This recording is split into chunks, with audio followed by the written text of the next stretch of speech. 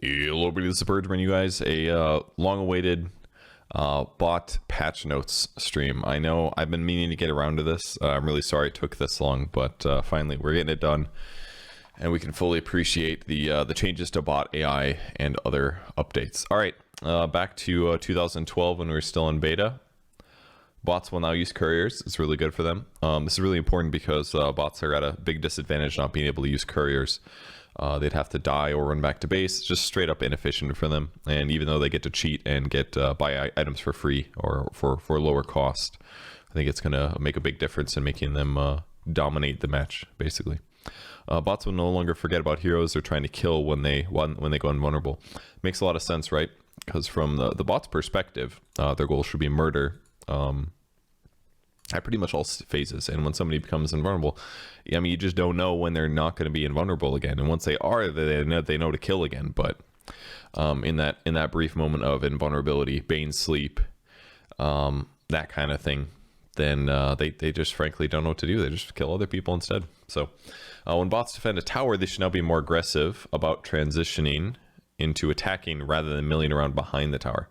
That makes a lot of sense. I experienced this a lot back in the day, playing against bots. They kind of just group up as 5, and they're very good at killing people, but they're not very good at the small stuff like push the creep wave, then take the tower. If you cut their creep wave, they don't know what to do. They just run in circles. They're frankly stupid. Don't tell them I said that. God, can they speak English? I'm not sure. Please protect me. Mid bots are now less likely to roam at early levels. Yeah, this is another big deal too. They would leave the lane and they would go moving around the map trying to get kills. They basically transition to supports a little bit too early. That is for sure. You guys like my shirt? I'm not biased. Anyways, heroes. Earthshaker. Earthshaker bot will no longer use Echo Slam to kill a lone hero unless that hero is a hard carry. Oh, that makes a lot of sense. That is, believe it or not, what pro players do as well. Unless it's like a really important support kill. You gotta catch back up, that kind of thing. Earthshaker bot will no longer use Echo Slam on target that it thinks is about to die anyways. It's incredible. They're learning so much. In 2012, fix bug that could cause poorly aimed fissures. I thought that was just a feature, but interesting. Okay. Fixed bug where Kunkka bot would freeze when trying to kill a non-hero target. I wish that my teammates could update this as well anytime in the last decade, but maybe it won't be the case. Okay, Wind Ranger, Wind Runner, was she? I'm pretty sure she was still Wind Ranger back in 2012. Who made these patches? Valve, you're always dropping the ball here. Wind Ranger bot will now buy Mechanism rather than Blade Mail. That's an old build. Don't recommend this one.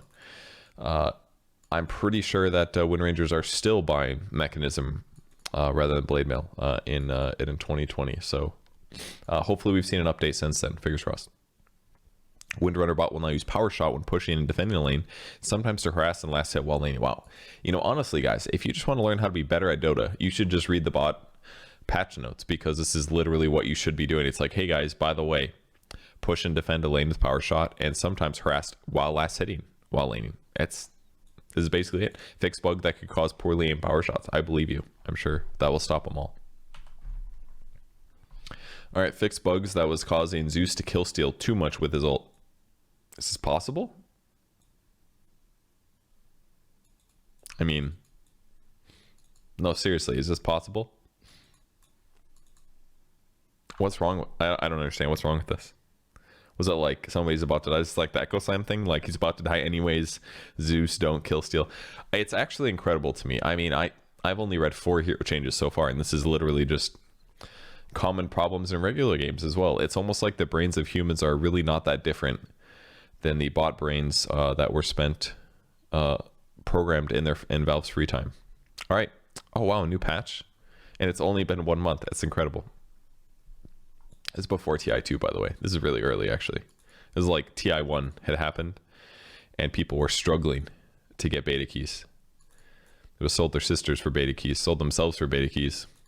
And all these bots have all these free beta keys. That's messed up, dude. Share the love. Bots on medium difficulty or below will no longer try to interrupt channels. Why? Well, all right. So pick Witch Doctor, guys. Makes a lot of sense. When doing Roche, bots will no longer wait for their optimal tank. Okay. Now they'll start attacking when more than one hero has arrived and will use the best tank of the heroes present. Very smart. So now they can Roche even if their tank dies. Well, is that true? Not sure. Bots will be slightly more aggressive about using couriers that are carrying their items. Does that mean like if you steal their courier that they're going to start like aggressively pinging you or something? Is that what that means? We'll have to test that one out in the past. Bot update highlights June 2012. Another patch. Man, gone are the days when Valve updated this game every month. Am I right, guys? We just got Windranger Arcana. I have no complaints. Co-op bot matches will now randomly assign the human players to Radiant or Dire. Okay, rather than Radiant every game. That makes sense. Makes sense. Okay, cool. And co-op bot matches, if a human disconnects before picking a hero, the bots will now correctly balance the teams.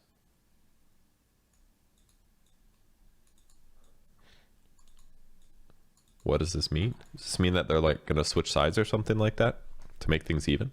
I remember those days in Dota 1. They were not good.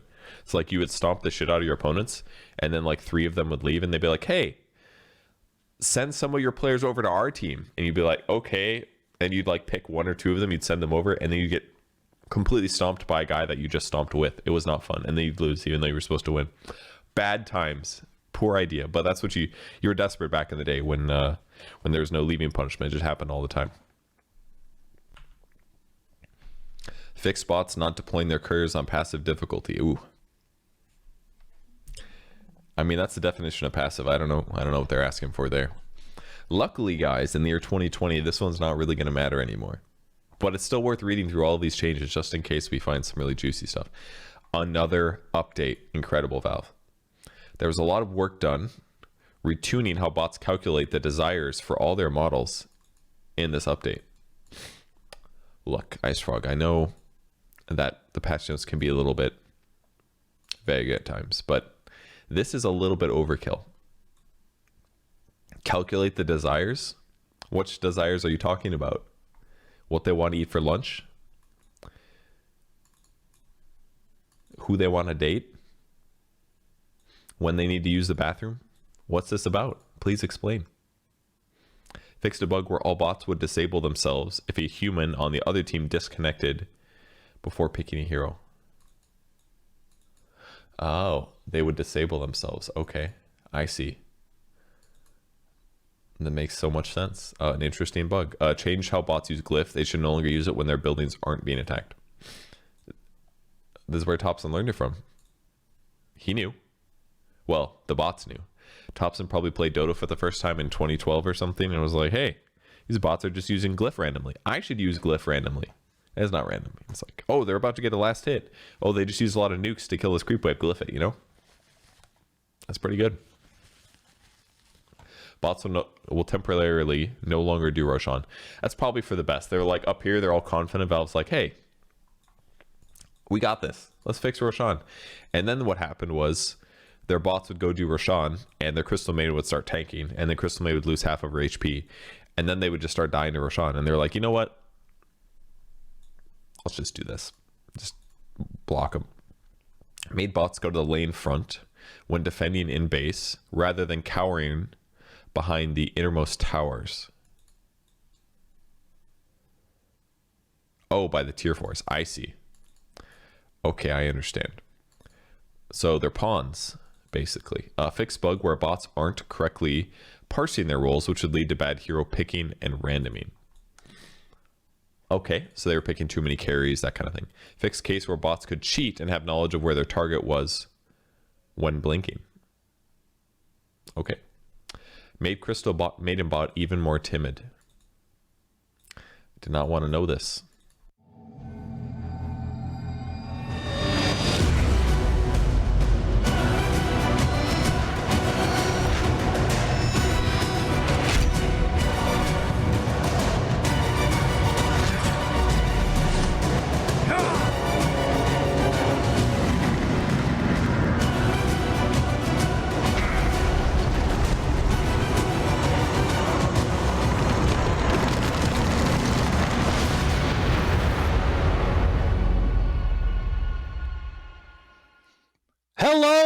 and gentlemen, and welcome back to Bot TI3. I am here at the Artificial Intelligence Hub. We are hosting our third installment of the illustrious Bot TI event. And may I remind you, the only TI event of this year, where we are here to decide and crown the greatest Dota hero of them all. That is right, 119 Dota heroes now grace this beautiful game, and we still don't even know which one's the best. Imagine new players coming to Dota and not knowing which hero is the best hero to pick. Well, we are here to figure that out. And how do we do that? Well, we simply digitize 5 of each hero into a battle arena with an appropriate set of items and skills where they will battle against each other, and the last hero standing will win the whole thing. It's an exciting time, and I got to tell you, it's not all me who gets this done. I do have a great number 2 who's been helping me with this journey. Who do you think made this whole station possible? I've been off of Earth for months. Find my wife and kid and tell them I love them. I haven't seen them in such a long time. But don't worry, I haven't been alone. I have my compadre. You may recognize him from the previous bot event. It's none other than the robot Dotars. Dotars, come on out here. Say what's up. Hi. Greetings, humans. Dotars, a little bit of an echo situation there, but it's great to have you here. As you can tell everybody, Dotars has been upgraded with a human voice codec that he can now communicate with us. Before it was more through memes and pictures, but now he can actually speak with us. Dotars, what are you here for? What's your role? I make Bot TI matches happen. Yes, that's right. He will be loading in all of the heroes and the items for us to kind of reflect and watch and witness the outcome. He is a lot of credit to Dotars in kind of setting this up and following along this whole tournament journey. And it's been a pleasure to have you, sir. We look forward to seeing you through the rest of this event. You may head back to your docking station now.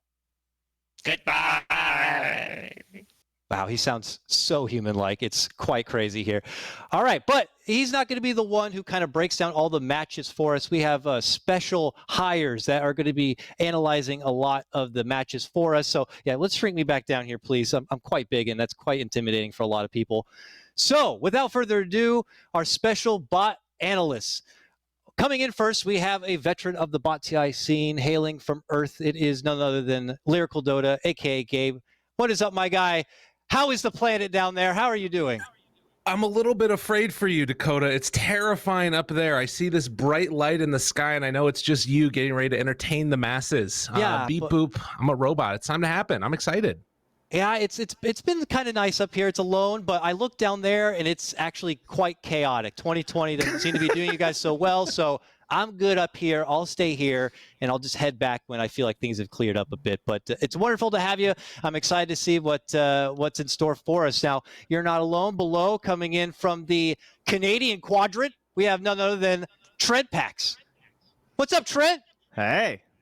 It's Bot TI time, man. So, that time of the year we get to watch easy bots. I know it's going to look very much like the games you play on the regular, but believe me, these are easy bots, ladies and gentlemen. Yeah, definitely some special coding going to be happening here, and we have a special new face joining us. In addition with these veterans, I'd like to welcome none other than Denog, who's going to be joining me right in this upper window. What is up, my guy? Happy good early morning. What time is it where you are? It is 8 a.m. at the moment, so in the sunny southern hemisphere, but you can see some of the sun starting to glare through. I know you mentioned that if the sun really shows up, it starts to do a lot of damage to your systems up there, but it's not too very different down here in Australia. It'll kill you if you step outside, even for a minute. There's a lot of shit in Australia that will kill you, that's for sure. So a place that it looks exciting, but I'm always scared to visit. Now, this is your first time coming in for Bot TI. What is it that makes you so good at analyzing the artificial intelligence? Well, I mean, the Australian server is basically bots just going up against each other and whacking each other in the face all the time. So I should be great at this, I think we might see a new hero taking out the championship this time around. No more Pango, no more ET.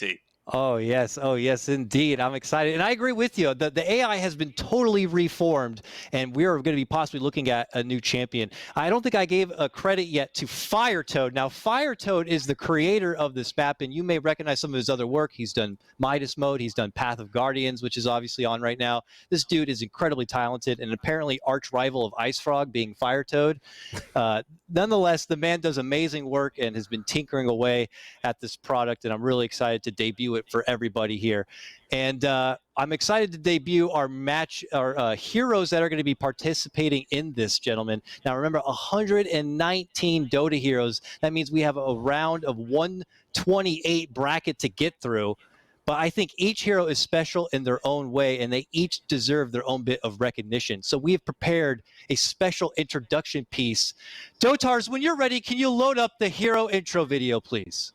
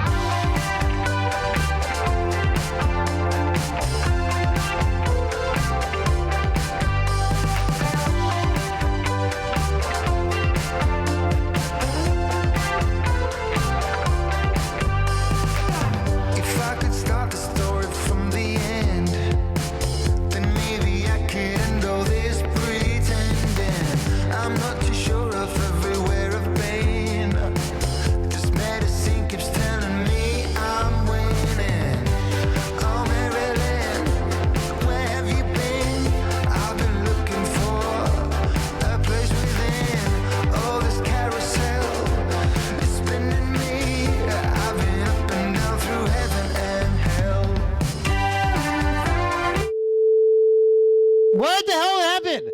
No! Dotars, load it back up! To BotTI. No! Alright, well, that was supposed to be all... Now, Dotars, that was supposed to be 119 heroes to introduce, and we only made it through like 8. So hopefully later on we can get that full video loaded up, right? And we can watch the whole thing. Okay? My bad, bro. Okay. Well, let's get on that, Dotars. Thank you very much. Get back to your station now. Bye, Totards. Miss you. Dotars he can bend space and physics, so he kind of appears out of nowhere, and it's quite startling, and especially when it's just me and him up here. You can't see the full facility, but it's quite big. It's like that Among Us game, pretty much. Except Have you it's just me and investigated Dotars. whether you are a clone? Because I've seen a movie before. You might want to take a look around the station there, but I'll have to You're look looking into a little that a bit. twitchy.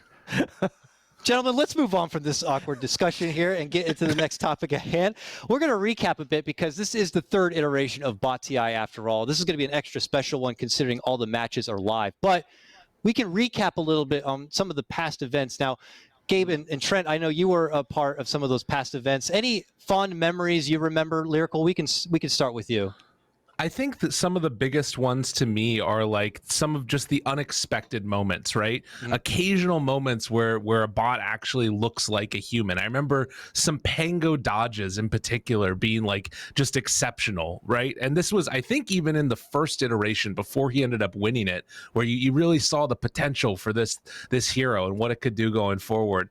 That's to me the thing that's the coolest thing about BotTI is occasionally you expect stuff's going to happen, and then you start expecting, okay, well, wait, that's not going to happen because they're bots. And then it's like, oh, maybe actually Hopid just took over one of those heroes for a second and he's playing us all. But now we're going to know for real because it's all live. There's no possibilities, no conspiracy theories. Yes, it's all about the highs and the lows, you see, because you think you figure it out because you think, oh, they're bots. So once I see them win once, I can remember Phoenix had some of these amazing games where they would like simultaneously dive and like cast their spells in perfect timing. And then other times you get in the next game and they just don't do anything. They just all like start sunraying for some reason and I'll just, pass on. So it's the question of the consistency. Who can rise through the challenge of the entire bracket and take it?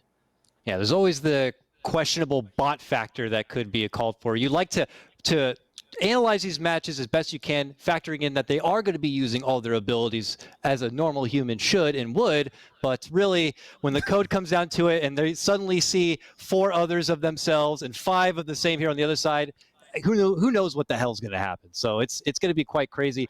Dan, I know you're brand new to BotTI. I'm sure you spectated some of the past events. Now that you're here and able to be a part of it, like what are you looking forward to the most?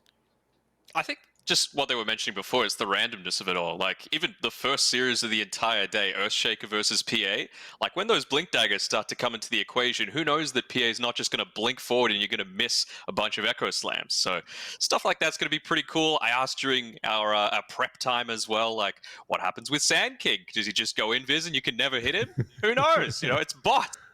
That's what makes this event fun, is because you're just going to keep mulling over the possible scenarios, and you think you got it, and like, oh, wait a minute, what if they're able to get that ability off first? Is that going to ruin everything? And that's the story of Bot TI, and you're going to be seeing a lot of that here. So if you did happen to miss, though, the last two events, don't worry. Dotars did a great job trying to summarize the past two events together and has prepped this highlight package for you.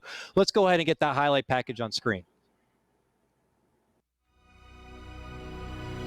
Welcome back, ladies and gentlemen. At the first Bot TI, rivalries were born. No war right. Oh, there they are. And we're going to game 3 again. At the second, enemies deceived. Here we go. Many graves and all, boys. No graves. This is the very last match of Bot TI 2. Oh, he's rolling it early. Who believes he's a real boy? In the new theater of battle, who will prevail?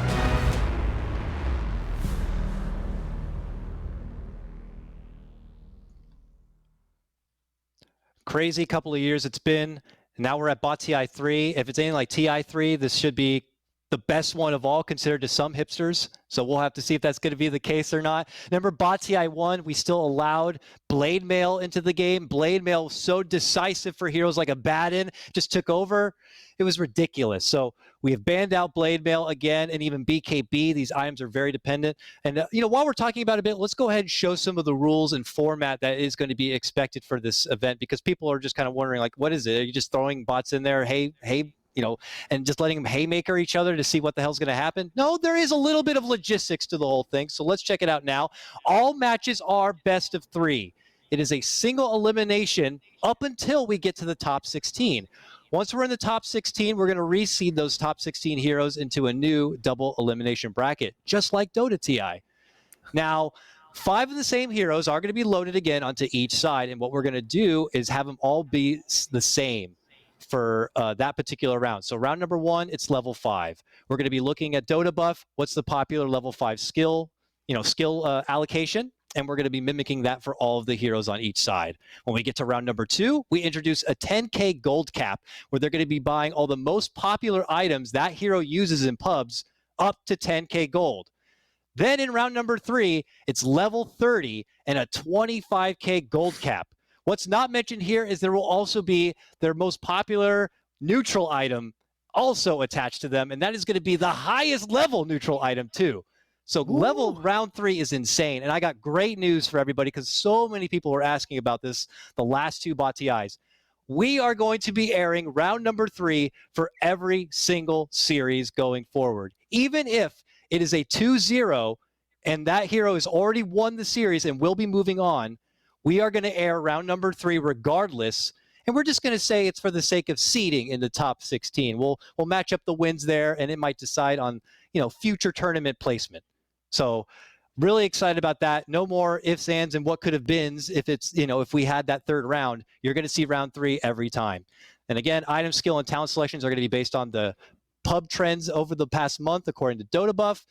BKB and Blade Mail are banned. These items are just too powerful and can just kind of determine a fight themselves and don't really represent the hero as they should. And then finally, the Bloodseeker rule. If you remember this one, Bloodseeker was banned at the last Bot TI because he, just didn't work properly. I have good news, though, is that every hero is going to be participating in this event. I cannot promise that all of them are going to work 100% perfect. There might be a scuffed bot or two, but they will all be playing and participating. So, dang, real exciting stuff. What do you guys think about that? We get round 3 each and every time. We now have heroes with new abilities. I mentioned before, KotL now has his ultimate. All these heroes have been reworked since the past Bot TI. We have neutral items now. Lyrical, this has got to be ridiculous, right? I'm so excited. I think the neutral items, like, we don't get to see that in normal Dota, right? Like, no true. games are going past the 60-minute mark. I want to see just how broken Ballista is. I want to see just how broken, like, Mirror Shield is. I want to see people run on in with the little Woodland Strider things. I don't think anybody's going to get that because those items are pretty garbage. But, you know, maybe a Tiny picks it up or something. And then they just, like, stack on net worth to more damage items because they don't need shoes anyways. So I'm super stoked about that. I think that's my favorite thing. I'm most excited about for it. I'm really excited to see, and like you mentioned, neutral items that, and I'll be honest, I've been trying to stay invested in Dota as much as I can, but I had to keep going back to the sheet to remind myself what these tier 6 neutral items even are, because I rarely see them that often, but we'll have to see if they're going to be game-breaking in these kind of cases or not. As we get ready to get hyped up and head into our first match, I want to remind you we do still have the fantasy going. Head over to fantasy.bts.gg now, and you can get your predictions in for all of the matches happening today. And then as we update and go out through the event, that will update, and you'll have more matches to check out. I believe this is a live look right now at bts.fantasy.gg, and you can see that Earthshaker is currently inching ahead quite a bit here over Phantom Assassin. This year it's so hard because the bots have been changed. They, you know, I don't know how stupid some of these heroes will be this time. Last year, you could always count on the fact that Wind Ranger was not even going to channel Power Shot, like by Wind Ranger. Or Invoker just really, I don't know, he just stunk.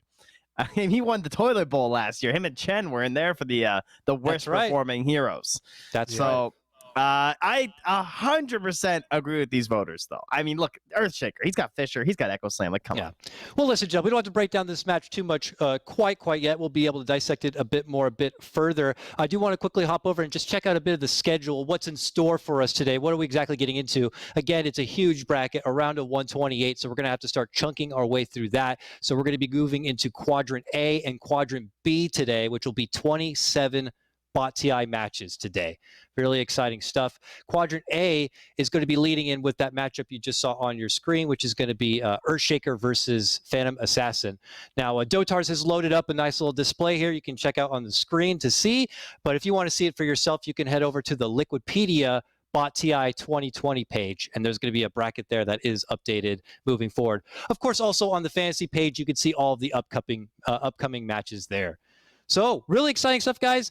A lot to talk about, a lot to get into, but I think we've gotten all the basics out of the way, and it's time to actually start watching some bot matches. But before that, I'm going to throw you over to a quick ad break, and then it's time to get into Earthshaker versus PA. We'll see you soon for that one.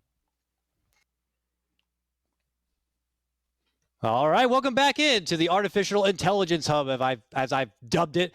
We are getting ready to hop into our just very first match of Bot TI3, an exciting one at that. It's going to be Earthshaker versus Phantom Assassin.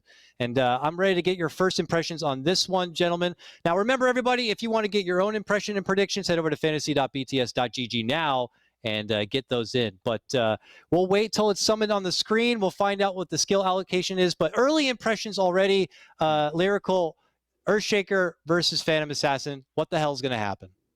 You know, I think that this is an interesting one. Strength heroes to me always feel like there's like that slight edge that they get the higher strength gain. And the other thing to keep in mind is like heavy magical damage into agi carries. Like I oftentimes feel like these heroes are balanced around just having more gold, right? So if Earthshaker's got more gold, I feel like he's probably just gonna demolish. But then again, PA might just crit him to death. Who the hell knows? Like crazy things could happen. Would you share the same thoughts, Trent? Do you think Earthshaker is just going to simply spam skills and take out PA before she can really do anything? I mean, initially, like, Earthshaker was second last year, right? Topanga. That was pretty huge for him. Mm-hmm. But I wonder what Blur's going to do. That worries me a little. The Blur in the Aghanims as well, if that comes into play, I could see some issues for the Earthshaker. I am heavily favoring Earthshaker, but that would be the way to the upset. Absolutely. But Danog, we do start with round number 1, round 5. Dotars, when that is ready, feel free to load it up on the screen so we can get an early idea of how the skill allocation is going to be. Oh, there it is. There it is, gentlemen. So Danog, we have Earthshaker PA. This is round 1, which is level 5, no items. Now, yeah, I mean, in the past round, I feel like the day-night cycle has really played a huge part in terms of who wins. Like, it feels like as soon as these bots see each other, they just cast whatever spells that they have. So level 1 Fissure has quite a long cooldown, and if you're just standing well apart from the PA, you're not going to get the benefit of that aftershock. So I'm kind of predicting that even though I've gone for Earthshaker, I think PA might be able to take this one out, because you could even get situations where the Shakers block each other off with a Fissure, and it's only the PA that can like blink around and actually get some hits in. Yeah, this actually makes me like way more worried about it. The 3 points up, I was expecting 3 points in Fissure. Because then you get like a big damage nuke right off the bat. Now I'm wondering if they're gonna have that. If they don't have that first initial damage, do they have enough to kill the PA? And like things are gonna get all weird. Match ready. He's fine. Totem's got a low cooldown. It's fine. It's fine, guys. Okay. No panic. All right. I'm hearing I'm from changing my prediction. I don't care. All right, we got some both ways here. Let's get into it. Dotar says the match is ready. Let's go. First match of Bot TI3 now underway. Earthshaker PA. Oh, look, Oh, they're already all blurred. They're all blurred. That's going to help them, because then That now they actually won't is. Fissure. Oh, change the prediction back. Change it back. Oh, Are you guys fools. doing this? Oh no, the jump in? Oh my god! Just in time. Okay. All right. PA, then. welcome to Bot TI. And she just got dunked. Oh my God. That was Well, devastating. even with just 1 point in Fissure, gentlemen, he was still able to just blast them down. Obviously, she's just a little too weak in this round number 1. But I imagine as we begin to phase now into round number 2, and PA does build a little bit of gold up for herself, maybe she could survive the bit of the nuke spammage. But No, the echo. Exactly. Oh, the true. blinks. So- Will they blink? Blink has been a mysterious item in the history of Bot TI. You never know when they will and they won't blink. It seems completely arbitrary. that's And where they're going to blink as well. You know, they could just go off anywhere. Yeah. Well, and the thing about that too is like we're thinking blur is just going to be this like big win. They're definitely not going to blink if they blur again. Like that's the biggest question for how these fights go is like, do they start blinking right away? And then if only one PA blinks on top of the Earthshaker, maybe they throw all their spells on at once. I want to see what the items are though. That's one of the big questions. Yeah, let's go ahead Definitely. and get those items up on the screen here so we can see if they're going to play a big impact on how this round number 2 could go or not. God, BKB would be so good. If it's BKB, then right? PA Yes, wins. it would. Oh, man. If don't we had blame Mel. BKB, it would be a very, very different outcome of the tournament, I'm sure, for sure. Okay. Well, Whoa. Ooh. okay. PA gets a lot of items. Wow. Yeah, maybe she does have a chance. Dotars is now loading in and programming the appropriate setup here, and it looks like on Earthshaker. Okay, well, look at this. He does have the blink that you're Oh. mentioning, and even a Force Staff, but the Shadow Blade now, guys. You're talking about the blur factor on PA, but how is Earthshaker going to prioritize the use of the Shadow Blade? Will he use That's that awful first? because if they Shadow Blade in and they're all blurred, then the PAs will all reveal, and then they'll just be like, "What's going on, guys?"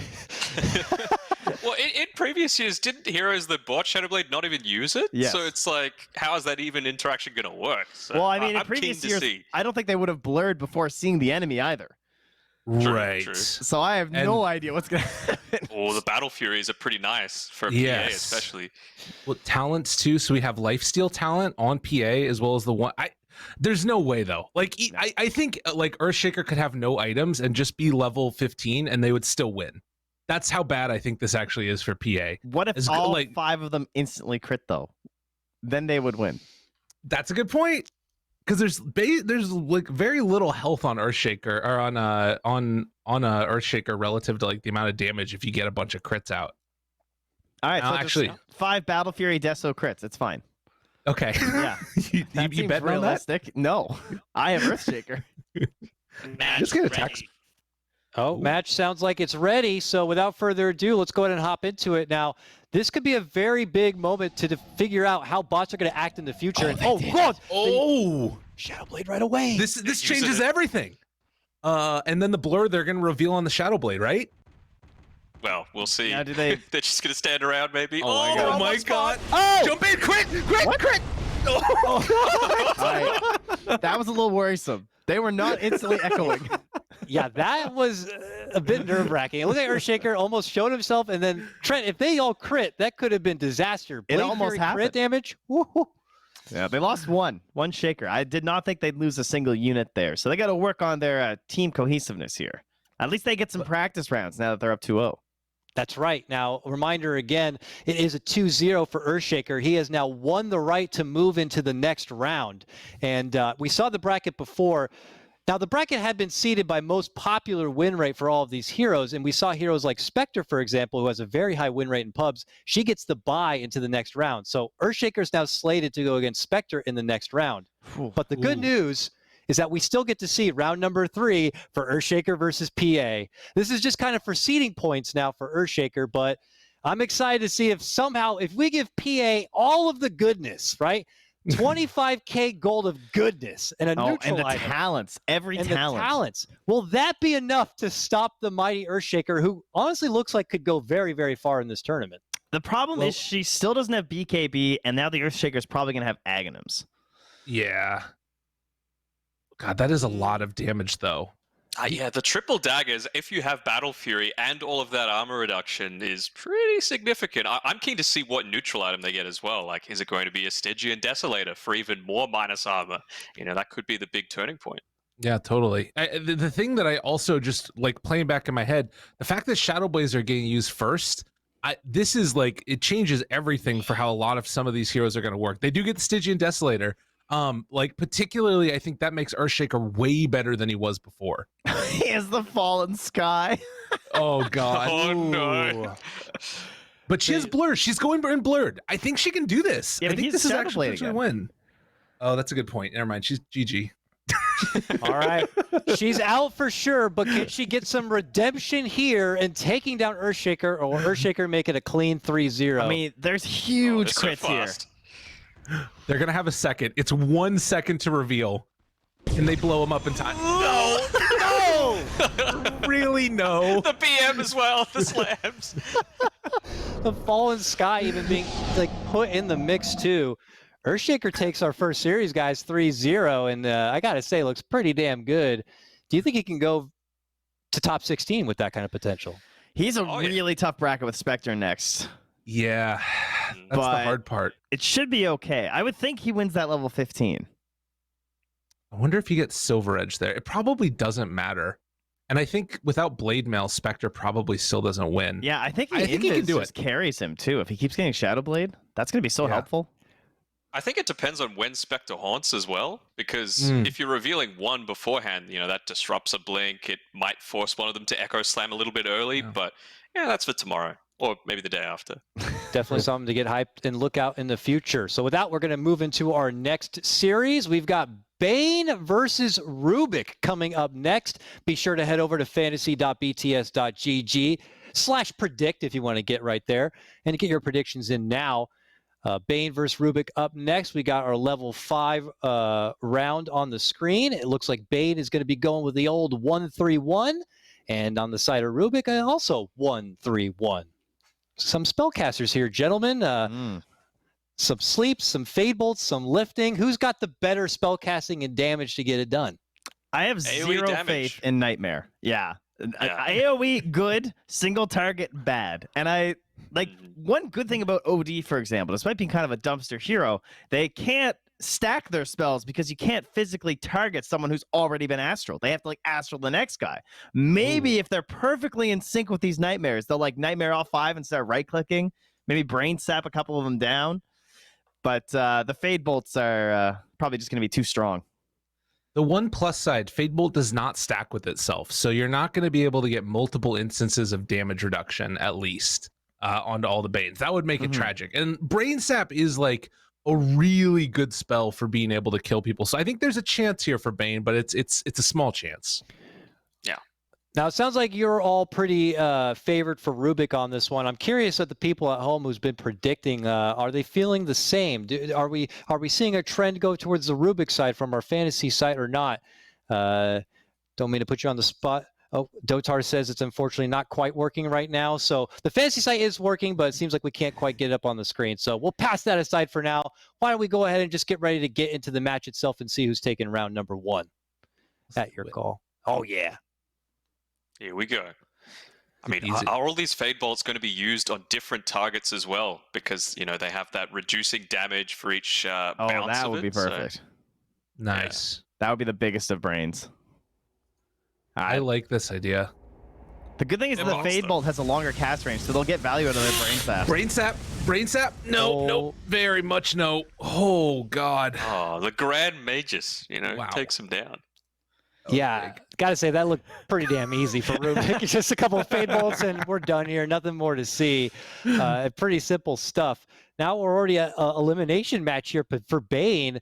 Now, as we move into the next round and Bane's able to use his Fiend's Grip and get some gold under his belt, is the outcome going to be different at all? Or are we looking at a case where Rubick is just going to steal anything? Can Rubick even steal anything? Well, the AI know what to do with stolen spells. So many questions, gentlemen. Surprisingly, it feels like it almost gets worse for Rubick as he gets more, because it might get a little bit more complicated, you know? Maybe if you just took away spell steal and gave him all the other levels, he might do a better job in this round. I'm scared where they're going to blink. Right. Yeah. If they True, get blink true. there, I think If they get Blink. right. I think the other thing to be a little bit interested in is you start to get towards some interesting talents here, right? Mhm. Bane has armor or magic resistance at 10. So there's a little bit of a chance there that like with his like slightly higher stat gain, he could maybe survive that first burst. And I don't know if Rubick doesn't steal spells, I don't think he has enough left in the tank afterwards to kill Bane. I think Bane actually wins this one. Well, the big question is cast range, right? Yeah. That's what's going to come into play. Is how far away is everyone when they're going for these big Fiend Scripts and the Fade Bolts and then the spell steal? Like we have to see like who's got the Aether Lens and the cast range talent on Bane as well. Yeah, the Fiend's Grip has such a long cast range that, you know, it's going to be a little RNG dependent. You know, we're going to get 5 Fiend's Grips on the one Rubick, and, you know, it's just a telekinesis gets rid of that entirely. A Glimmer Cape, though, that's going to be pretty interesting. That's a big one. That's a real big one. And you know that one of Rubick's is probably going to be Aghanims, I would imagine. Oh Like- man, Bane gets such bad items. It's like, yeah, I got Hey, liver. I imagine there's some critiques out there, even from the chat. Why are these items like this? Who decided on these items? Guys, you decided on these items, okay? Dota Buff. We're going to Dota Buff. We're checking the recent trends, the most popular item pickups for these heroes, and we're even considering the higher MMR bracket. This is your Sure. fault. Yeah, but So- he's a 5 and Rubick's the 4. Look at this glorious Aghanim Scepter. But that's going to be terrible. Like, what's he going to do? He's just going to steal spells and then maybe use them once? Like, I would way rather have a Glimmer in this game as a Bane. Like, that magic resistance is going to be clutch. I think Bane wins this. I think he's going to knock his socks off. Get ready. Does he? All I right. think he has Nah, slippers. Rubick, 2-0. 2-0, baby. Let's go. I'm I don't feeling think so. Trent and Denog are going for Rubick on this yeah, one. I'm going Rubick. And Gabe Lowen on the Bane. Let's see if Bane can mix things up with a new set of items in gold. I believe in Done, you. Gabe. It's I not happening. Look at this. Oh! Look at this. The Fiend's Grips. They're It's so stacking. strong. Oh, nightmares. Oh, God, they are stacking. What is even It's happening? just purple everywhere. They stole the feet script and they're using it.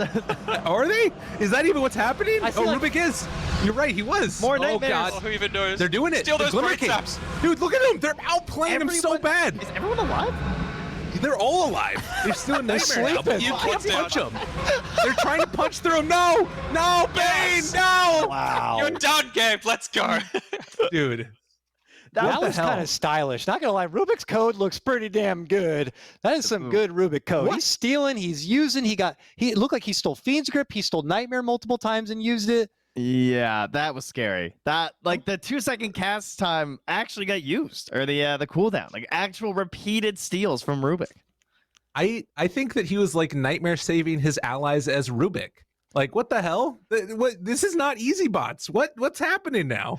The code has been improved. Yeah, but Rubick's watch gonna- next match, one hero's gonna be janked, and you're gonna be like, the hero code is ass right now. So Yeah, exactly. I'm just it's so just- salty I lost. I mean, you It's a talk about someone wonderful who's so work about dependent DI. on bracket luck. Feels like Rubick is going to be in that category, right? Like if he can't Yeah. just beat them down with Fable, which he probably can for most heroes, the steals are going to be so clutch for him moving forward. now remember, even though this was a 2-0 for Rubick and he has earned the right to move into the next round, we have the pleasure of being able to witness round number 3 and see if somehow Bane can make this work out, or if Rubick is now just going to have a whole new arsenal of spells and things to work with here. But I really don't know. The thing also with these support heroes that are mostly support and never play carry, once you give them a 25k gold cap to hit, you just kind of have to start filling them with these god tier items they may never see in a Dota game ever. And we'll have to see if that's going to be enough to switch bot TI or not. Aeon Disc is pretty nice. The other thing on top of that is, when do you ever see a Bane hit level 25, let alone level 30? So he's going to have, the extra 5.5 seconds on Fiend's grip duration and the brain sap. Oh, it's crazy. Oh my god. I saw a, what is it called? The Spell Prism neutral item? Oh, they both get it? The Seer Stone. Seer Stone's pretty good too. The Cast Seer range. Stone. It's going to be so stupid. They're going to Aeon cast from Disc the for beginning. both. Dude, I don't know what's going to happen. Surely Rubick's just going to win because he's better at Bane, right? I get the 40% spell amp, but you don't get the talents, right? There's that 200 damage brain sap on talents heal. Yeah, but heal and his damage. total stolen spell amp is insane right now. Yeah, that's a good point. It's going to be dependent on the blinks, I think, because if they can get that range off from the very start. Look at this. Dude, these E-blades coming out right now. Look at these lotuses, too. I don't even know who's Fiend's gripping who. And the Aeon Discs I are don't going think to they start do. popping soon. What is happening? Oh, wait, they're all nightmare. Punch them. Give them the punches. What the hell is happening? They're taking him down. The health is They killed barely the Rubick. moving. Look at him. Bane. Redemption. Redemption. They're doing it. I can't tell. The counter they're sucks are actually happening, winning. though. They're winning. They're winning this. The brain saps are too strong. Oh my god, they actually are going to get redemption. Wow. There you go. Wait, but he should have been getting the Aghanims on the Rubick as well. So they were the Ag's brain sap is really good, but it's the talent that I think puts it over the edge. Mm-hmm. Damn. So it only took level 30 nuking power for Bane to get it done, but Bane is still going to be unlimited, unfortunately, from bot TI. A good redemption round number 3 for him, but it is going to be Rubick who moves on and into that next round, where I believe he's going to be playing the winner of our next upcoming series. And if I do peek ahead here, looks like we're going to have a bit of a doozy here. We have Centaur Warrunner versus Kunkka coming up next. We already have it up on the screen there. Dotars, he's taking it away. He's loading up with their pre-programmed level 5. That is, according to Dota Buff, the most popular skill allocations here. And it looks like for Centaur, 113, and for Kunkka, 131. So last round to me felt like two kids slap fighting each other. That's what that last round was. This is like brawlers gonna start taking people down. And I think that Kunkka loses this, but I think he wins the next two ones. I think that the Centaur's got a ton of tank ability here, and it might be a little bit too much for Kunkka in round 1. Yeah, this is a little unfortunate for Centaur because he's got the bad build. He's got the pre-patch build. Yes. All in on the return and not the double edge. Good job, Twitch chat, and then Dota players everywhere. Thank you, Dota players everywhere. They're a little Off-lane, bit brain slow on the off-lane uptake, players. it seems. Oh, this concerns But, me. I agree with you, Lyrical. I think it's just going to be that full-on buff. I miss the pub, I just need to get on the beers again. But this is going to be a doozy. Oh, I had Centaur chosen because I assumed he'd have the new build. Oh, this worries me build. greatly. You're about What to did get I do? bodied. I It's went alright. for Centaur too. Oh, no. He'll carry through in games in 2 and 3 anyway. It's fine. We'll see. They're beefy There's a enough. lot of damage here. Oh, How see, much? Where are the X, torrents? They, Oh my Oh, god! why did they just let them walk in? Monstrosity! So Kunkka, now why? they Why can't. did he just cast X? Was that the only torrent? How many torrents were there? There Yeah, was there was one one torrent. But look at how much damage that did with the one torrent. That's the thing. I think Kunkka loses that one bad. That was awful. It was a really, really bad, but I think he wins the next two ones. That Nah. was bad. They're going to have like Daedalus or something. They're going to run into this return, and the damage won't be enough from the spells, and Centaur's going to be there at 20% HP, just like chain stunning and killing, and it's fine. Centaur's got it. See, I think that the bot is going to like know to throw boat first, and then he got damage mitigation. You think the right? bots that just didn't torrent are going to throw boat first? I just want you to clarify that. That's what's going to happen. It's because X level 1 is too low cast range, right? As soon as they cast X, then they do torrent boat real quickly. It's gonna happen, I believe. My boy Kunkka, he's got this. Yeah, but we got Centaur, who's got Blink Dagger himself and Stampede. Do you really think they're going to be able to target and get the boat out at the right spot before Centaur just hopscotches himself over? That aura that stacks that every Centaur builds that blocks magic. Oh, pipe. Oh, yeah. They're going to be like 5 hookah pipes hanging out here on these Centaur War Runners, charging in here. 0 damage.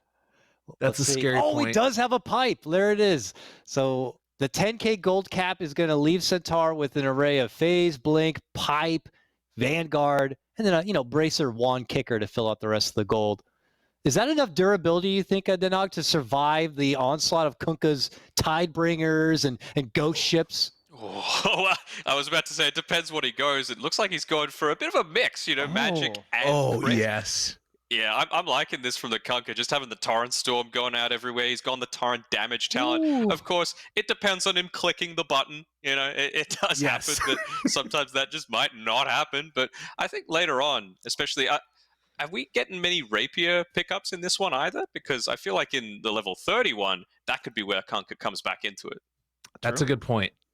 I think that this Torrent Storm is going to be huge. I think this is going to be the thing that wins it, and they just need to get boat off. One boat off just for the rum. It doesn't have to hit. They just need the rum. Stampede and they win. Stomp. Easy game. They're just going to fly through this Torrent Storm. Like the horses of Poseidon across the waves. Look they're separated. They're not going to all hit a stomp on the same one. Oh, they jumped right in. Oh, the torrent. It's coming out. They got this. They got it. Win, Kunkka, win! Wow. The dream! Wow. They from actually downtown. survived. That looked like one of those matches where if we re-simulate that, it could probably be a different result, just depending on how good of a jump maybe Centaur gets, or if Kunkka's able to get that Torrent Storm off. But once he gets it off, Centaur's just bouncing up and down and can't get anything done. That was a pretty good jump, though. That was even a good initiation. They still lost. Can't complain. That was pretty good Centaur code, too. They got in there and did everything they need to. So, wow, props to Kunkka. But that means we're 1-1. We actually get a real deal round number 3. This isn't just for redemption. This is to actually win and move on into the next round. And I don't know what Centaur is going to need to get to really survive an onslaught of extra power that could be coming from Kunkka. Well, 6 hearts. Just give him 6 hearts right now. That's all I want. I like that. Yeah, the heart is scary. Which you anticipate he might end up getting here. Dude, the bots is like super not value. That sucks. Well, I mean, yeah, no, it's not at all. Okay. There we go. I want to see another one. Okay, that's a sick. Wow. That's pretty good. That's decent. I mean, he's That's a got good one. the AC in combination with now the aura. I guess it doesn't really matter. I highly doubt it stacks. I know people are people out there asking blade mail. Guys, blade mail is banned, unfortunately. Blade mail just too damn good. If you want to see why blade mail's banned, go watch Bot TI 1 and you'll see heroes who made it all the way to top 16 because of blade mail alone. He's got a And we need to Silver do Edge now. justice. Ooh, Yeah. and we Silver saw Edge good or Silver Edge. bad? Ooh, Well, Radiance. Earthshaker, remember, he used it at the beginning and made it all the way out to the round with that Silver Edge. I'm curious if that will help Kunkka here or not. Because they won't know what to blink on if they can't see him.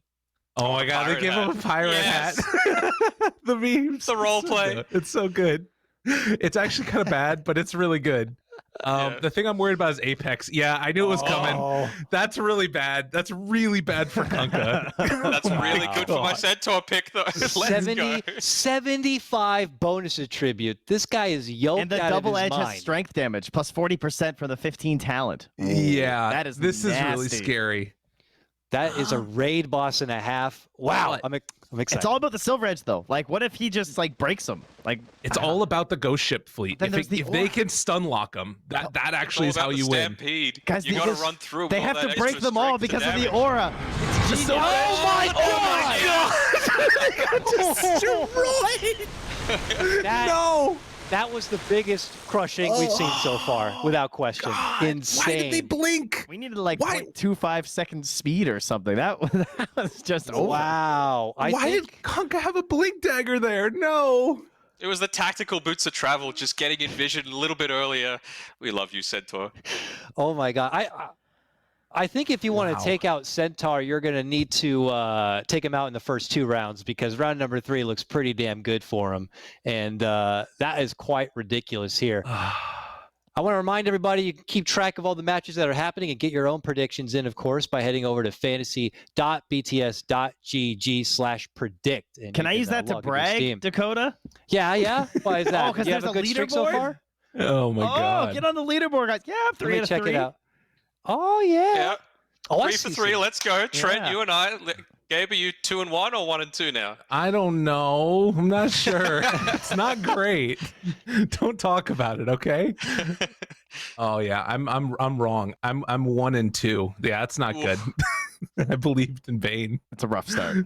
So many mistakes.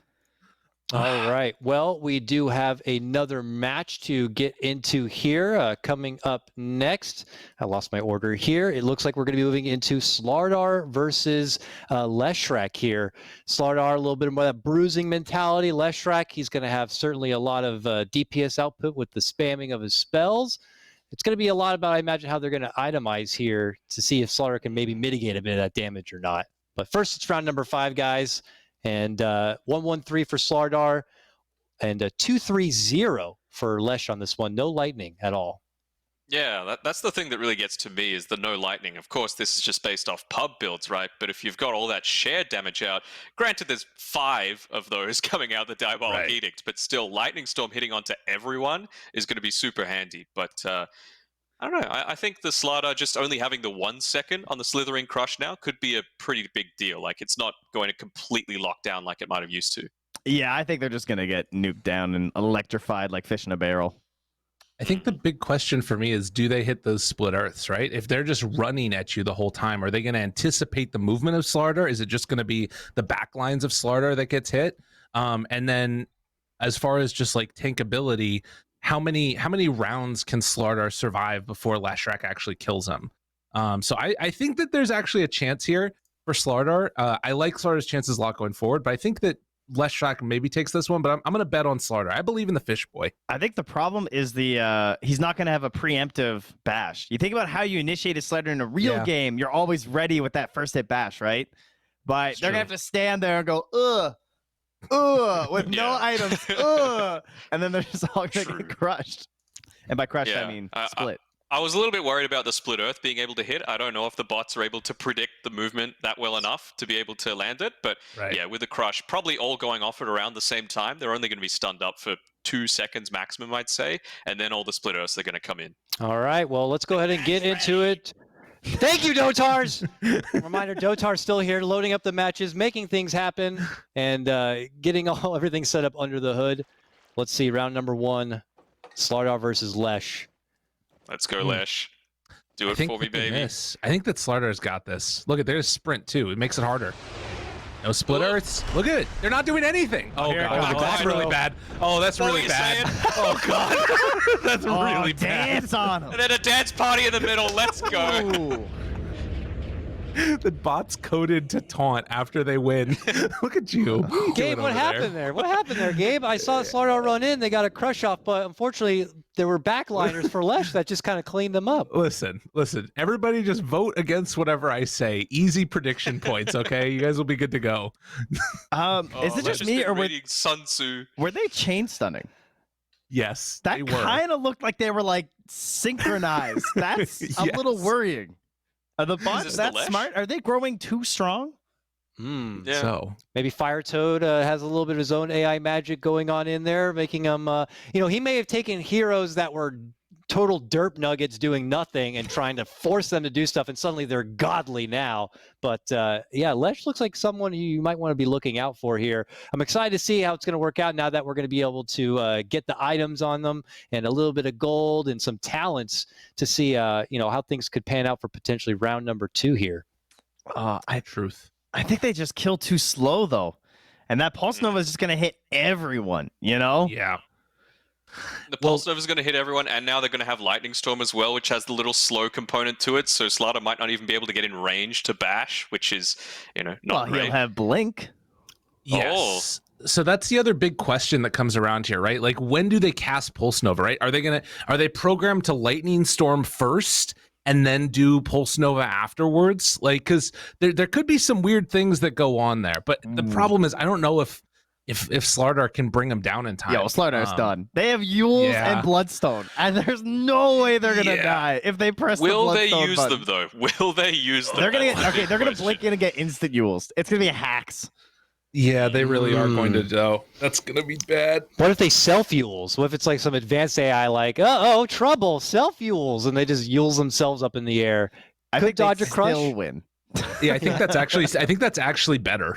If they do that with the Pulse Nova, definitely. I am liking the Slardar build though, going for a Yes. lot of attack speed, and he's got the Echo Sabers, so much more higher likelihood of getting that bash proc. And he's got a plate mail versus the Edict too. That was like he got exactly 10k. That is the purge efficiency value build here. All right, let's do it, guys. I believe in More you. disco ponies, let's Look go. at it. Look at it. The crushes. Yules. They're staying together. Dude, they're killing it. Look at them.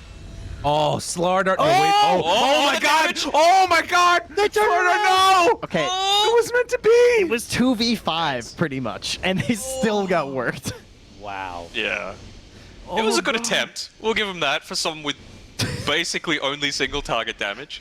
Don't give me Lyrical's hope like that. predictions just flushing down. Don't give me hope like that and take it away. Is that 1 and 4 now, Gabe? What's going on? Ain't good. I don't want to talk about it. I don't want to talk about it.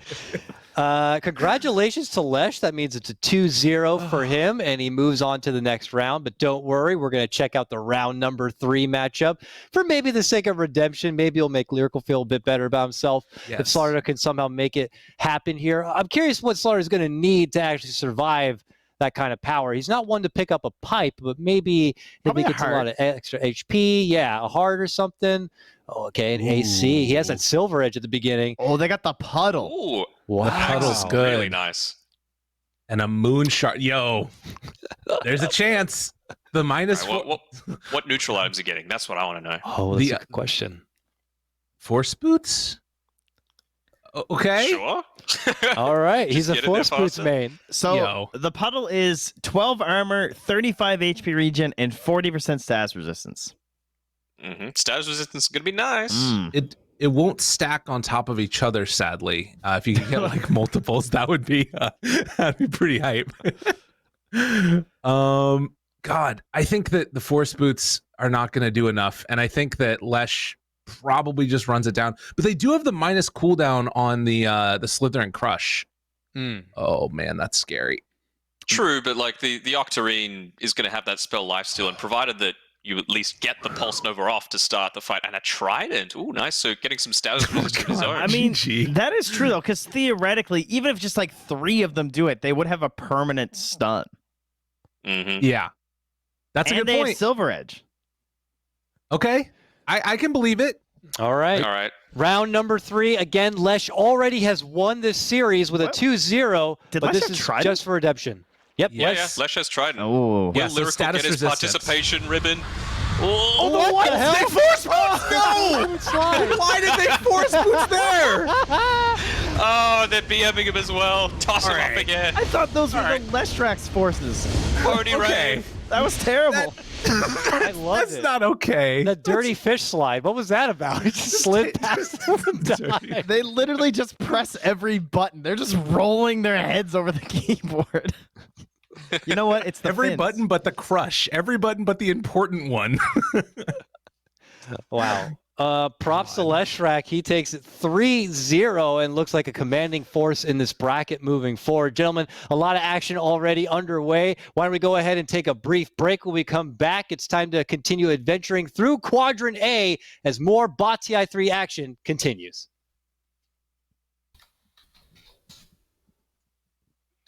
What is going on, ladies and gentlemen? Welcome on back. It's more Bot TI3 action here happening. We've already made our way through 4 matches so far in Quadrant A, and we're going to be trucking on forward, gentlemen. Slardar versus Lesh was just concluded with Lesh taking a 3-0, and we're about to move into our next matchup here, Sand King versus Medusa. I want to remind everybody at home, if you want to follow along with what matches are going to be coming up, and if you want to get your own predictions in, head over to fantasy.bts.gg/predict. I know that some of the predictions aren't quite updating right now, but they are going to be quickly fixed up and updating on the fly. So still have that site ready to go. And here we are. Sand I King, have good news Medusa. with that too. I'm actually now 5-0 on my predictions. Boo! Oh yeah. Boo! So we're good to go. Ooh, No, Not not cheating. deserved. Dishonest. Yeah. About This to is be honestly the 6-0. first series that I was a bit shaky on because it's all dependent on how this Sandstorm AI works, essentially. Like the Mystic Snake has a slight cast range advantage over the Burrow Strike, considering it's only at level 3. So we'll see how it goes. You know, if they're able to fire it off before all those stuns come out, it might mean it goes to Medusa, but I've gone for Sand King.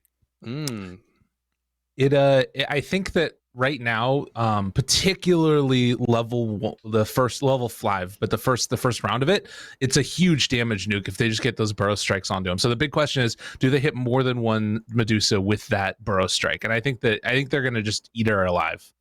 I think they're only going to hit the front Medusa, and I think the Mystic Snake's going to hit all 5 of them. Medusa's going to absolutely destroy this round. Oh no. Well, Why all would right they then. burrow strike to the back one? Because they've learned. They've learned. Did you see the burrow strike? Like they're gonna have the perfect lineup. I of think stuns. even if they burrow strike all of them, I don't think it's enough damage, and Medusa's just going to crush. Oh, look at this. This is tactical again. You've got the one Sand King up the front. He's going to get all of the attention onto him, and then the rest are going to come in and clean it up. I believe in this. It's the time. Look at this. Wow, he's got the snake's 200 just more gonna HP bounce. than her. Sun She had Tzu, the mana art of shield? war. Let's go. Look at this. Oh, what did I say? No. Oh, afterwards, but the sandstorm, they're just chilling. And Will they this get is the the snakes elephant in the room. I mean, it's not No. looking that good for Medusa. That's They dead. got Wow. Let's go, baby. What tactics? Ah, damn it. So they didn't even snake because they got burrowed into the sandstorm. They lost all their mana from the mana shield and they never cast it. So Perfect. nice one, Medusa. You know, it's funny. I could Never in say doubt. from personal experience in early testing on my and Dodars could speak to this as well. Medusa was a bit finicky and was not even getting her mana shield off. And at that point, she was winning because she had the mana to use Mystic Snake and get stuff action. But obviously, I think we want a Medusa who uses mana shield in the round. So it's one of those things. Unfortunately, when it works good, it kind of fires back on you there. But now it's something to consider. Medusa will have mana shield active. Now she's going to start getting some items. That HP pool is going to get quite high. Is a Burrow, Epi, and Sandstorm going to be enough to chunk down Lady Medusa with these items that she's going to have? That's a good question. Yeah. Sandstorm Epi. DPS is pretty nice. It's true. We got the talents there on Sand King, and he did opt for the DPS of Sandstorm and my God. The extra damage of Epi, too. So it's What are all you about thinking? the stone gaze, right? Hmm. True. That's pretty much what decides it. Do the epicenter or do they stone gaze? Epicenter channel time is how is it? 2 seconds. The other thing to keep in mind is they are going to blink in no matter what. That is what we have seen so far. So the big question is, once they blink and they burrow, are they going to try and channel epicenter, or are they going to do it before? Because I think what we saw last time was like they epied for like 1 second, immediately canceled the channel, and then Blake burrowed, which was just dumb. Well, what worried me was in the Earthshaker one, when the PAs blinked in on 15, they all tried to fish her first, right? Before echoing. Yeah. So if they all try and snake first instead of just stone gazing, then they're going to be stunned not gazing, and that could be a big Yes. problem. I think Sand King's got this. Medusa has no damage. Yeah, there's no way. There's no way Medusa wins this. Sand King's so freaking tanky. Sand King's tanky, and I think on top of that, Medusa going for the Manta style might actually be bad because the Caustic Finale is going to be really good against those illusions. Ooh, It's fine. good No, point. this is fine. No, because it What are you doesn't talking about? apply from Ags on the illusions. Right. No, but just from the right clicks. Yeah, dude. You're delusional. No, they don't have enough damage. This time she'll get the snakes off. They'll get all the mana back. They're all going to stop Look at this. sandstorming. What are you talking Whoa. about? Look at Dude, these it's guys. fine. What are you talking about? They lost. Stone Gaze is out. Look at the epicenter. What do you mean? Wow. Trent, are they winning? What's happening? Why aren't they stone gazing? Just press it first. Because they're stunned, baby, that's why. Medusa code's like, must process. There's 5 Sand Kings. What to use first? Damn. A little bit of everything, but unfortunately that heavy firepower coming out from Sand King was just way too much. Now, congratulations. Sand King wins this 2-0 and has earned a spot into that next round where I believe he'll be facing up against that previous winner, right, which was Leshrac. That should be exciting. But remember, We get round number 3 no matter what. It's redemption time. Now that Medusa has 25k of gold, will this somehow be enough to survive the magical onslaught coming out from Sand King? What a disappointing finish for Medusa, though. She was Actual she was 5-0. like Let's top go. 16 last year. Yeah. Now just trash. Garbage. Mhm. Due to the power of Sad. Sand King. I mean, to be fair, her bracket last year was Ogre, Shadow Demon, and Death Prophet, who she 2-0'd all of them. Yeah, that's Their pretty short bad. cast range. Yeah. I think that there are some things to be said maybe for 25 Dusa, right? Like 800 mana, as long as she has Mana Shield on, is pretty good. I wonder if she can just outlast the burst. I don't know. The items Not she if they get gets. 5 epicenters off again, though. Yeah, and they get the Well- +4 burrow, whatever, like pulses. I think that 15 would have been very different if Dusa had an Ag Scepter instead of the Manta style. Oh, Because yeah. then you know, stun up, you were able to interrupt all of those epicenters, and that probably would have been the Ooh. difference. Hurricane Pike, though.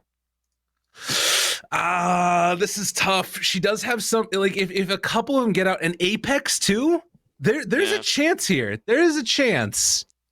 Is that a Fallen Sky on Sand Yes, King? it is. I don't know. If they split up, I think Medusa might get this, but it's really hard to imagine Sand King losing it. I mean, you've also got the blind, though, from the Oh. Sandstorm. Yeah, and she has So- no MKB. Oh, man. Mhm. You would think that she Or should win. BKB, Like, yes. Zeus is this hero you think of as, like, the queen in Mhm. late game kind of Oh, yeah. deal. But I still just feel like I'm doubting her because those past I'm going with her again. She's going to get it. She got level 30. I'll go with you on this one. I think that Medusa can take this level 31. All right. Sand King, baby, let's go. And Ogwitz sticking tried and true to the king, his majesty. We'll see if that's going to be the case. Can the Sandy one get it Now- done 3-0 and knock Medusa off this planet and out of this If tournament? this works, though, shouldn't we just have hard carry Sand King? Yes. Oh, yeah. I mean, I Absolutely. don't see the issue. All right, here we go. Oh, living. Oh, she's Look got a at lot it. of life. Oh, my God. Oh my God. The Burrow Strike cooldown, though. Oh, I forgot. Wow. The eppies are too good, man. It's way too much damage. God. This spell's like unusable in normal games, and in TI it just goes off. Just so little Damn. faith. That's all that you have is just no faith in the Sand King. No, I had Well- too much faith in Medusa. To be fair, also, they did like perfect stun locks hitting all 5 Deuces over and over and over again, right? Yeah, That's pretty crazy. these bots I've are been not coaching him dumb. in my downtime, right? Like, we've got a lot of beaches here in Australia, so I'm familiar with Sand King. Yeah, that's fair. I think that we're needing to understand that like AoE stuns might be the new game changer for this one. Yeah, and like they used layering to be so them together. bad. And now Yeah. they This is a seem whole amazing. new special fire toad, fiery hot bot AI injected into this, gentleman. So these first round of matches are kind of getting us all familiar with how are these bots going to work? Because for some stuff like Blink, that seems like it's going to work almost all the time, right? Yeah. So, which is a huge upgrade from past events. Now we're seeing them like even target their stuns and catching all 5 perfectly.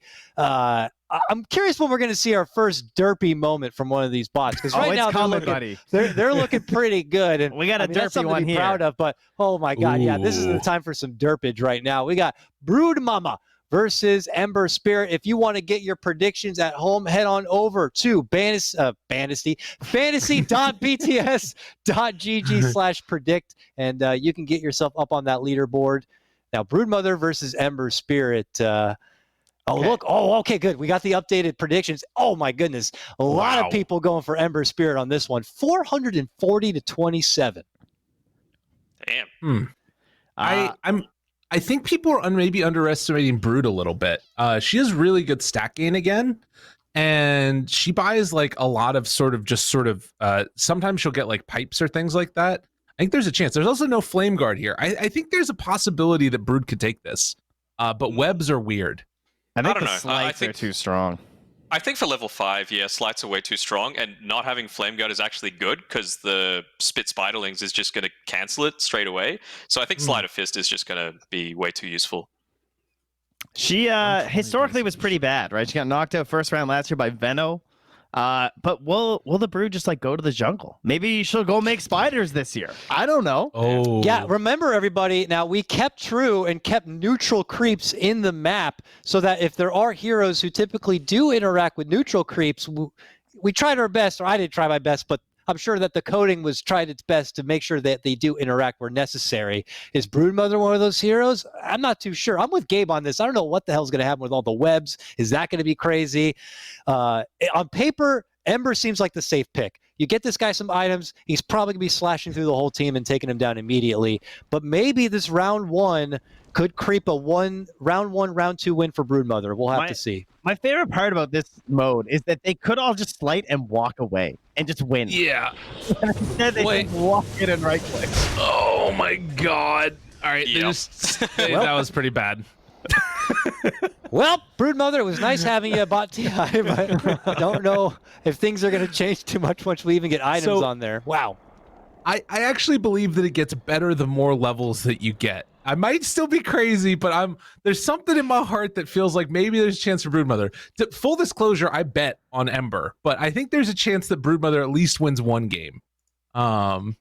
You guys don't believe me. You don't believe me at all. Well, her items suck. Her eggs doesn't do anything here. Right? I've seen some people in chat say Brood. You know, they might be brave, but yeah, I That's don't know. one word to use. Brave. But I think most people are thinking Ember is only going to get better from here. Now we are moving into round number 2. A reminder, round 2 means it's going to be level 15 and they have a 10k gold cap. And they're buying items that are based on what is most popular for this hero currently in Dota buff, according to pub. So these item selections are what is happening in pub trends right now. If you want to influence these, you could like queue up right now. Pick Ember. Hurry. Yeah, go. Now's your chance. You've got 10 seconds. Let's go. Yeah, I think so the only reason I kind of think it is because like there's the potential. I guess I think that Brood probably loses this one, but there's a chance at 30. Because I think that like the stat gain and like there is sort of a fixed damage that Ember gets maybe later on, but the remnants might just own them. Like if they just all triple remnant in, or I guess quad remnant in now, Brood's just done. Do you know what Brood's 2 best items are? Ags and BKB. Do you know what Ags does in this? Nothing. Nothing. At all. Oh, good. I can put more webs down. Yeah. Oh, it's really rough. Broodmother looking like an early candidate for toilet bowls. What I'm getting from this impression right here. Mm-hmm. There's a chance with the right click, with the insatiable hunger. Depending on how it goes, maybe the lifesteal can carry her. Depending on how it spreads, but I mean, those slights are just so much damage. The thing that I'm depending upon here is them splitting, right, and going around the map. Oh, we yeah. have not seen evidence of that yet. That's going to happen. We haven't seen evidence of it. Yeah, maybe the web interaction will be something for this Broodmother AI. Maybe they drop the web and try to keep the fight near the web in some capacity. I'm super curious about this one. Learn from last game. Learn. Don't go to the middle. They're not going to get off the insatiable hunger. You're just going to get locked down with the chains. This is Get like out in of there. Australia. Burn it with fire. God, Burn the spider. Holy shit! The Orchid Man has shown up and just blasted that little lady out of there. Have you ever seen Arachnophobia, the movie? Traumatized me as a kid, but that was pretty much the case right there. The dude had the fire and just blasted the big tarantula out. That's what I saw with It's Ember's required Spirit. viewing here. You know, you can't get out of primary school without watching it. Did they use all 5 remnants? Did all of them use all 5? It was pretty heavy. There were a few remnants used. Because I'm wondering, like, what the hell beats that? Because you're invulnerable, right? Like, I guess just like instant stun lock is going to be the answer to Ember. A second life. There you go. Ooh. Some heroes out there have reincarnations and maybe can survive. Because that's the thing, is there's a lot of heroes who look like they can get far in this tournament because they could just simply spam out everything they have in that first big load. But if you go against a hero who can just come back for round number 2, maybe they don't have anything left in the chamber. We'll have to see if that's going to be the case with Ember or not. But now it's round 3, and he's going to have, oh my goodness, I can't wait to see the arsenal that he's about to equip here. Yeah, it's all about dodging that first load. That's really important. But I don't know, Broodmother. I think Aeon Disc is a good counter as well to the Ember Spirit, but not really something that the Broodmother goes in any situation. Oh my god, and they have a Lycan. So I was about to say, like, okay, well, they have an Orchid, right? So now maybe Orchid 1 or something, but it ain't gonna happen. She is so dead. Oh my god. Yeah, Diffusal, that's nice. The Bloodthorn, like you mentioned, it's cute and all, but Lincoln's, might kind of deflect And all of that. Yeah. Deso and Stygian Deso as well. Yeah. Dude, I'm- is there any world where Brood survives the slights and remnants? No. Yes, there is. When Ember remnants and kills them before the slights come out. That's the world. That's how it happens. Fair enough.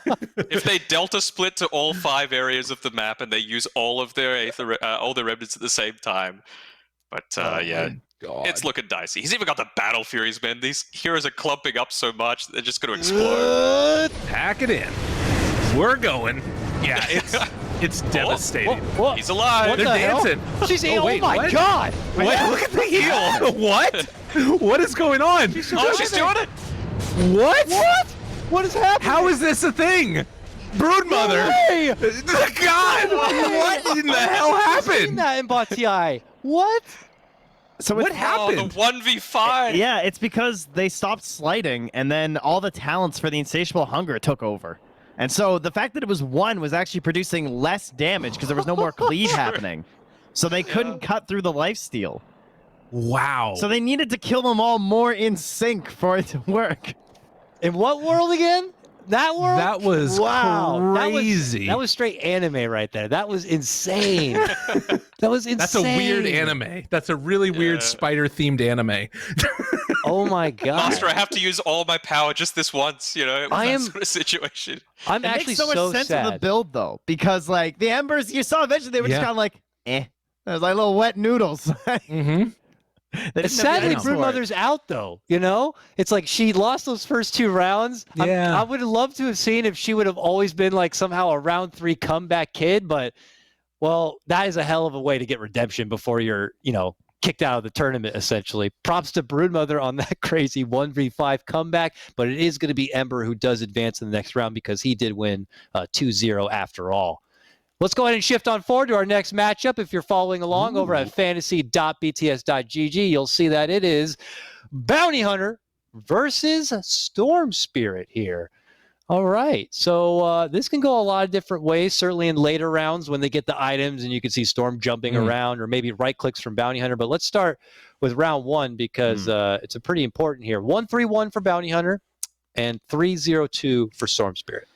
I've gone for Storm because of the 5 and the 15. I feel like this 5 is pretty clutch with the overload damage being AoE and how much everyone just seems to clump. Seems super strong compared to single target burst of Janata. And especially with the static remnants as well. Like, if this was not a melee hero that Storm Spirit was going up against, I would be maybe a bit more inclined to go against him. Right. But Bounty Hunters are just going to take so much damage. I just double checked my predictions. I still had Storm for that one, but I think that there's an argument at like 15 that you could do something with Bounty, but considering how good the bots are now, I think that like Storm is just going to kite him around and just start killing him no matter what. And even here, like you guys said, like the remnant damage out at the start, I don't think that the armor that Bounty has is going to be enough to pull him through this one. It's going to be the Invis killing them again. The Invis is bad. He would do better without Invis here because they're all going to walk directly on top of all the storms, and that first round of remnants is going to destroy them. Yeah, hopefully for the level 15, there's only 3 points in Invis for Bounty Hunter's sake, because that's what's going to really carry him through. Like, I'm predicting like an Ag Scepter being purchased up at that point and maybe getting lucky with the tracks and everything bouncing around. I think they're all just going to track one storm, and then I think the Ags is going to be worthless, like the Bruise one, where it's just not going to function with these guys. We have a sneak peek of the current opinion of the public right now, and it seems pretty heavily favored for Storm Spirit here. I definitely saw a lot of Storm Spirits in the chat on stream as well. People feeling pretty confident that this one should be a Storm Spirit series. Now, these are predictions for the whole series, not just round number 1. So we're going to go ahead and get into it now. It's time, round number 1. You saw those votes, though. 71 for Bounty. People are believing for later. I'm not sure, but this level 1, if Bounty could win this, then he could definitely win one of the later ones. It's interesting to see how those gambling, can make money, because there's always someone willing to take a ridiculous underdog. Look at this, though. It's going to be some good amount of damage at the start, at least. Okay. Look at Bounties. Yeah. They just run into the remnants, though. Yeah. But that shows right, what's going to happen later. There's going to be some damage. Uh-oh. Don't show that part, Dotars. I saw that, Dotars. Get that thing rebooted as fast as possible. But very, very impressive. I mean, still the remnants got the job done like we were expecting there. But as we start getting the items and gold underway, that's where the behaviors could change quite a bit. You know, is Storm going to be somehow jumping across the screen? Is he even going to be using the ultimate? Is he going to be more reactionary? I didn't quite get to the beginning of that one. You know, how was Bounty Hunter's like invis usage? Did it seem a bit kind of scuffed there? So it was so low duration that he had to use it again right as he was approaching the fight. So it wasn't that great. But I mean, I think that they're gonna use it again going into this round, and he's gonna have some good bonus damage coming in. I think there's a good chance that he just kills the first storm, right? Based upon what we saw right there. I think with Janata hits. The question then is what happens? Are we gonna see like a quick track from Bounty Hunter, which is useless, or is it going to be like throwing Janatas? Also the reaction from storms? Do they all zip all at once and then bounties try and like chase them? Because if that happens, maybe it pulls them away from the remnants that are down. So I have no idea what's going to happen, but I think that there's a chance that bounty could maybe do this. It's all about the Ags usage. If the storms get like so disjointed from their zip-ins that they actually like target separate storms with the Ags and then all throw their shurikens, they should win. Okay. They should win, but I feel like in terms of easier to execute for these bots, I think Storm's still got it. Yes. Like they're going to pop everything onto the first storm, and then even just the zip-ins are going to do so much damage against the bounty. Dotars, how is the restart simulation going? There is an update. Oh no. An update to Dota? Affirmative. Okay. Uh-oh. How big of a patch? 8.0? 8.0. Wow. We're gonna need Kevin to get back in here again. It broke Dotards. How fast is the connection speed from Earth to the space? We got about 5 down and 1 up, I think. You're talking kilobytes, right? Yeah. Dotars, relax. Dotards is going crazy. What's going on He's over getting there, mad. Dotars? It is You know, we could actually 294 blame. kilobytes. Oh. That's small. Okay. Ooh. We're good. We can blame this entire update on a single Reddit post from the famed bug expert, the Zet, who posted about the Monkey King bug, which is the patch. It's been fixed. Oh, thank goodness. I'm sure Yes. Monkey King is probably screwed up now for us, and we'll have to see if he works later on the event. Definitely a big thing to be nervous about. If Dota suddenly decides to drop a patch, it could hopefully not ruin our whole custom game that we've put together for this event, but so far it's been pretty good. Weeks on, you know? Trust me, that would never happen. Always an exciting time right there. 274 bytes? What? Is that even like kilobytes? Okay. Good to know. It's a little different. Do we need to update Dota? I guess we're not in Dota, so No, that's we fine. don't. Well, I mean, You're you not might as well Dota. do it now for later. Don't That's a pull good down point. the curtain. You know, don't break the fourth wall, Lyrical. Come on. We're in Dota. We're watching I was going in to do a little bit of cheating to check out the hero, all of the little abilities and stuff like that as well. So I'm gonna hop back into that one. Dotars, you're creeping Just me as out well as right you've now. been- What are you doing? cheating your prediction 6-0. I see you there, right under me. That is not true, Lyrical. Simulation. What's up? Dotars, you're a little quiet. Restarting simulation. Oh, perfect. We're back into it. Okay, great. So if you're just tuning in, we're making our way through the round of 128, Quadrant A of this ridiculously huge Bot TI bracket. A battle to find out who is the greatest Dota hero of all. And, you know, we have 119 heroes now in Dota. I actually thought it was 115, but that's apparently what it was like 4 years ago.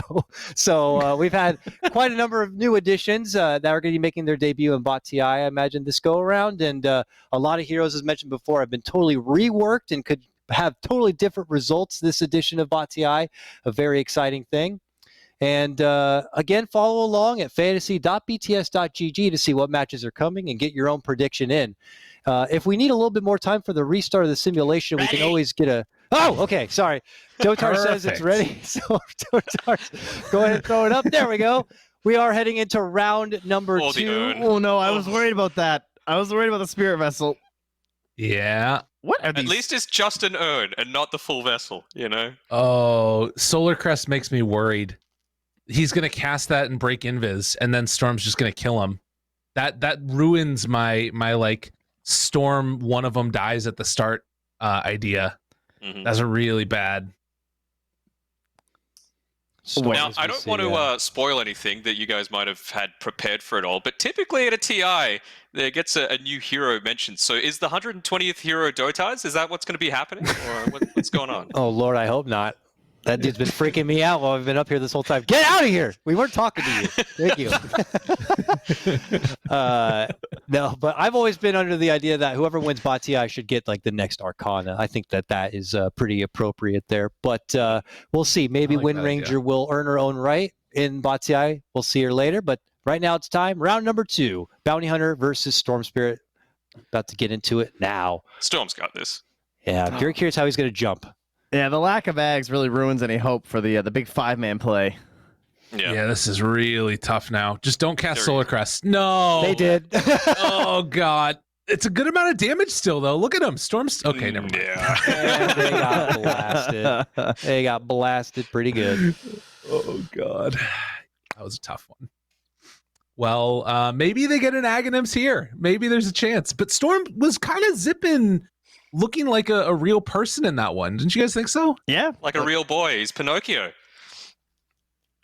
Well, congratulations, Storm Spirit. I believe that's a 2-0 if I'm not mistaken, and he's already It earned a is. spot into the next round. But as we're going to be doing in tradition here for BOT-TI 3, we're going to play out round number 3 regardless, just to see how things go, and maybe it will earn some extra points for Storm Spirit in later seeding if he makes it to top 16. But yeah, look at this Arsenal Nullifier already coming out for Bounty Hunter. He gets all of the talents open. Ooh. Abyssal, Nullifier okay. Yeah. is good. Abyssal's And pretty much a blink, and if they're using blink really well, maybe they'll use Ooh. Abyssal perfect too and jump right in. See, I'm Okay. liking these items a lot more for the bounty hunter, but the thing about his talents is 2 of them are purely based on the amount of gold that you get and steel Yeah. and track gold, so it's actually useless. I whereas mean, Storms Storm are all pierces good. immunity. He gets Yeah, mana that's true. regen. Those are relatively useless here. True, So true. the other thing about Nullifier, right, is that means no overload. Oh, yes. axe though on the Storm. That could be pretty good. The Ags is going to be hard to deal with. If he is zipping around, it's going to be really dangerous. But I think if those Nullifiers get off, that's a huge portion of Storm's damage. Yeah, but the overload will even just the pulls will essentially time out the nullifier. Oh. Well, they have a mirror shield too, so there you go. Oh, This is going to be our debut of the Mirror Shield. This is the item I was most intrigued. All Like, right. how the hell is it going to work in this BOT-TI I event? hope they all Like, track themselves. It's going to just be ridiculous on some of these heroes. Could be a winning item in itself. So it'll be exciting. All right, it's devastating. Yeah, actually, the bounty just lost. That's really bad. Yeah, he is like no good play. Now there's Match ready. oh, thank you. No, he is abyssal as well as nullifier into it. He's just gonna kill himself. Maybe they cast the spirit. No, it's really bad. If they all track him, No. Mirror Shield's so good. Oh God! Look at him. Abyssal were mirrored. They're just on I saw top those of him. reflections as well. Oh. Oh my God! Good God. Storm Spirit, easy clap 3-0 coming out for him as he segues already into the next round, but Bounty Hunter not even going to get any redemption. Kind of set off into toilet bowl area now, unfortunately for him. Ooh. Congratulations to all the predictors for Storm Spirit on that one. That gives us a match of the 2 brothers, Ember and Storm, now in that next round. Oh, I For like the lore. Dude, Mirror Shield to me seems really good. That item seems really good in this mode, depending on who it's going up against. I don't It's even really want to good in imagine. Dota. How does it Yeah. work with a Mirror Shield versus a Mirror Shield situation? It just never ends, just constantly bouncing back Okay. and forth, you know? I'm excited to it's- see that first one for sure. It's whatever one goes on cooldown, right? So it would cast it back, and then it would go to the other one, and then it would go back onto the original, hypothetically. That's how that should work, I think. Mm. So you got to combine it together with Hurricane Pike, and then just back off from each other and bouncing it back, like Harry Potter and Voldemort is basically going to be. Exactly. All right, next up, Doom versus Lifestealer. Fantasy.bts.gg if you want to get your predictions at home going and try to get on the leaderboard as we predict this one now. A couple of evil ones here. Now, this is Yeah, where we this is might get tough. some interesting interactions with the neutral camps potentially. He doesn't have we got Devour, though. Devour. Oh, No Devour. What? Yeah. No points in Devour Why early. doesn't he have Devour? They don't want it. Oh, Wait. Miracle, have you been not Okay, this getting switched it Devour up. in your pubs? Is that what's been going on? Dude, I don't play Doom. Are you kidding me? All right, we're respecking here. We're trying to figure out what it is that it's gonna go for. Checking Dota buff now. Okay. Thank you, Dotars. He's so advanced. I mean, my Alexa could probably do it, but Dotars, he Oh, could do sorry. it too. And- Patching into Dota buff servers. Oh, okay. Yeah. Good to Very hear. nice, very nice. Ah, Okay. Oh my 4 points. god. There we go.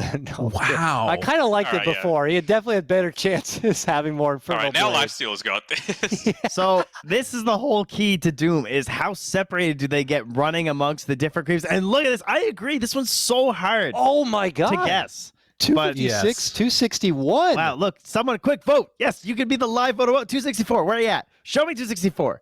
Give me a Lifestealer No, it's vote. going Doom. I think no, Doom get takes away this from there. overall. There's some interesting things that are going to go Yeah. on here, right?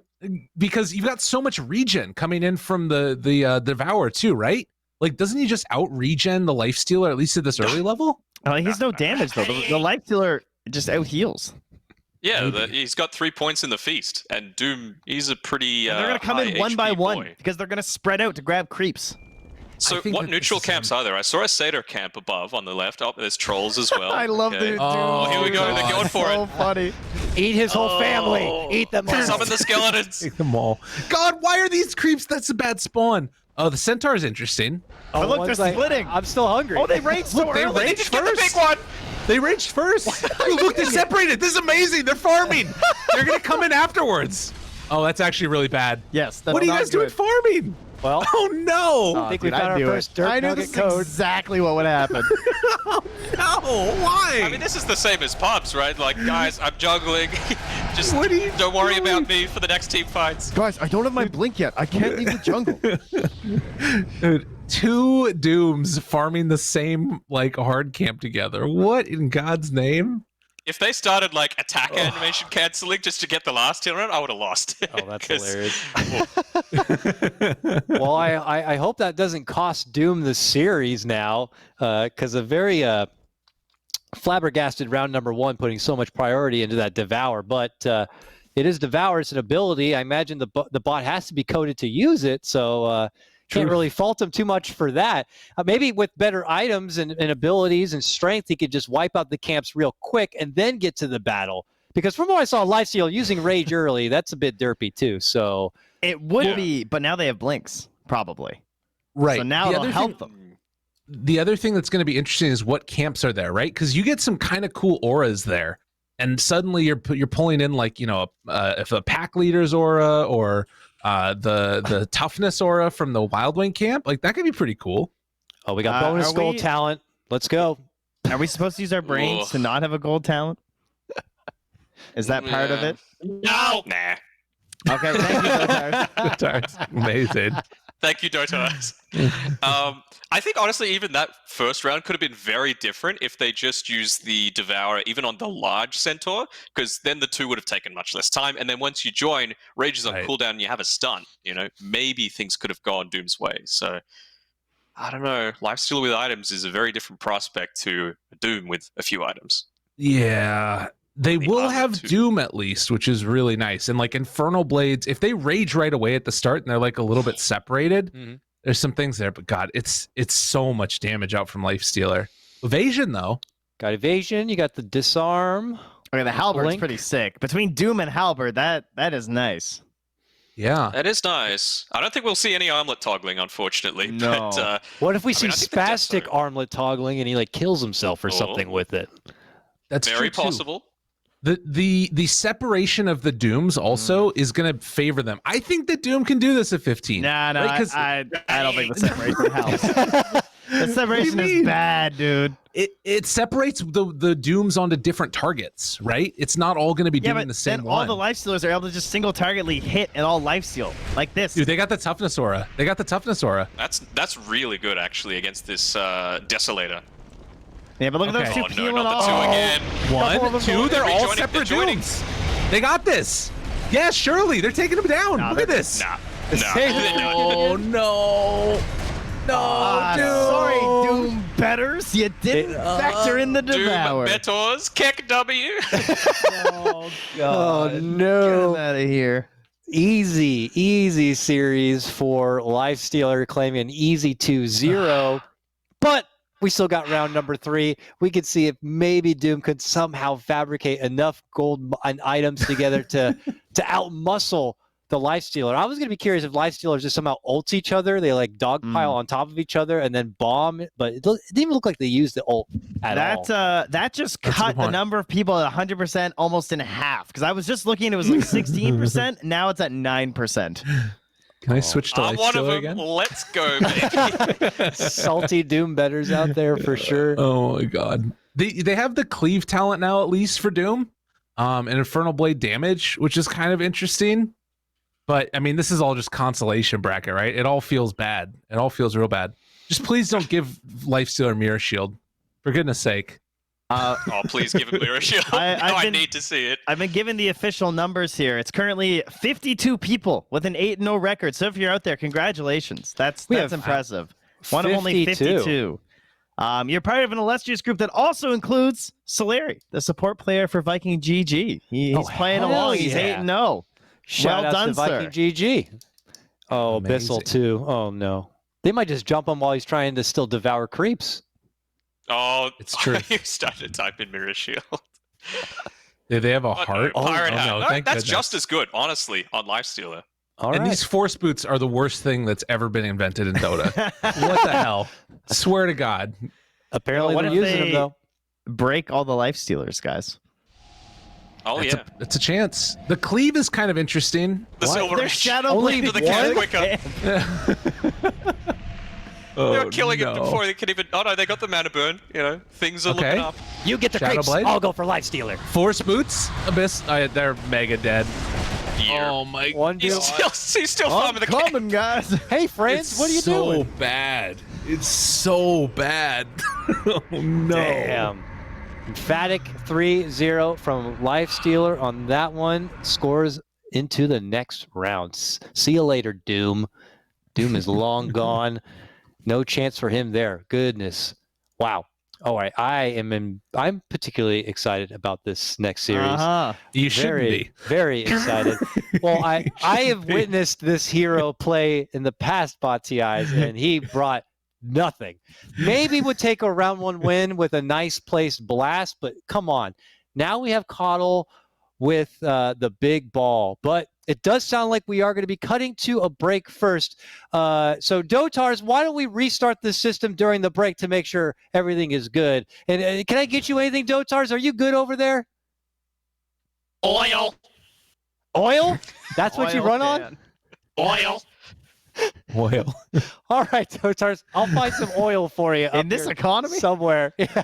Classic American robots, man. Just wanting oil all the time. Good stuff. All right, folks, we're going to cut to a break. When we come back, the first match will be Faceless Void versus Keeper of the Light. More Bot TI 3 coming your way. Welcome back, everyone, to the Artificial Intelligence Hub, way out in space, away from the virus and everything evil in the planet, except for you guys, which have been nice enough to just transmit your feeds to me, and we can get your expert analysis of all the awesome bot battle action we've been having here. If you're just tuning in, we're making our way through Quadrant A, the round of 128 bot action, and it's been a lot of fun so far, and it's about to get a lot more fun. Our next matchup, a battle of the Faceless One, going against the greatest hero in the game, and Keeper of the Light. Now, since the last time Keeper of the Light participated, as I mentioned, he's had a whole rework. He's got the big ball now, but Faceless Void is a carry hero with items, and Chrono, he could definitely, beat the hell out of this old man. That's for sure. He's also Yeah. maxed Chakra Magic. Yeah. Don't know how good that's going to be. I think they might have honestly taken it if they had more points in Illuminate, but support hero takes the skill builds off Dota buff, right? Yep. Dotars, was that, what did you say? What's that? Dota buff. Dota buff. Oh, he is confirming Dota that buff. this is what Dota buff, most support KotLs will put value in getting the Chakra Magic. Look at these non-believers out here. 441 to 93. 92. We actually lost a vote someone on just KotL. switched. Screw He you. saw that shocker, but he's like, nope. That's, Nope. to be honest, that seems generous for KotL, like very Yeah. generous. I mean, even Um, later on, even if they get the perfect Will-O-Wisps layering on top of each other, they're not going to have the damage in my mind to be able to no. That's get the through real issue. Faceless Void. Ready? Now, okay, maybe level 15. Okay, here's the thing. Level 5, they might win if the time No. walks aren't good. No. No, think about if they re-chakra the one in the back and he does like another wave and then he chakras the other guy and they get like multiple blasts off. If they waste all their I don't time think it matters. bashing the it's front not enough KotL. damage. If this is like any of the voids that I play up against, first hit bash every single time and KotL's just going to melt. It's also not enough damage, is it? I don't think it. see. Look at him. Blast Look him at down. him. Right click, guys. Oh no! Oh, blinding that's an light. interesting point. Oh my God, Trent, you're so right. What the hell? Get the Okay. hell out of Oh, here, no. Faceless Void. Unbelievable. Let's Now, go, KotL Pickers. unfortunately- Let's go. That is the end of the time we have for Keeper of the Light. I mean, I actually believe what you said about maybe 15. I don't know. Don't you think there's a chance here, actually? No. I guess it's 5 in a chrono, isn't it? The only way at 15 is if they can keep spamming with like the constant chakras all around and blinding the KotL and he never hits. But he's just going to have too many good items. That's the real problem. Dude, I can't believe Void or the KotL won that one. Yeah. It blew my mind. Void just needs some HP in my mind. Like if he goes for something like a Maelstrom, I'll be a little bit worried just because doesn't give any stats. It's just pure damage. So I think you just need to be able to withstand those blinding lights running at the illuminates running at your face. Oh, he got Monkey King bar. Oh, okay. that's Oh, all many right. Well, stats. GG. It was been fun. Yeah, that's Sorry, Dakota. I'm a believer that the Will-O-Wisp is just going to be constantly shifting. It's going to freak the bot code out, and Faceless Void's just going to have an internal shutdown, and KotL's going to be taking over. That's my Okay. wager here. They get refresher at 30 though For what? for Will-O-Wisp. Yeah. Right, but Yeah, doesn't we that could. doesn't that just mean like it's still flickering at the same increments, isn't it? Yeah, Because Yeah, but there's 10 of them, so those be stuck there trying to kill them all. that's an interesting point. Yeah. Yeah, it's a good. Yeah, Faceless Void could get caught up hitting the ball and just allowing himself to get blasted down by KotL. So Oh, yeah. I don't know man. what this looks like as far as like the separate KotLs. Like, are two different KotLs, are they still flickering in the same increments for the Ignis Fatuus? I'm not sure. I think it does. I think I read something about that once, but we'll find out. Okay. Unfortunately, we're not there yet. We still have to watch this massacre unfold. Now, what if they silence themselves and all die? Actually, if they silence themselves, they'll probably still just win. That's true. They could Mask of Madness and then just not do anything. Ready?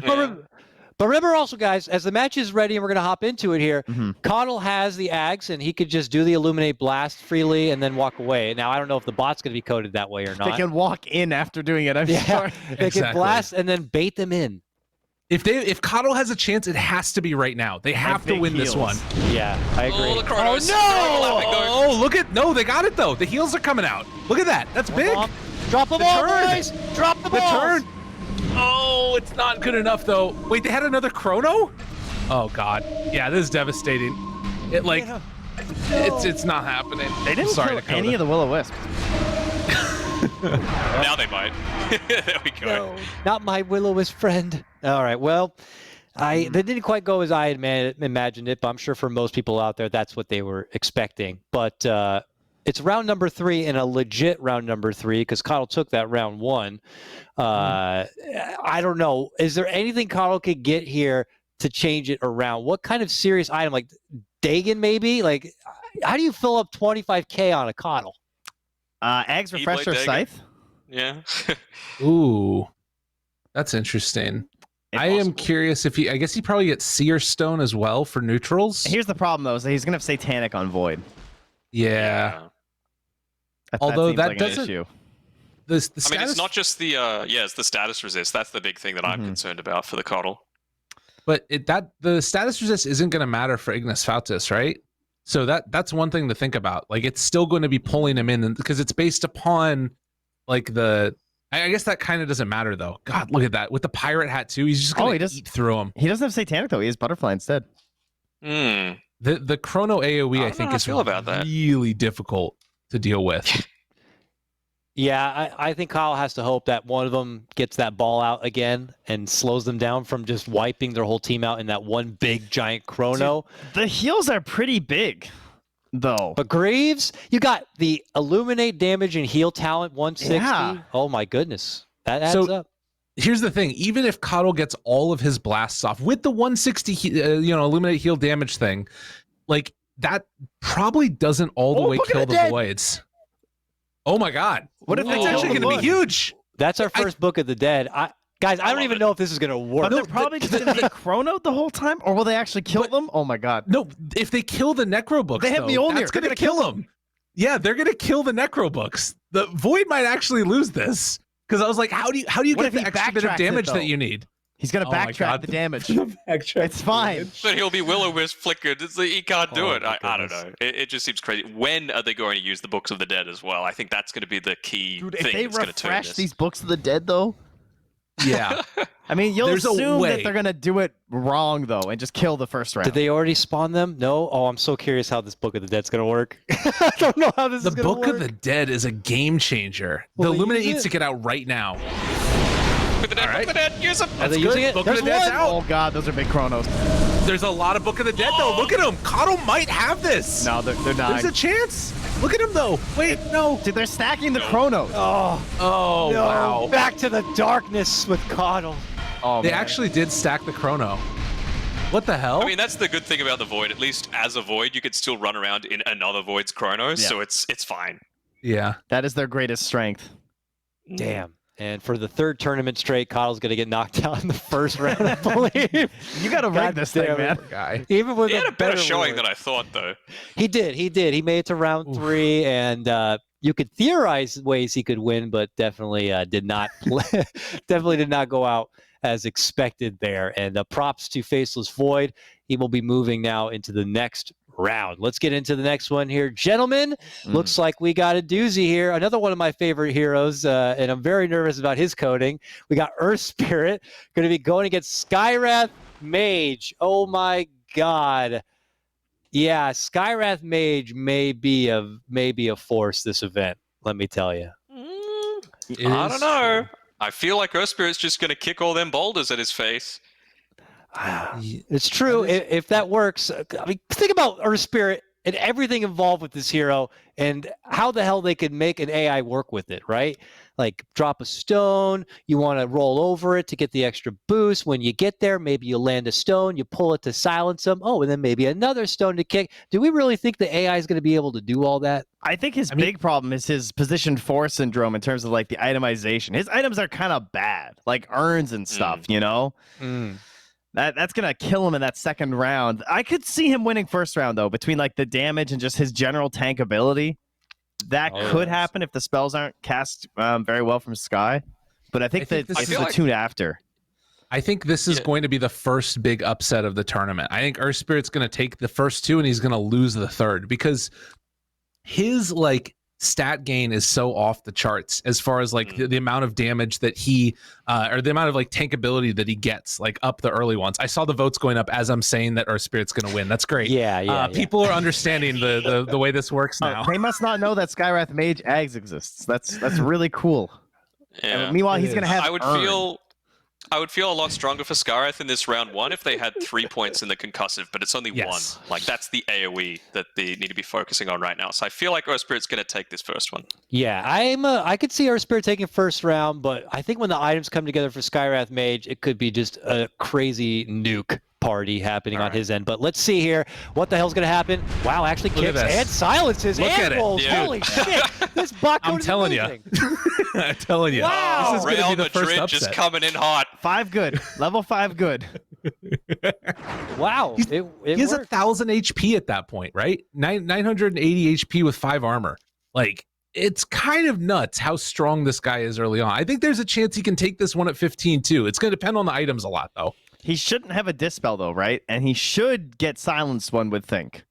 But he has a 50 damage talent. Dude, the thing is, Trent, are all of them going to get silenced? Because you just Well, need he's going to have one 2 grip silences to get off. because of the Aghanim. You just need 1 grip to get off, though, from any of the Earth Spirits, and then Yeah, but suddenly Magnetize Skywrath's doesn't useless. stack. That's true, I too. mean, you just pull it through all of them. Yeah, but then the they geomagnetic grip. should live long enough through the silence, shouldn't they? I think Skywrath is going to be too fragile. It's a 50 damage talent at level 10. Like, if they get in there and start punching him, it's not going to take long before they get the kill. Look, he's getting boots of travel. You kidding me? Yeah, he's screwed. I think they lose Atos this. is pretty good. He's got eggs. All right, he's got eggs. We're fine. We're good. We're good. Okay, see, that's what I'm talking And about. Like, Veil? if he gets Surely an ult Veil. off at the beginning, I don't even see. I think Earth Spirit is just going to get evaporated if he's in a bad spot. But the code looked great. If he rolls past the ultimate and just straight onto Skywrath Mage, that would be a problem for sure. Give him a pipe. Yeah, pipe would be great, but I don't know. Oh, not the vessel. Nah, he needs the vessel. The old vessel. He's getting a Sanj. Dude, I mean, strength is nice. It's probably a build up into a halberd, but the cap was there at 9,600 right now. But yeah, it does help with a little bit of extra HP. You're going to need it for all the power that Skywrath could bring. Oh my goodness. that's a lot of arcane bolts too. That is a lot of arcane bolts. I think Earth Spirit can still do this. I did think that I he would did have the Aether, and he doesn't. Dude, look at how much HP this Earth Spirit's gonna have. Yeah. Right? Skywrath has got basically Look at that. 0 HP from all of that stuff that he's bought. So they're just going to roll into him and they're going to just evaporate. Okay. Oh, they made past the ult. Oh, it's too good. Oh my god, Oh, it's yeah. so much damage. Still My too much. prediction! Yeah. It is so There he much is. damage. Wow. All right. Skywrath's here. He says it don't matter if you try to roll past it. Some of them, if they blew all the ults at the very beginning, it could have been a different story. But some of them kind of pocketed the ult. Maybe they were further behind in the pack and saw the Earth Spirit come close. And then, yeah, once you get a couple of those dropped, I don't think it's in the code of Earth Spirit to be like, I must step away from the ultimate and avoid damage. Nah, he's gonna get blasted. Ooh. Now, this is really important because Sick halberd there are only game, bro. 12 people with a perfect prediction streak so far. I am one of them. So come on, please. He's got the pipe. Yeah. Dude, and Fallen Sky? Oh, There's a chance. Wow, that's actually big. That's actually big. man, the mirror shield would have been super nice actually as well. Yes. But I think they can do this. He's got Fallen the Sky ads might too. give it to them because wait, but the global concussive. Ooh, I don't know. Are they gonna get hit before they can fall in Sky? So here's the other question. Earth Spirit has the Ags. scythe. Is he turning anybody into a remnant? Can he turn? Well, He can turn himself stone now. Yeah. and he can turn self-kick. himself stoned. He Yeah. can self-kick himself too. If he self-kicks, that would be so big brain. They'll use all their spells and do nothing. Oh, E-Blade. Oh, E-Blade this is could be good. So much damage though. The Hex is also very And a scary. Seer Stone. Sage and Kaya. That cast range Oh is going my to be God. really important. Yes. But do okay. they see him? So they're fine because even if they self-stone, they're gonna instantly sight them when they come out of the stone. Right. And he can E-Blade him as well. And then But they can just spam out grip the each other. damage. Oh my god, this is gonna be so insane. This would be Stone. really cool. I don't know, Denog. I think your prediction streak might be coming to an end here. Oh, The I think I'm come on, seeing baby. Sky's They- pretty yoked. They don't have Dispel though, and they have the what is it, plus 3 seconds or something on the silence? It's crazy. They have You've got Greaves. no, he's talking about Skywrath. Oh, on Sky. The Skywrath thing. It's a crazy long silence. They need the silence. Look at it. They turned him into a stone. Oh, they the got Fallen, it. the Fallen Sky. Fallen Sky, let's They're all go, baby. silenced. They are all silenced. Oh my My god. prediction. Spirit. Let's go. Oh my Amazing. God. You people wanted neutral items, and this is what happens when we bring in neutral items. Boo! That is insane. Neutral items are unnatural. They don't belong. They've I can ruined tell you Bot TI firsthand. now too. I've done Dude. many tests and simulations of Skywrath Mage, and I thought that man would have been unbeatable for a long time. But one Fallen Sky comes in, and he's suddenly just destroyed. Oh my! I can't predict. I was testing this. I have no idea what the hell is going to happen. This is crazy. Trent put his kids' college funds on that match, and well, sorry to say, they're not going anywhere. It's all The gone. very man. first, it was the very first big upset that we've had so far. This is going to destroy the prediction board. I think everybody's falling apart right now on it. That was crazy. I'm definitely liking the little neutral item flavor on round number 3. It can definitely change things around. But here we go. Get into the next one here. We got Slark and Huskar. These are some melee battlers here. And remember, at home, fantasy.bts.gg. Get those predictions in. It's not too late. You could still get on the leaderboard. There is lots of matches happening over the next coming days. This one looking pretty close here. 309 to 234. Slowly rising for Slark right now. I was kind of feeling Huskar for early on, but seeing the fact that he doesn't have a single point in the inner fire is what's going to make me go towards the Slark. That disarm would have been really useful, but Dark Pact 3 levels from 5 different Slarks is just way too much damage. Yeah. I would agree. And I think the essence shift also is like later on, it's going to start to become more and more of an issue as well. So I really like Slark here. I was ready for Slark to lose round 1. I still think there is a chance, depending upon how the fire spears work out, burning spears work out. But yeah, it's looking pretty cool for Slark, I think. But it's somewhat contested, at least in terms of the voting. We'll get into it now. We'll see how the Dark Pacts can line up maybe here a bit. What's so important that if Slark loses this round, he could lose the 15, because that's kind of when Huskar like peaks, you know? Yeah. Yeah. True. Very true. I don't think he's going to, though. No, I don't think so either. And they're split up a little bit. There's no way, though. They're too low. And the essence just demolish. Okay, that looks pretty clean. I think the huge tipping point is that they don't have the life break, so there's no way to get the Huskar down low enough so that he can actually start attacking and building up those spears early on. Right. So I think that was always going to go Slark's way. And now he's just going to lose to the ulti, right? Yeah. Inner Fire is kind of cool. Or not Inner Fire, that's the old one. Burning whatever. The Q. Nobody plays Huskar anymore. Yeah, it's Inner Fire. It's Inner Fire. It's Is it Inner Fire. Yeah, you got it. Well, Can't stop. here's the thing, though, is that like they're gonna jump in right with a big spear, I assume first, Right. and then they're gonna start like right clicking. The second they start getting low, the Slarks will all. I guess the question is, will they have too many stacks on them before they're smart enough to ult and kill themselves? Oh, well, that's a break. No, but they're going to. So they're gonna invis first, and then they're gonna pounce in, right? So that it actually doesn't. That if it's long enough to get it off cooldown again. Because they're going to pop it right at the start. So I still think that probably Slark wins, but it's going to be like a late Silver Edge, I would imagine. Right, it's a 22-second cooldown, so I don't think they're going to get off a second one. No? Okay. Yeah. I feel like this isn't a fight that's going to be like a war of attrition. It's going to be over pretty quickly, regardless. 5 halberds, though. Yeah. It's pretty nice. He might win Not this the Dark round. Pact, though. I could see it. Yeah, reminder everybody that in this round it is a 10k gold cap, so maybe there'll be some items like this Vite Booster where it's kind of filling the gold and you couldn't quite finish the next item that would be typically in queue on Dota Buff. So Right. if that seems it's a bit weird, we're just matching Dota Buff item popularity with the gold cap that is being presented. Here we go, round 2. Early not Silver attempt Edge this comes build out. in your pubs. No. Don't buy your vitality booster. All right. So everybody they're pounces waiting. into Inner Fire. This is not going to be great. Oh! Look at that. Look at that. Holy moly. Can they kill him, though? Oh, the Shadow Dance? Can't see him. Okay. The Can't kill armlet. what you can't see. Dude, the armlet. They're hitting them. They got it. Nice. Huskar. That was a big burst. Yeah, the Dark Pact couldn't carry them through. It's not enough damage, but Now it's round 3. They're Yeah. have everything they want. God, I This don't is even know gonna what be his a talents throwdown. are at 30. Why Huskar gets to level 30?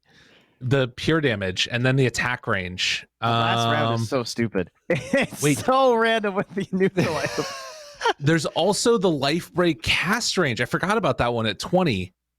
So he's jumping from far, although they're all going to be invis again, so it doesn't matter. Yeah. He's Well, gonna- maybe. Wait, he gets 125% of his max strength regen as health bonus? Yeah. Mm-hmm. What? Mm-hmm. Huskar That's a late little game. crazy. That's something you see very often. And they have Ooh, a pure trident. damage? Trident is really interesting. Oh man, this is going to be a boxing match here, I hope. Abyssal Blade's going to be super nice. Although he is satanic too. Oh, he's got a Scotty. We're fine. Life's like good. that. Oh, Yeah. GG. Although they might not hit all on the right one. And Huskar is going to be down somewhat low HP at the start, right? Because they're all going to get dark pacted. So you might have enough damage there from Huskar where if it's just like one of them dying at a time and they all like one of them gets abyssal, I think Huskar has this. The Trident is really good. So is the Pirate Hat, though. I don't know, Yeah. Dotas. You're screwing us out of 1k gold here. I was promised a 25k gold cap, but yeah, I don't know how I feel about that one. Silence. Wow. Dude, be careful. He's coming for you. That's true. That's true. I've got the oil. I've seen him kill a guy. There used to be someone here with me. Help me. What was it? What was his name? Ken? Yeah, right. I don't know. It's dangerous. That's true. Here we go. Jumping All right. Okay. Oh, in. so Wow. much happening. Dude, the disarm is so The devastating. Scotties, though. Yo. Yeah, and the pirate hat is actually a really good for the I don't stat know. steal. It's not enough. Oh, they're going down, though. Oh God, he's done. Damn. He lost. Huskar. Okay, that talent is so stupid. I hate level 30. That's It's amazing. so good. And it actually talking mattered about? there, though. Round number 3 matters as Huskar was able to creep in that round 2 win. So now with a round 3 win, it's Huskar who advances, and Slark is now out of bot TI. Oh, Quite man. crazy how fast that just suddenly happens. I had Slark. I did not have the faith in the Huskar to win those next 2 rounds. I had Slark too. It's because I forgot the Huskar talents. This year is kind of crazy. He's got some interesting things going on there. Ever since talents were introduced, I feel like Huskar previously was like all in, on that early sort of mid game. But late game Huskar is pretty damn scary too. Now I'm like looking at level 30 talents for people. What's going on here? I gotta figure out what I'm doing here. Definitely a lot of people a bit sus on the item selection there from Slark. As far as we know, it is popular based on Dota buff, and a lot of people calling out, why isn't he getting a BKB? Reminder, BKB is banned, Blade Mail is banned. These items are just too good and too powerful, can render heroes way too strong, even though all of their success is based on the item, and heroes who would normally be good are just completely shut down by items like BKB, and that's no fun. Here we go, next matchup. Treant Protector versus Grimstroke on the big screen now. Level 5, 3-1-1 for Tree, putting a lot of value into those little roots, which is probably the best case for him, you could say, maybe in this matchup. Imagine those all stacked up on top of each other. But then Grimstroke on the other side, stacking ink swells, heavy nuking power from the outside. Tree's got a good amount of life, though. I mean, what do we got this? Denog, let's start with you, man. What do you think has got the early round on this one?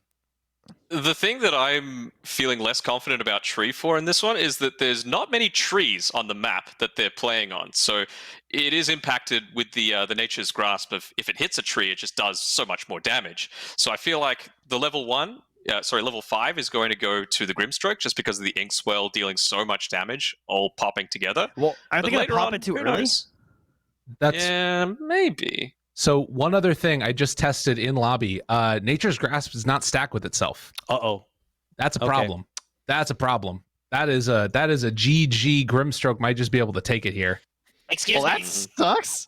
Run. Excuse me. Quick. Oh, Yes. Dotas? I have an announcement. Yes, Dotas. Okay.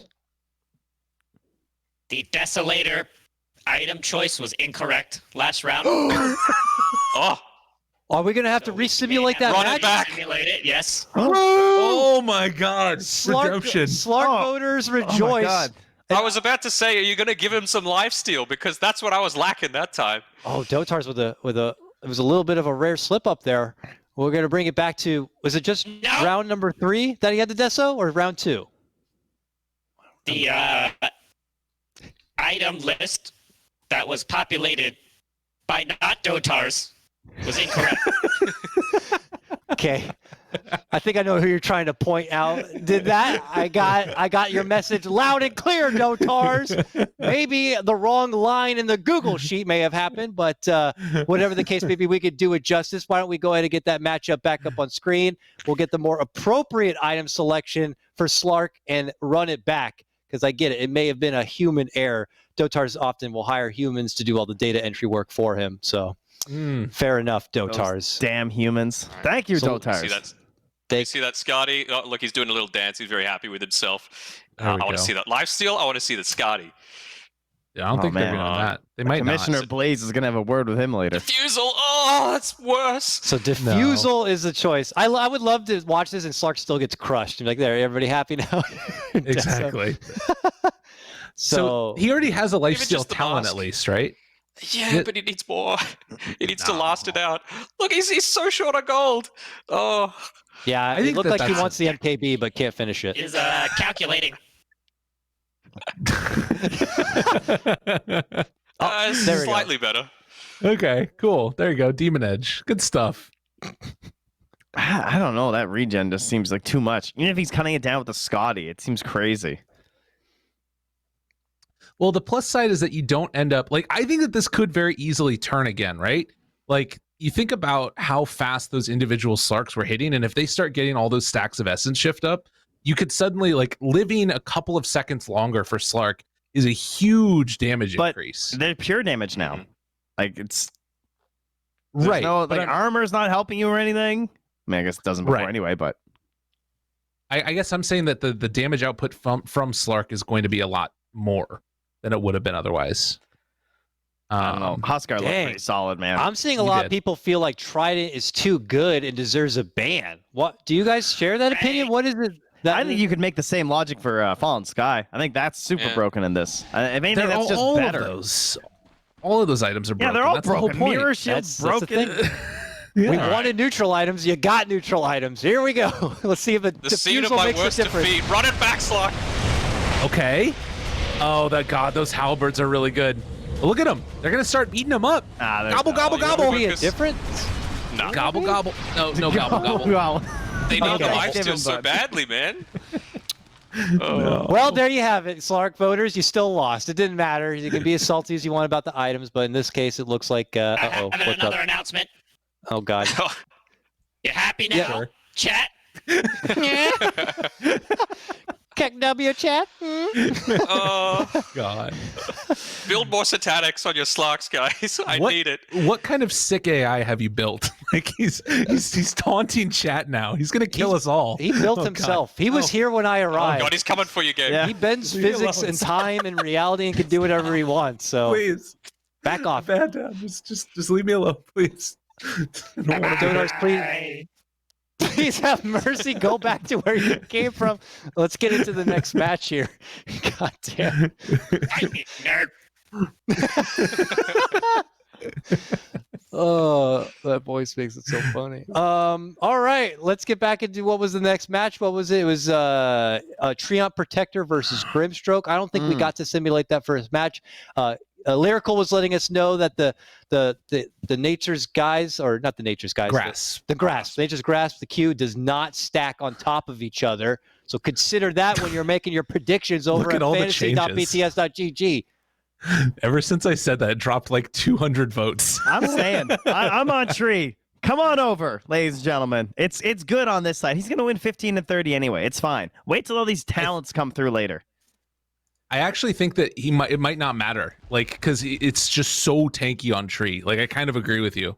Yeah, he's fine. But what about the dark portraits, though? Just Tree illusions whacking it back. That's interesting. I mean, the real question will be the Tree eggs and how useful it is. Oh, God, it's going to be really not useful, huh? No, move! Move, Grim! Oh, my God. That was just one level. Wait, none of them hit it, though. Oh, yeah. Oh, wait. Oh, no. Wait. Stop hitting the ghost. Look at them. Look at them go. They're big. They're bad. The Ents are marching. And they're dying. Oh, no. All right, the fact that it doesn't stack is awful. Yeah. It's really bad. That stinks, None man. of the Inkswells hit. None of them. Oh. Yeah. I hope Tree gets a blink now, so that the Inkswells do actually hit. That's true. But you know, if he survives the Inkswell, they're all casting Root. I imagine Root is not stacking damage, correct? Or oh man, he's gonna lose. So yeah, I don't know. Maybe Tree will have something fun like Meteor Hammer, and they could stack that together and do some firepower. But yeah, I'm in the camp that this could be one of those cases where Grim has just too much spell power and might blast down the tree. I think the blink might just kill him. Yeah. Well, and I think that the other thing is that, like, Meteor Hammer damage sounds nice and all. You need to stack it like together perfecly, one after the other. Yeah, because it doesn't stack either. If you use all 5 at once, it's just like the grasp. Yeah. He just wasn't built for bot TI, guys. It's sad, but it's the way it's meant to be. Dude, 15 spell amp. Oh, God, the Strokes of Fate. That was one level of Stroke of Fate, right? Mm-hmm. It was 3 in Inkswell. Think about how bad that's going to be. Guys, invisibility, guys. Yeah. Maybe give him an Ironwood tree. See how that works. Exactly. You know? Dude, there's no way. Hey, he's got 50 gold. Tree. Well, give me a tree. Come on. Can I get a branch? Yeah, give him a tree so they can plant it, maybe. So there. Yeah. Yes. Nice. Oh, yes. The min-maxing. Wow. So one other thing to think about is if he starts casting trees all over the place, this is one of the instances where I think it's actually better for them to be split up. You know what I mean? Mm-hmm. Like if tree is not all together. Yeah. There's a chance there. I hope they just all plant the tree and stand still at the fountain. Yeah, watch that one branch is bugged out their code. Yeah, Okay, looks like no they're one's fine. attempted the branch yet. Oh, none of them are doing it. They're not casting. They're gonna 5-man Nice. branch when they see them. Oh, brief invis. Wait. No, it's really bad. It's really Stuff's bad. everywhere. The meteor hammer looks pretty, but they're gonna get destroyed. Let's go, baby. Wow. Grimstroke. No chance at all. That is a quick and heavy forest fire I right was there. so confident in the Nature's Grasp, just carrying him from 5 and then into the final one. That stinks, man. That's brutal. Yeah. Not We still get I around agree 3, with, and is there any world where we Tree do. can actually somehow come back from this? What is even a late game Tree setup? We're going to find out here in a moment, but I'm thinking like even if he has Refresher or Midas, I don't even, or not Midas, Radiance or something. Oh, okay, Octarine and I think- Refresher. I mean, Overgrowth doing damage, more damage Yeah. is pretty nice. That's the true. Extra 100 DPS. The real question is the Grimstroke's items and what will actually combo with the Soulbind. Mm. Dude, Fallen True. Sky Meteor Hammer. Okay, Grim has Greaves. That's really good because then you can just break out of the Overgrowth. Yeah. Does Fallen Sky and Meteor Hammer share a cooldown? Because he has both. No, they don't. So you can do double. They could just keep Meteor Hammering them. That's the way that you win this if you're Tree. Oh, but they have on Aegis. this. They're going to Perfect. break out. GG. It's over. It's over. Yeah. Oh my god. I am kind of agreeing with Chad a little bit about Trident, by the way. I feel like the actual neutral item is the recipe. You know, it's essentially giving him an extra 6,000 gold, isn't it? Yeah, that's something I was thinking about too. There's some questionable things there. A little bit going on. Yeah, that's for a future bot TI to figure out. You know, everybody wanted neutral items. They got neutral items. You That's know? fair. It is what it is, and You this asked for tournament. this. You Go know, build more so, Tridents on your favorite hero. Maybe Exactly. in the future we'll include more little like sub notes like, oh, if their most popular items are Trident, we will take away from their item pool net worth. Blah blah. Who cares? They're getting a Trident if they get Trident often. I like it. And we'll change it up in the future if we feel like there's enough of an outcry, sure. But for right now, here we go. Tree versus Grimstroke, round number 3. Grimstroke already wins the series, but we'll see if we can get redemption for Tree. Dignity round. They blink into the stun. Oh my goodness! Look at the dark portraits. They're all magic immune. Use it on the tree. Oh, the hammer! The hammer's coming! The hammer down. The refresher down. I mean, it doesn't matter. The game is Dota is lagging. It's so crazy. Look at the dark portraits! What is happening? It's adding insult to injury. It's actually a lot of damage coming out, but it's not enough. Not nearly One enough. tree is still alive in there. There he goes. The Dark Troll Summoner came at the end and he just copped a stroke of fate in the face. So, how good is Grimstroke going forward with dark portraits? You know what I mean? That is a matchup. Yeah, that's true. Yeah. I think his issue is, can he get to the level 30 round? Because we saw in that first Right. time around, if he's got that maxed ink swell, he just uses it before they can even reach him because he's like, oh, okay, I can right-click him now. Yeah, and those were melee heroes too. Yeah. hmm Great point. Yeah, It's, not looking like a strong round 1 hero. Yeah, if he had maxed out stroke, his life would be a lot easier, I think. Truth. Yeah. All right, well, Before that round, there was only one person that had a perfect prediction streak, by the way, Gaz, on 12 wins. oh yeah. And, well, who knows what it's going to be now. Celery and myself are on 11-1, as well as another 10 or Ooh. so people. Yeah, Place. we'll check out later a bit of the leaderboard and get it up so we can give props. Like you said, yeah, Gaz right now 12-0. We'll see if that changed based on that previous matchup. But what we're going to be doing now is cutting to a short break. When we come back, it's time for the matchup you see below your screen: Nyx versus Sniper. We'll see you soon. What's up? Welcome on back to the Artificial Hub, where we have Bot TI3 well underway. We're working through Quadrant A and B of the round of 128. It's been quite a crazy journey so far. Lots of close matches, lots of ass beatings from outer space, to be frank. And up next, we have a doozy here. We have Nyx Assassin versus Sniper, if I'm not mistaken. This is fun. A little bit of different play styles from both sides. You look at one side, Nyx is going to be trying to get in close to get the damage done. Sniper looking to stay as far as possible and just blast him down. Oh, I don't know how I feel about this one, to be honest. I know feel like this is exactly pretty how I close. feel. I think this is a stomp. Like 3 points up in shrapnel, doesn't stack. GG. Just run in there with Nyx, kill him. That's how I feel. Gonna For level stand 1. there. I guarantee they're all just gonna sit there and get 5-man impaled 5 times. That's my thought.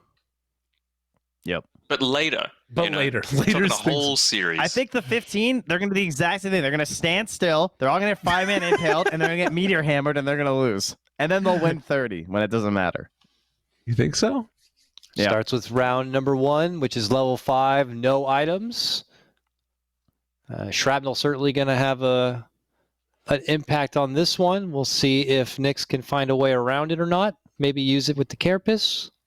Let's see. I think it depends how early they use the shrapnel as well. Like, can they use it before they can get in range? Do they Or ever can they use so it at all?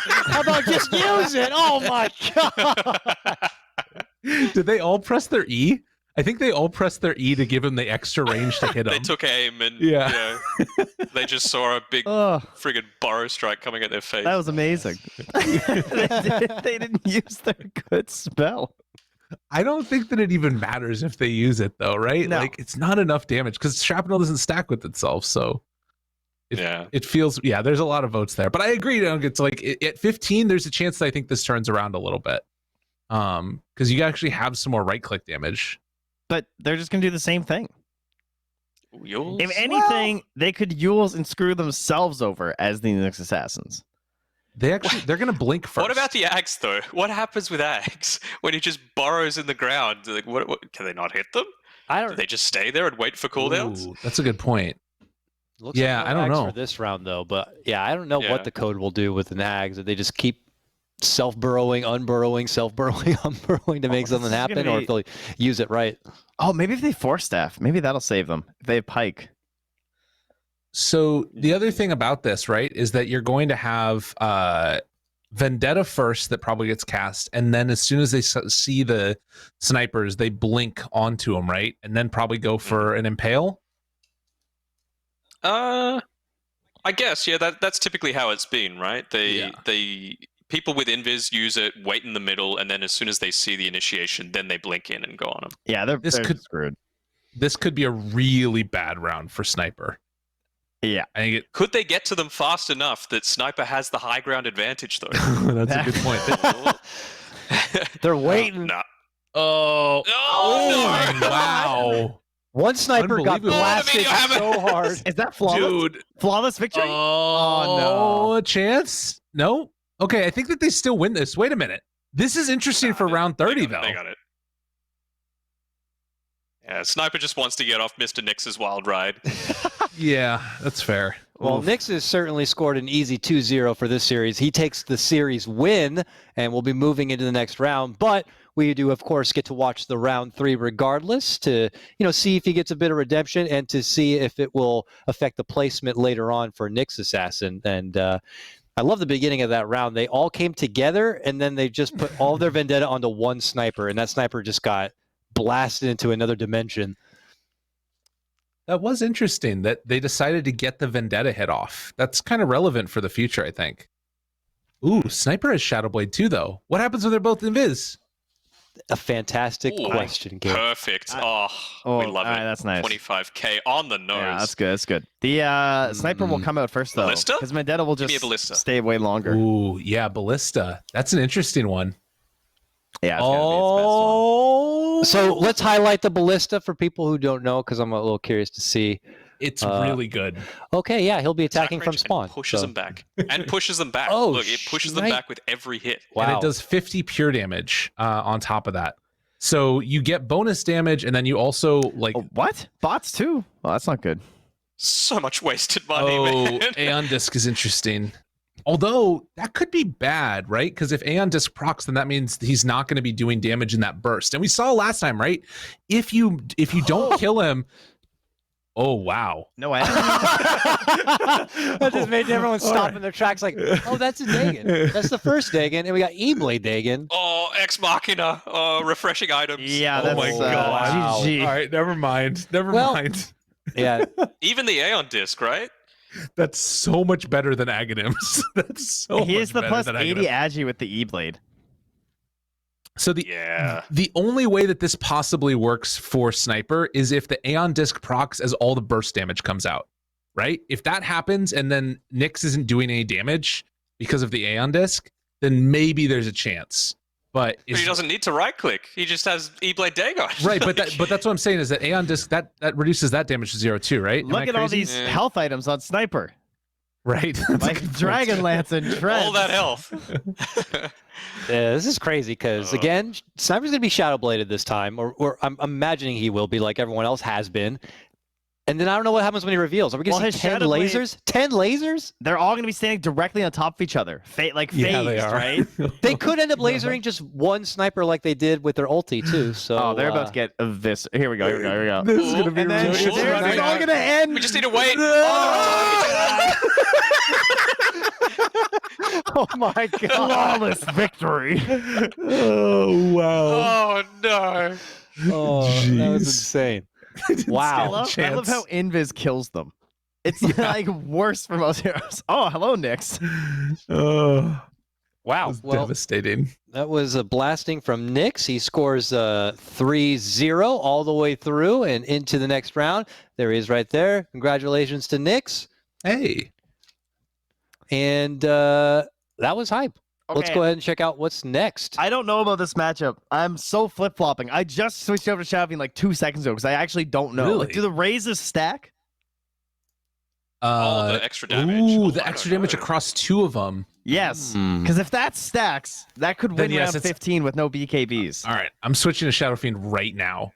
I mean, they'll win level 5, guaranteed. Yes. But beyond that, I feel like the Eclipse is just way too much to deal with, though. I think it does stack, and I think that you do it. No, because they're going to have 5 stacks of. It's a penta raise. Yeah, it'll just instantly. stack, right? Oh my god. It should. I think he that can do kills it. them. I think that kills Luna at every level because there's no BKB, right? But maybe Eclipse Aghanims at 30. Yeah, but that might be too late. Yeah, It's the 15 is the one that I'm key really one looking at. here. I think Shadow Fiend. I think you're right, Trent. The raises stacking is devastating. Everybody should definitely switch to Shadow Fiend right now. Is this a bait? Are you trying to... I've been wrong before. It's all about 15. Whoever you thinks will win 15 here is the big key. Oh, I'm getting some converts. People are switching away now. They're not sure. I don't know. I don't trust the Eclipse. I don't either. And you're always going to get the raises off. Oh, it's a Screw toughie. it. Oh, I'm it's changing to Shadow Oh, Fiend. At least yeah. now, since I've changed, I can blame you guys. it's true. Wait, so but the one thing is if Shadow Fiend just ulties, he has no souls. Yeah, the alting's really bad. Alting's worthless, but Wait. Oh, he starts with souls. Okay. Starts with souls. thank you, Dotars. Okay, so ulting's still pretty bad, but not as bad. Look at this. Don't. Look at it. Brah. Dude. Wow. Okay. Yeah. Nice little dance It's too. just dancing in the middle. All right, so there they go, swiping down. Didn't see too much action, unfortunately, there from Luna on the early one, but this is where things can really change because she's going to have the ult, obviously, an Eclipse. May have something like an Ags. Like, imagine she just kind of dumps the Eclipse ahead onto the whole team. What if they have Before there's even Hurricane opportunity? Pikes too? I have no idea what his build's gonna be. I didn't look. That's a good Yeah, point. SF. That's a good point. Yeah. What if the Luna has Hurricane Pike? What if they push him back and ruin their own Eclipse? Not at level 15. Maybe at 30, but not at level 15. You know, that's we're going off what Dota Buff says. Well, there's right? no So BKB we'll is probably the thing that always makes me question what the actual items How will many- be. How many True. Lunas are rushing Ags? How many Lunas in your pubs are rushing Ags? That's the other thing to watch, right? Because it could be a decent amount. I think it's a pretty high win rate item because snowballing people get it, right? So that inflates it. Yeah. I guess it also depends with the Shadow Fiend. Are we going to see magic damage Shadow Fiend, or are we going to see right-click Shadow Fiend. I think that's going to have a key factor as well, because without that BKB, you could just loosen Beam and suddenly you can't get off that Requiem. See, I think that Luna still dies to this. Now, the other big question is, does Shadow Fiend ult? Well, yeah, if he has Blink Yules and Full Souls, then they all just die. Oh. Yeah. Okay, yeah, Blink so... Yules, Full Souls. So he just wins, right? Well, he has to think use so. everybody. You're imagining a case where every bot has picked another Yeah, but perfect Luna. it's like I will OD. use you and you and you. Yes, because it's like OD, though. You can't Yule someone that's already Yuled, so they can't accidentally stack their spells.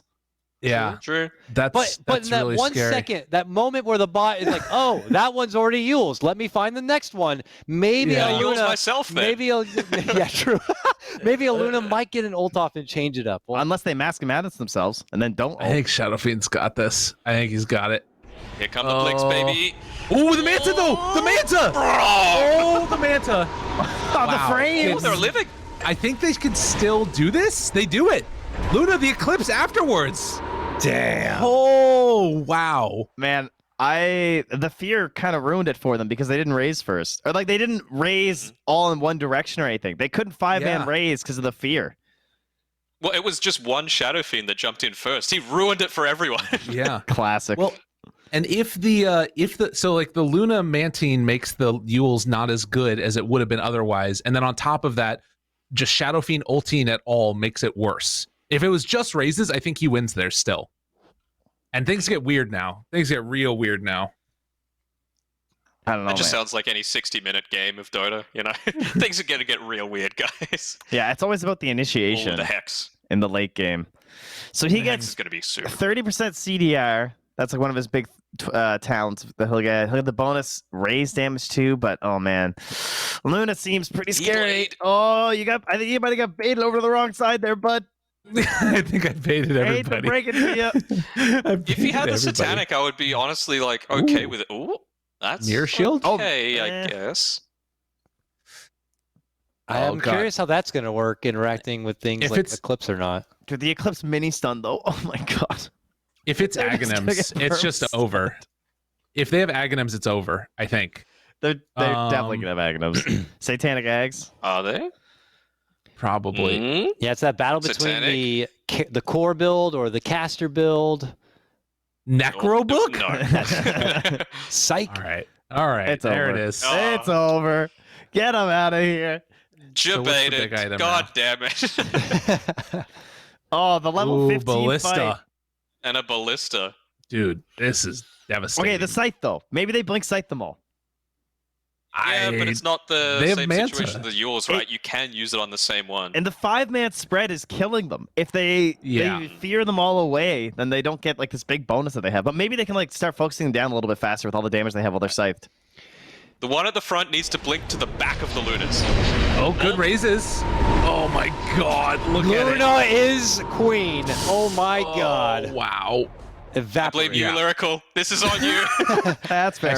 I switched back to Luna before the inning You started. son of a Oh wow. My predictions, damn it. I was doing so well. If you want to get in on the prediction action, fantasy.bts.gg, there is an active leaderboard right now. I want to refresh. According to mine, I still see Gaz at 14-0. Community member Gaz. We also have Lycan Ag up there, 13-0. Another 13-0. A couple of 13-0s. We'll have to see if things change based off that recent result or not. But, oh, there, we brought it up on screen. Very nice. Some people going real strong right now and not getting faltered by any of these, the impressions these analysts are making, holding strong with what they think is going to do it. But good stuff. And that means coming up next, I believe we got Mirana. My lady Mirana going against Mars. All right. I was trying to theorize this one earlier, and I don't know what's going to happen. I feel like there's so many random things that can happen between 5 arenas that I didn't know if they were going to be good or bad. Right. But level 5 at least, to me, this feels like it should be Mars. Actually, Starstorm is quite strong. That might be enough damage to burst through them. When do the arrows come out as well? That's what I want to know. When do the arrows come out, and when do the spears come out to push them back during the Starfalls? Right. Mm. Although if you get just the first instance of Starfalls, that's probably enough. Well, not if they cast it with I'm the changing, long. I'm changing to Mars. The long cast, right? That's a good point. Yeah, if they're far enough away. I think the arrows come out as soon as they see the Mars, but they probably all hit like 1 or 2 Marses, and that's it, right? Yeah, I think the 15, because Mars got really far last year because he had Deso Vlads, and so it carried him really far in bracket. Yeah. I feel like this Mirana, the only way that she's going to win is if she goes full spellcaster style build, like an E-Blade. Yeah, E-Blade Ags, because once those arenas come out, assuming the Miranas are caught outside the arena, they can't attack at all. Like, it just hits the arena. Yeah. And although they'll probably just keep leaping in to be on top of their targets. Arrows early. Hit 2 of them. Starfall. Oh, they're leaping into trouble. Oh, God. So low. Damn. Leaping in. Jeez. Dang. That worked out pretty nicely for Mars. You have 1 or 2 leading out the charge, ready to just, bodyguard soak all of the arrows themselves. And then Mirana throwing herself into what is a very hairy situation. Mars happy to do close combat and went quite wild there. Let's go, Mars. Let's go. Come on. Bring it home, buddy. I think he can do it. I think he's probably going to get Blink too, right? Mm-hmm. And then you blink in, you arena, you just start shooting everybody everywhere. Oh my God, my dog's very upset. Are you ready? They're going to stop to spear, and then in that same time frame, it's when Mars will be approaching the same vision range for the blink, and they're all going to blink over the arrows. That's right. About to happen. All right? Yeah, you're absolutely right. It's going to be legendary, okay? Mars is going to be the god that he is. Just styling on Mirana, dancing over her arrow. I'd like to see it. But what could we consider Moonlight Shadow, gentlemen? Moonlight Shadow? Is that going to do anything? They all spam it. Oh, God, that does a lot, actually. Mars might be confused. Everything. I don't know what I'm doing. That might be even worse, though, because then all the Miranas are clumped up together in one spot. No, they'll just do the same thing because Mars will be visible. So they'll still just instantly arrow. Yeah, they're going to arrow. They're going to arrow right away no matter what. So they're still going to blink over the arrows. But you might blink onto the arrows. And they have Aghanims also. So Mirana's damage output, if they all blink onto him, blink is actually worse for Mars.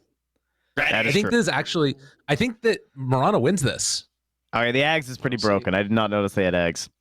Yeah. How tanky is he, though? When does the arena come out? I'm not seeing any Moonlights, by the way. That's fine. It doesn't matter. What if it comes out now, though? That could be, like, kind of good. No, I think Mars just dies here. Oh. Look at it. Look at the damage. Oh, my God. Oh, they're leaping into it. The cycle of pain. Wow. Were they just obliterated by Starstorm? Yep. Yeah. Yes. Just the Ags passive. Yeah, the Ags is way too good. I was not expecting that to be there at 15. That's huge. Those big win rates. You got annihilated, and we're going to go to a legitimate round number 3. It feels like we don't get to see these so often, but in this case, I'm very curious if the spellcasting is going to be enough to get in round 3.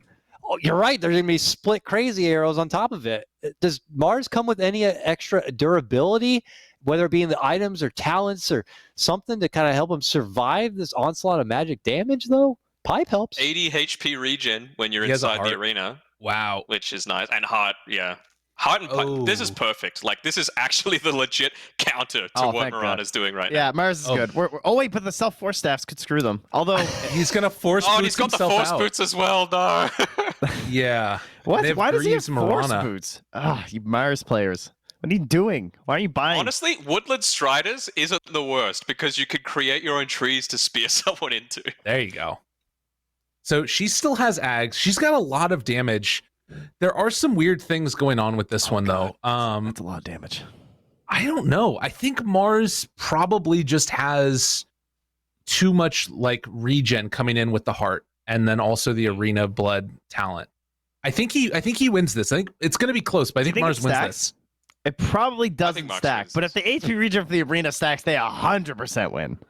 Yeah. Well, Lincoln's is a completely useless item in this game, so that's a bonus. It's going to be close. It is going to be really close. The right clicks being blocked by the arena might win them this.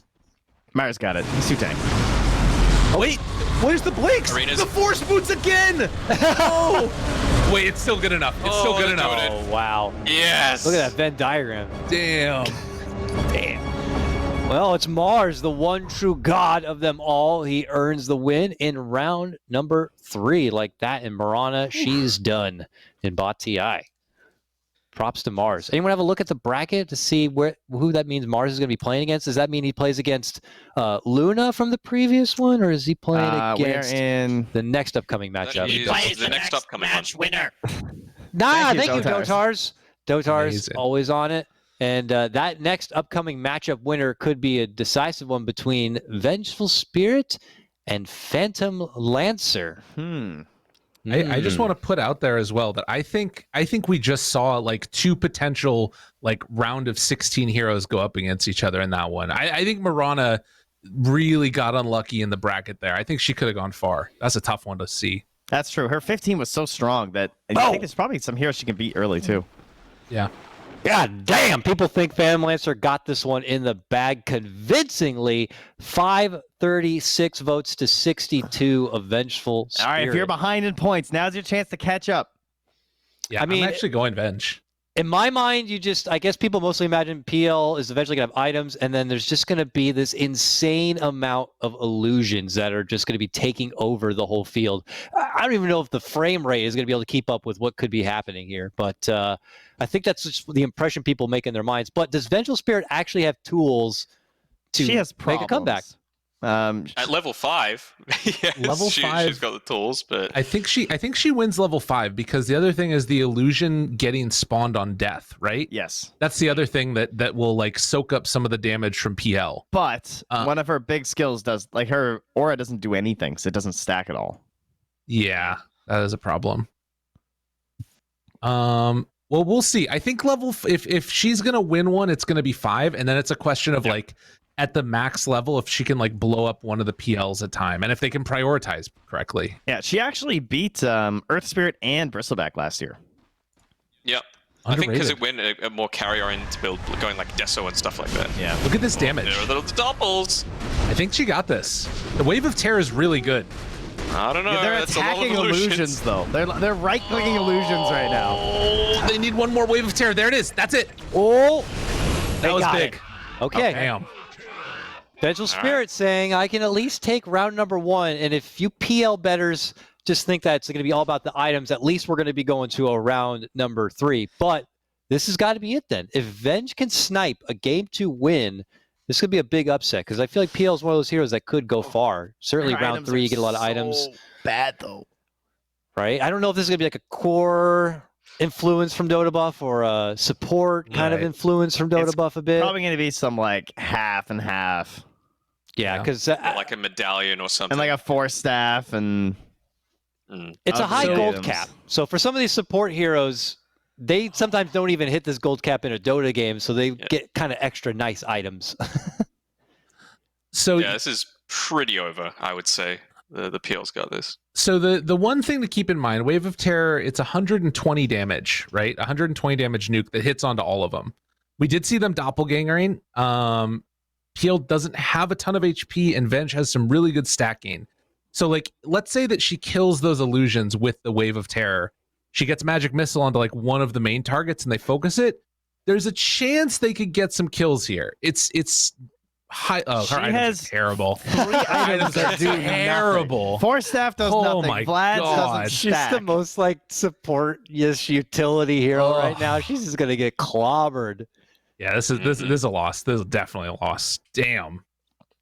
Maybe later she can do something with the talents. Yeah. Yeah. But oh man, this is a really bad collection of skills to have. For bot TI, of course. Maybe in a Dota game. This Yes, would work for please you, in but your bot pubs. TI. Buy the items. Buy They these are items. good.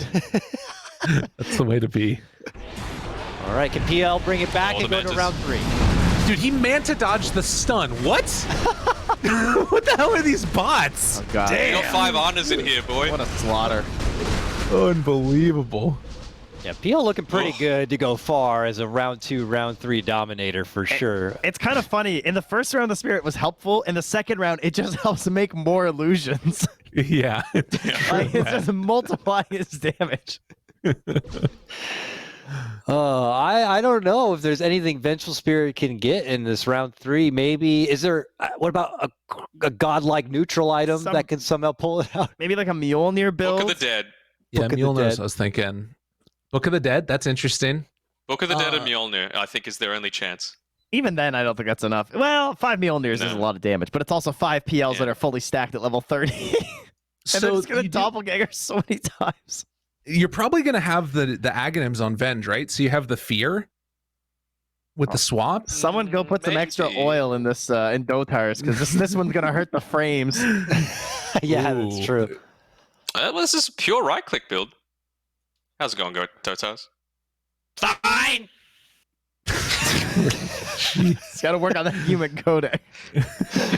He's got a little of that latency, you know, when he's trying to translate bot code into human. Because, you know, you have to dumb it down a lot to speak human. He speaks a crazy advanced language. I mean, look at him. He flies through time. He doesn't have wheels or legs, but he's somehow moving through the floor right now. He's a supreme being. Dotars has a lot on his mind right now. Okay. To know See you later, Dotars. Thanks for stopping it. I think he's trying to keep you in orbit. That's what's going on. Right? Yeah, he keeps this whole thing afloat right here. It controls everything and gives me oxygen. But wow, that sounds like a hostage situation. Yeah, he keeps me alive. Well, we're gonna see a decked out PL first. Oh, good Dude, he has lord. a heart. Heart, Abyssal, and Scotty. Oh, GG.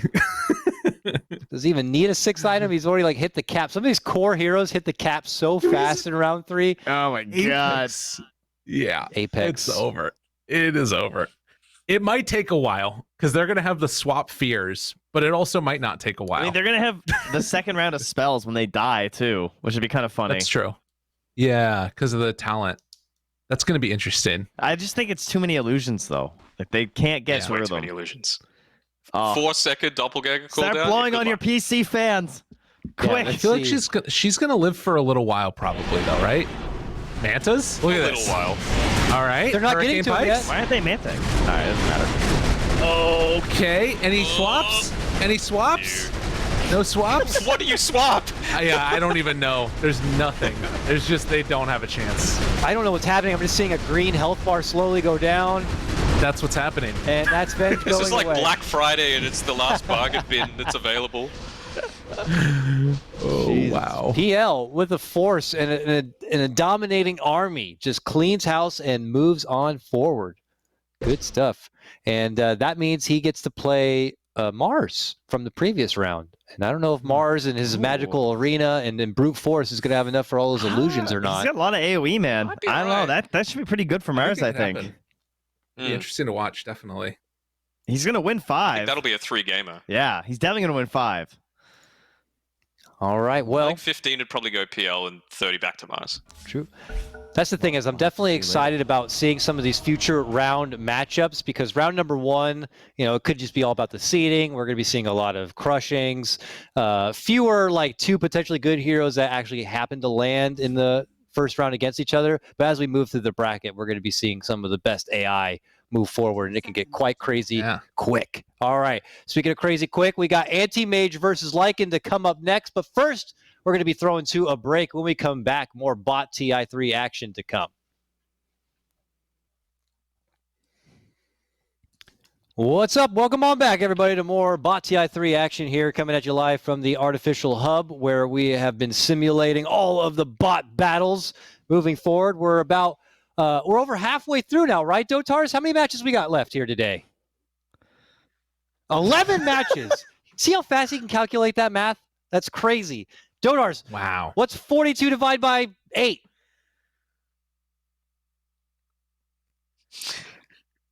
Hello? He's rebooting. This is some big stuff. Dotars? I would have taken an 11 from you there, Dotars. Hey, oh, cool flip, though, Dotars. Thank you. He has We'll other take skills. that. We'll take that for an answer. Awesome. All right, our next upcoming matchup is going to be, I saw it already, right? Anti-Mage versus Lycanthrope. This will be a fun one here. Battle of the Melee Heroes. Lycan later on. Probably going to be coming with a book and a lot of extra creeps. That'll be interesting to see how the bot's going to make work. But we still have a first round to get through here. And looks like Anti-Mage is sporting the 2-2-1 while Lycan's going 3-0-2 on his level 5 skill build.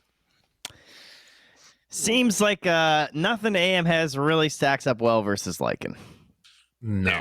Spell shield I think Lycan's sucks. got this. Blinking sucks.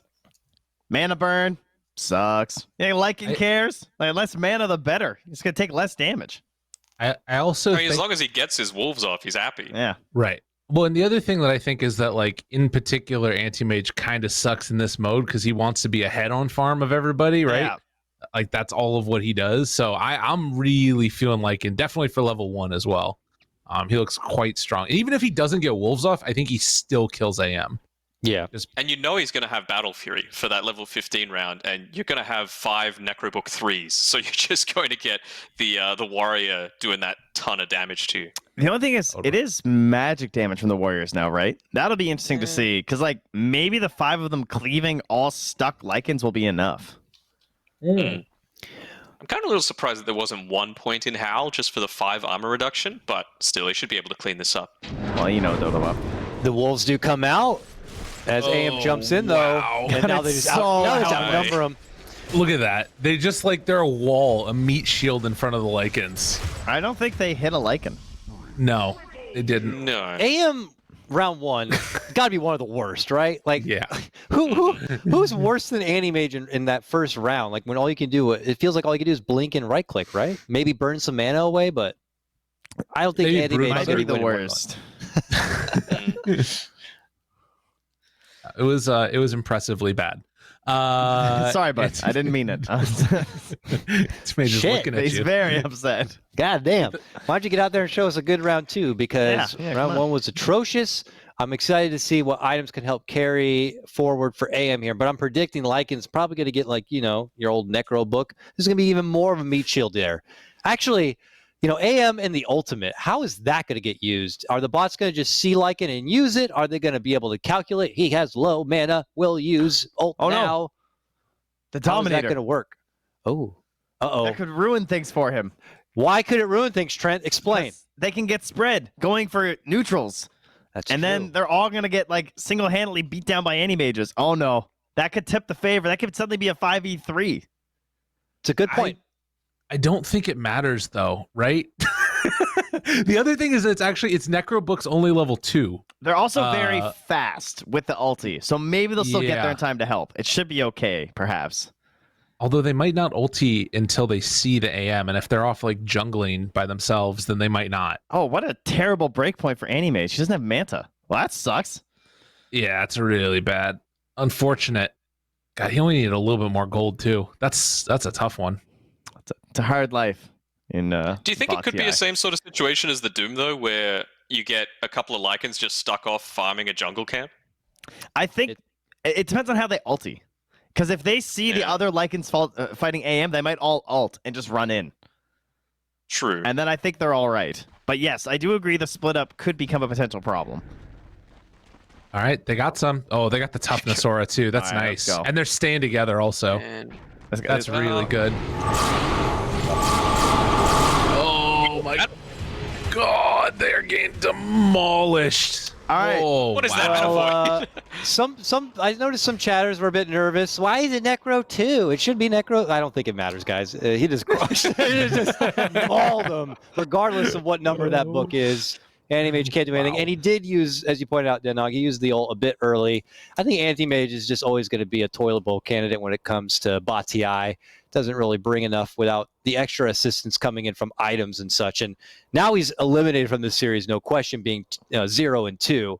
We will see if somehow round 3 is enough for Anti-Mage to get some redemption here, but yeah, I don't know.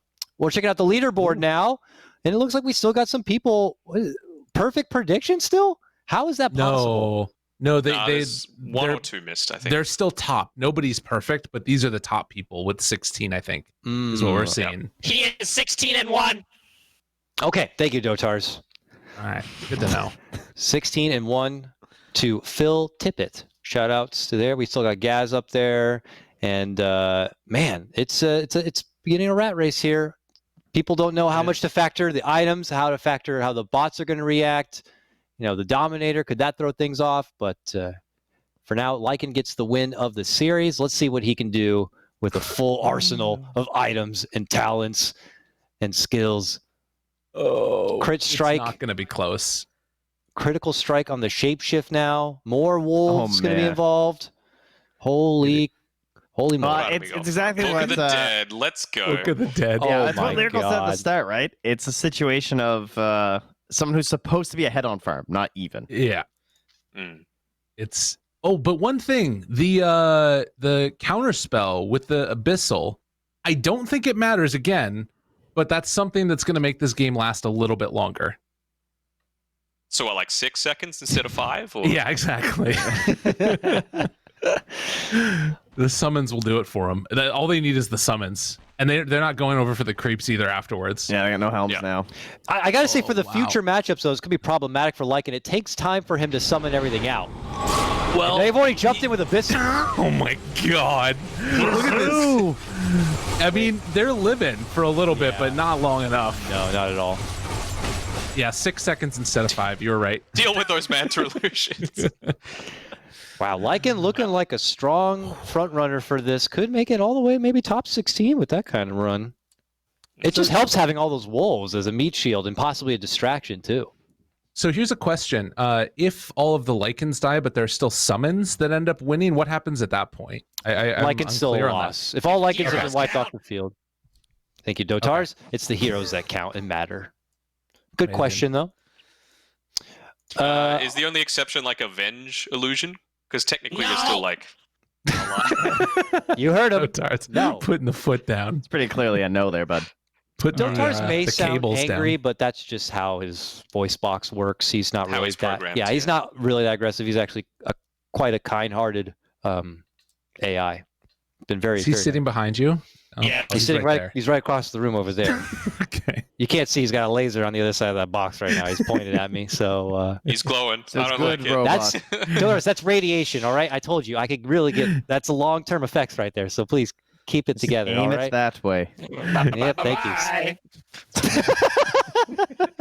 I don't know why that tickles me so much. All right. It's good. Next match up is the radiation. Disruptor versus Bristleback. I like this one a lot because Disruptor, you look at paper and you're like, oh, this guy's probably going to get crushed. But I don't know. I feel like later rounds with items, with all these skills leveled up and stacking on top of each other, it could be a bit of a problem. But if you're talking about stacking damage, Bristleback, yeah. Quills ahoy seem to be such a strong tool in this kind of a battle setting. I think you were right the thing first is, though, time. you're never going to be facing away, so your passive is useless against a disruptor. Very true. Oh my goodness. 511 favoring Bristleback. 97 little doubters who think Disruptor 96, 95. Okay, guys, come on. Disruptor could do it. All right. I think there's some heroes where the passive thing will matter, but I don't think Disruptor's one of them. I think Disruptor is just like not gonna have the damage. They're gonna be fine. The quills all stack with each other, so it's super broken. The Sad one thing life. that is kind of interesting about Disruptor is like the Thunder Strike is going to end up like hitting on multiples of them, right? So it is going to be a lot of damage, but the quills is just way too much, particularly level 1. I think if this lasts longer than 10 seconds, Bristle's got it, but it's just going to be a question of are they going to be able to get in range, and well, we'll see. They're running towards each Pain. other. Yeah, A lot of nice pain. kinetic field. It's Drop not. the walls. Stop them, boys. Oh, the stacks. It's built up too quickly, and there it is. Oh, he got level 6 from killing people. If he levels up in the middle of the fight. All right, that one kind of is expected for Bristleback. Took down Disruptor, not super fast, but in a decent pace. How does that bode for Bristle? Because at this point moving forward, maybe you're banking more on his right click, and the quill damage is nice, but it didn't seem crazy there. And I think Disruptor with some items might be able to soak up a bit of damage while getting off, everything Disruptor can do. There's some concern between cast range and the kinetic field for round 15. I could see that just like cementing this yeah. round for the Disruptor.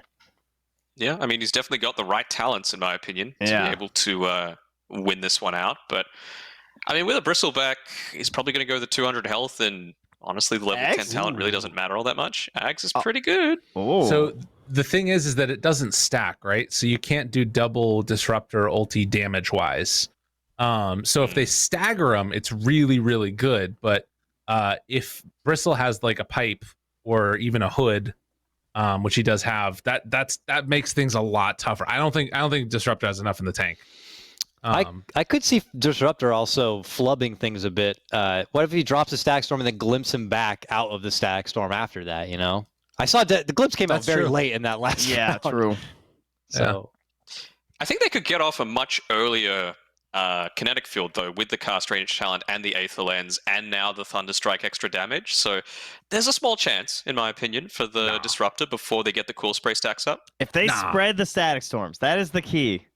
Nah. Or else It it ain't ain't one of the happening. damage. It ain't happening. There's no way. You also said Shadow Fiend and Luna was going one way, and you lied to me. So That's true. I am not lying about this one though. I don't think there's any way this the happens. cast range. Oh, Look at 'em. first. They're going through. They're moving. Charging.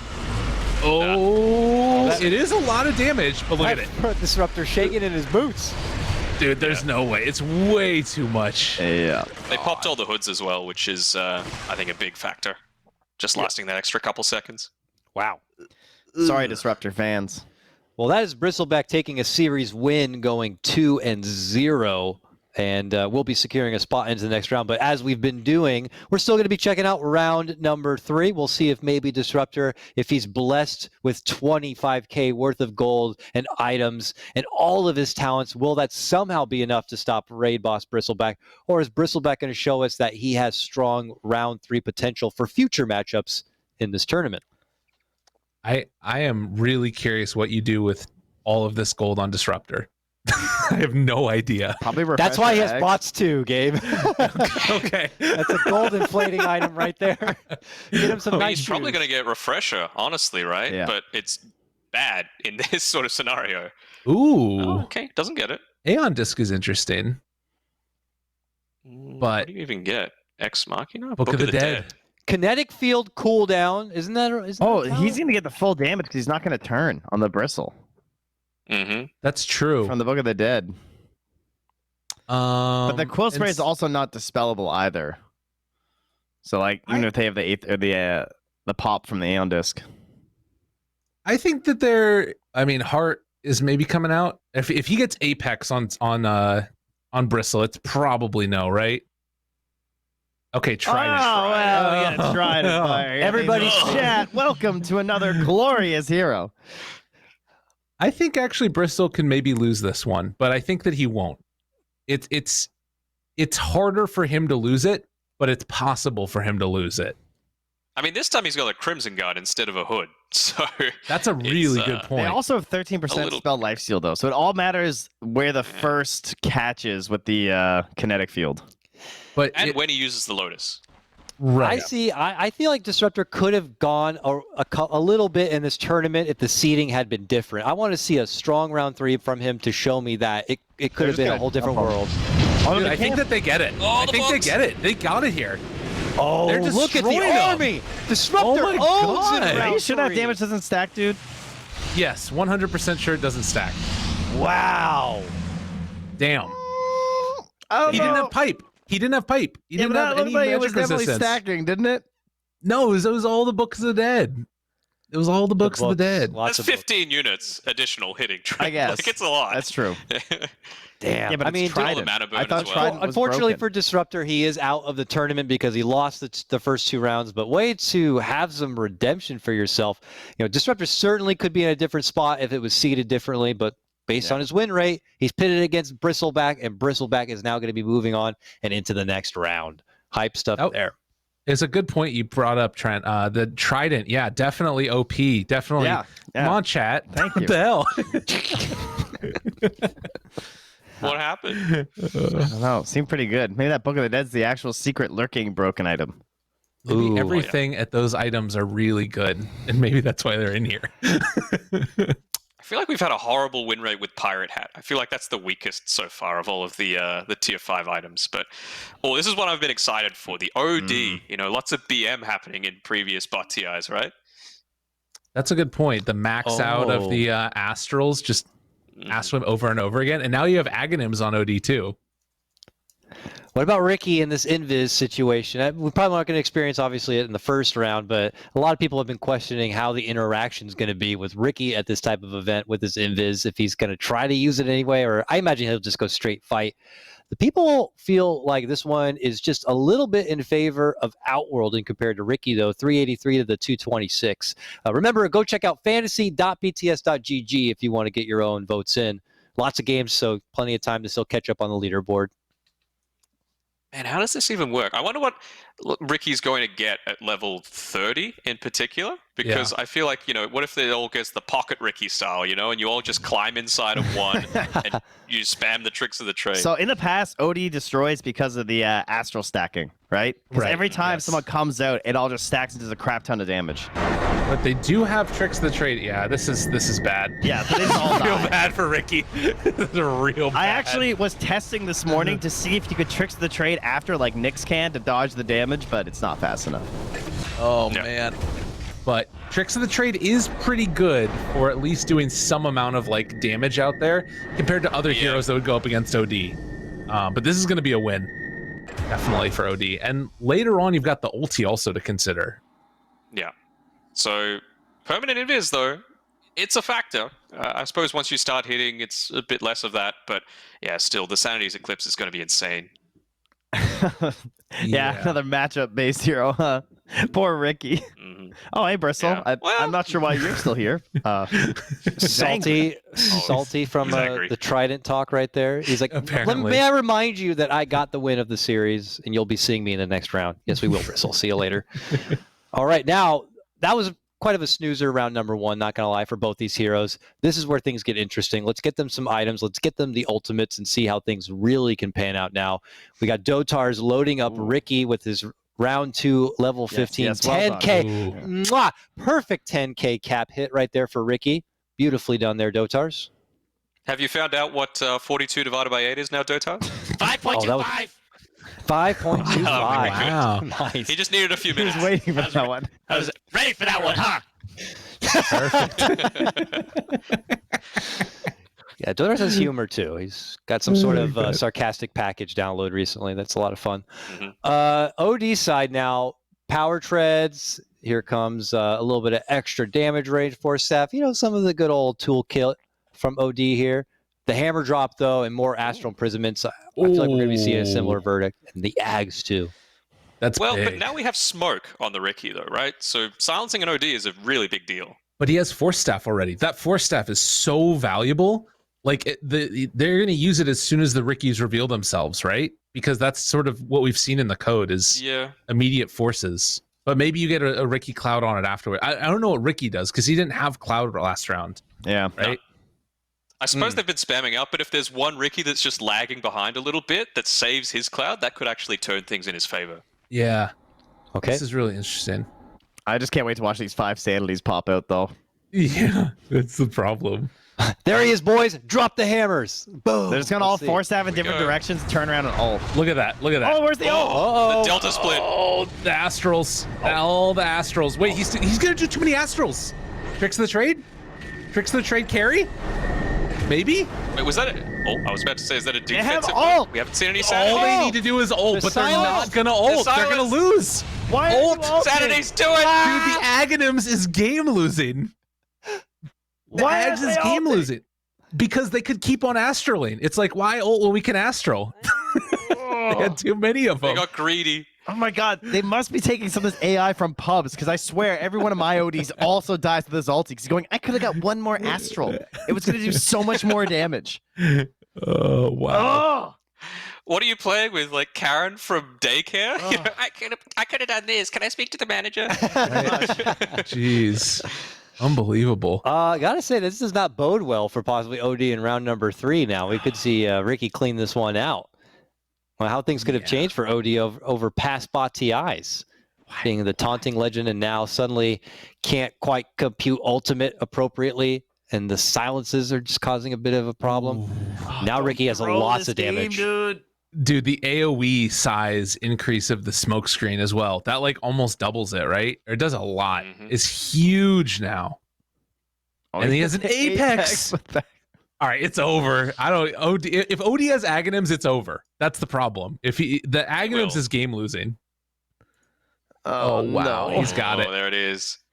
Yep. Hex, Blink. Hex is interesting. Yep. Oh, Lincoln's. And Oh, then what my item does he get on prediction. top of that? The moon shard. Okay.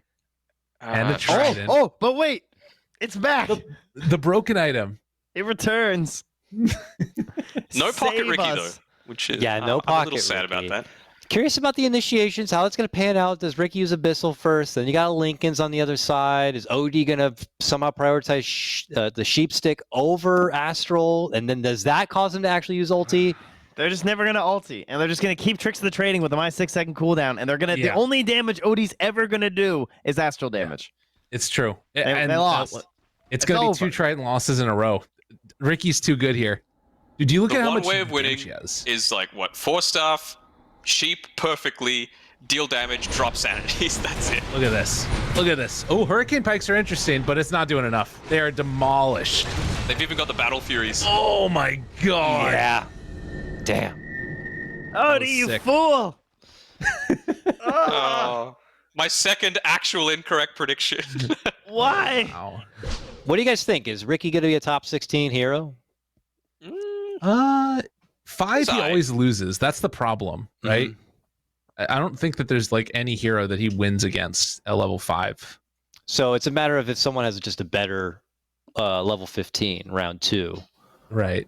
I think that's I pretty just think possible. he needs the 1 point in smokescreen. Like that's going to be such a huge difference for him. Right. Who's he going up against anyway? Winner of this next one: Troll Warlord and Death Prophet. Oh, So Troll yes. Warlord. This one Thoughts? actually seems kind of hard to call, to be honest. I'm thinking about maybe future rounds, but yeah, I don't know. Death Prophet's going to win level 5, 100%. Yeah, Crypt Right. Swarms are Those too Crypt good. Swarms are just going to explode. Level 3 Crypt Swarm stacking. This is fast. But then I think they won't kite with their ulti, and he'll just battle trance and kill them all. I think He'll that get they're a just Yules. going to battle trance immediately, and then it's going to wear off, and then exorcism will get out, and then they die. That would be bad. Yeah, I think Yes. that's what's going to happen. And I think DP's going to have a Yules at level 15 and honestly even 30. Yeah, but will So I she think use it? this is probably DP. Yeah, I think so. We've seen some offensive Yules, it feels like, I feel like There's been a half of couple the of them. mules, it feels like. right? It also depends on I'm if, so like, you mad get at notes OD or right not. now, guys. I just can't even watch this. I'm in too much pain. DP about to blast All right, down well, Troll. Here comes the swarm. Whoop, whoop, Doink, doink, whoop. doink, doink, doink. See you later. I mean, anyone could probably Or predict that Rampage. one. As long as the bots do as they should in that matchup, I think that one is pretty safe. I think even Death Prophet's probably going to be one of the better, round 5s or level 5 round 1 heroes too, with that kind of power. But the votes are pretty close here. A lot of people anticipating that Troll should be able to pull this back in the next 2 rounds. Get out of here, Techies. Spoilers. We're not ready for that matchup. That's a lot of wrong votes, guys. Get off that Weaver. Dude, I think that this is going to be quite strong for Death Prophet. And I think if you don't win this one, you probably win the next one regardless. It's really, really good, like having all the Crypt Swarm, but I think they always pop Exorcism first too, if I'm not mistaken. That's what I remember from last year, though things have changed. What, like from the base? Or No. Like once they see the trolls, it's like immediate pop Exorcism, and then they start Crypt Swarming. Mhm. And if they do that, I don't know how Troll wins. Exorcism, Crypt Swarm, Silence, and then you probably win. Yeah, the silence, because you have 2 options, right? Let's say that Troll pops ulti before What? Why is it a Exorcism halberd? comes out. What? Yeah, What That's is a this? little What is target. this Really bullshit? good. That's Why amazing. does she have a halberd? You had a chance to change your vote. Mods? You had Commissioner a Standard Blaze? Death Prophet, Checking total buff. I was doing the same. We'll verify the top item pickups here, and I guess I'm not seeing too much of the halberd in the top pick. May Who have is been trying to rig this shit? may have been a I human want error names, Dotars. data entry on that one there, Dotars. Sorry, Not me. but okay, Not you. all right. What even hero is that? What's Tread's Yule's halberd? That seems like an interesting mix. Could have been Mars. Uh, Oh, wait, he had yeah. Phase. Oh, wait, but we already saw Mars. He had the Vlad's Deso. All right, Aghanims? Oh wow. Okay. Whatever. As long as it's not halberd. Dude. This is gonna be bad. But yeah, so you have 2 different options, right? One is that you Troll pops ulti too early, or 2 is that he waits on his ulti and then the silence is going to be so long that he ends up dying regardless. I think. He's fine. Troll's going to win. What? It's fine. He doesn't even need items, huh? No. Just go. Just start it.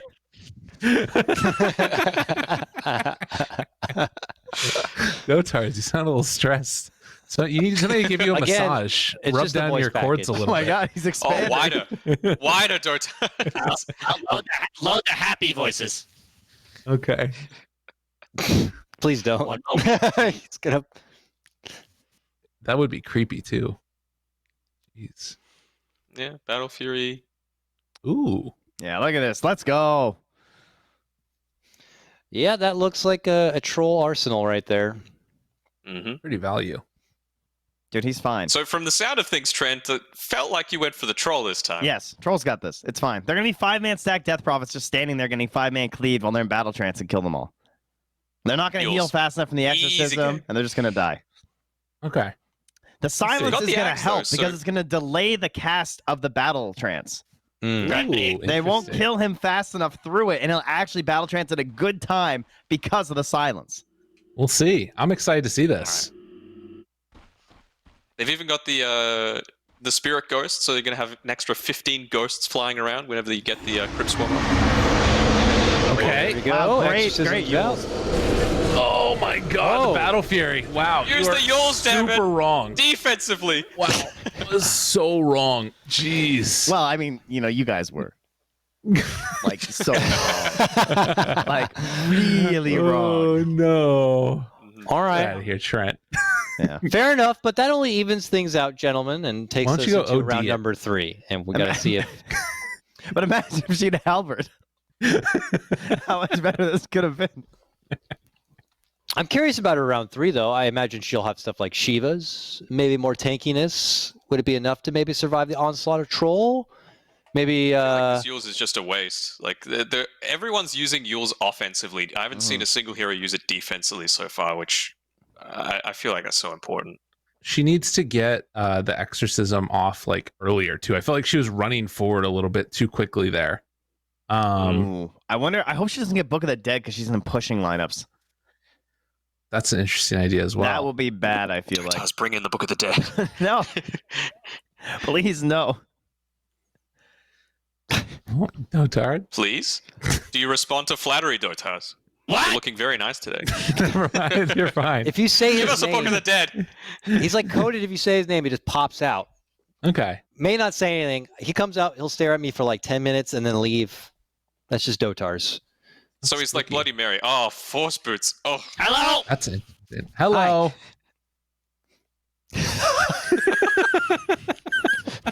Can you imagine if like an Alexa was like this? if the voice was like that as well, just instead of this calm, soothing voice, it's just hello whenever it happens. And just shrieks at you randomly. 5.25. Yeah, this to me, the Battle Fury thing is going to be interesting because, like you said, using the Yules aggressively, but then on top of that, you've got like at least a better chance to survive because you've got the 400 health talent that's coming out for DP.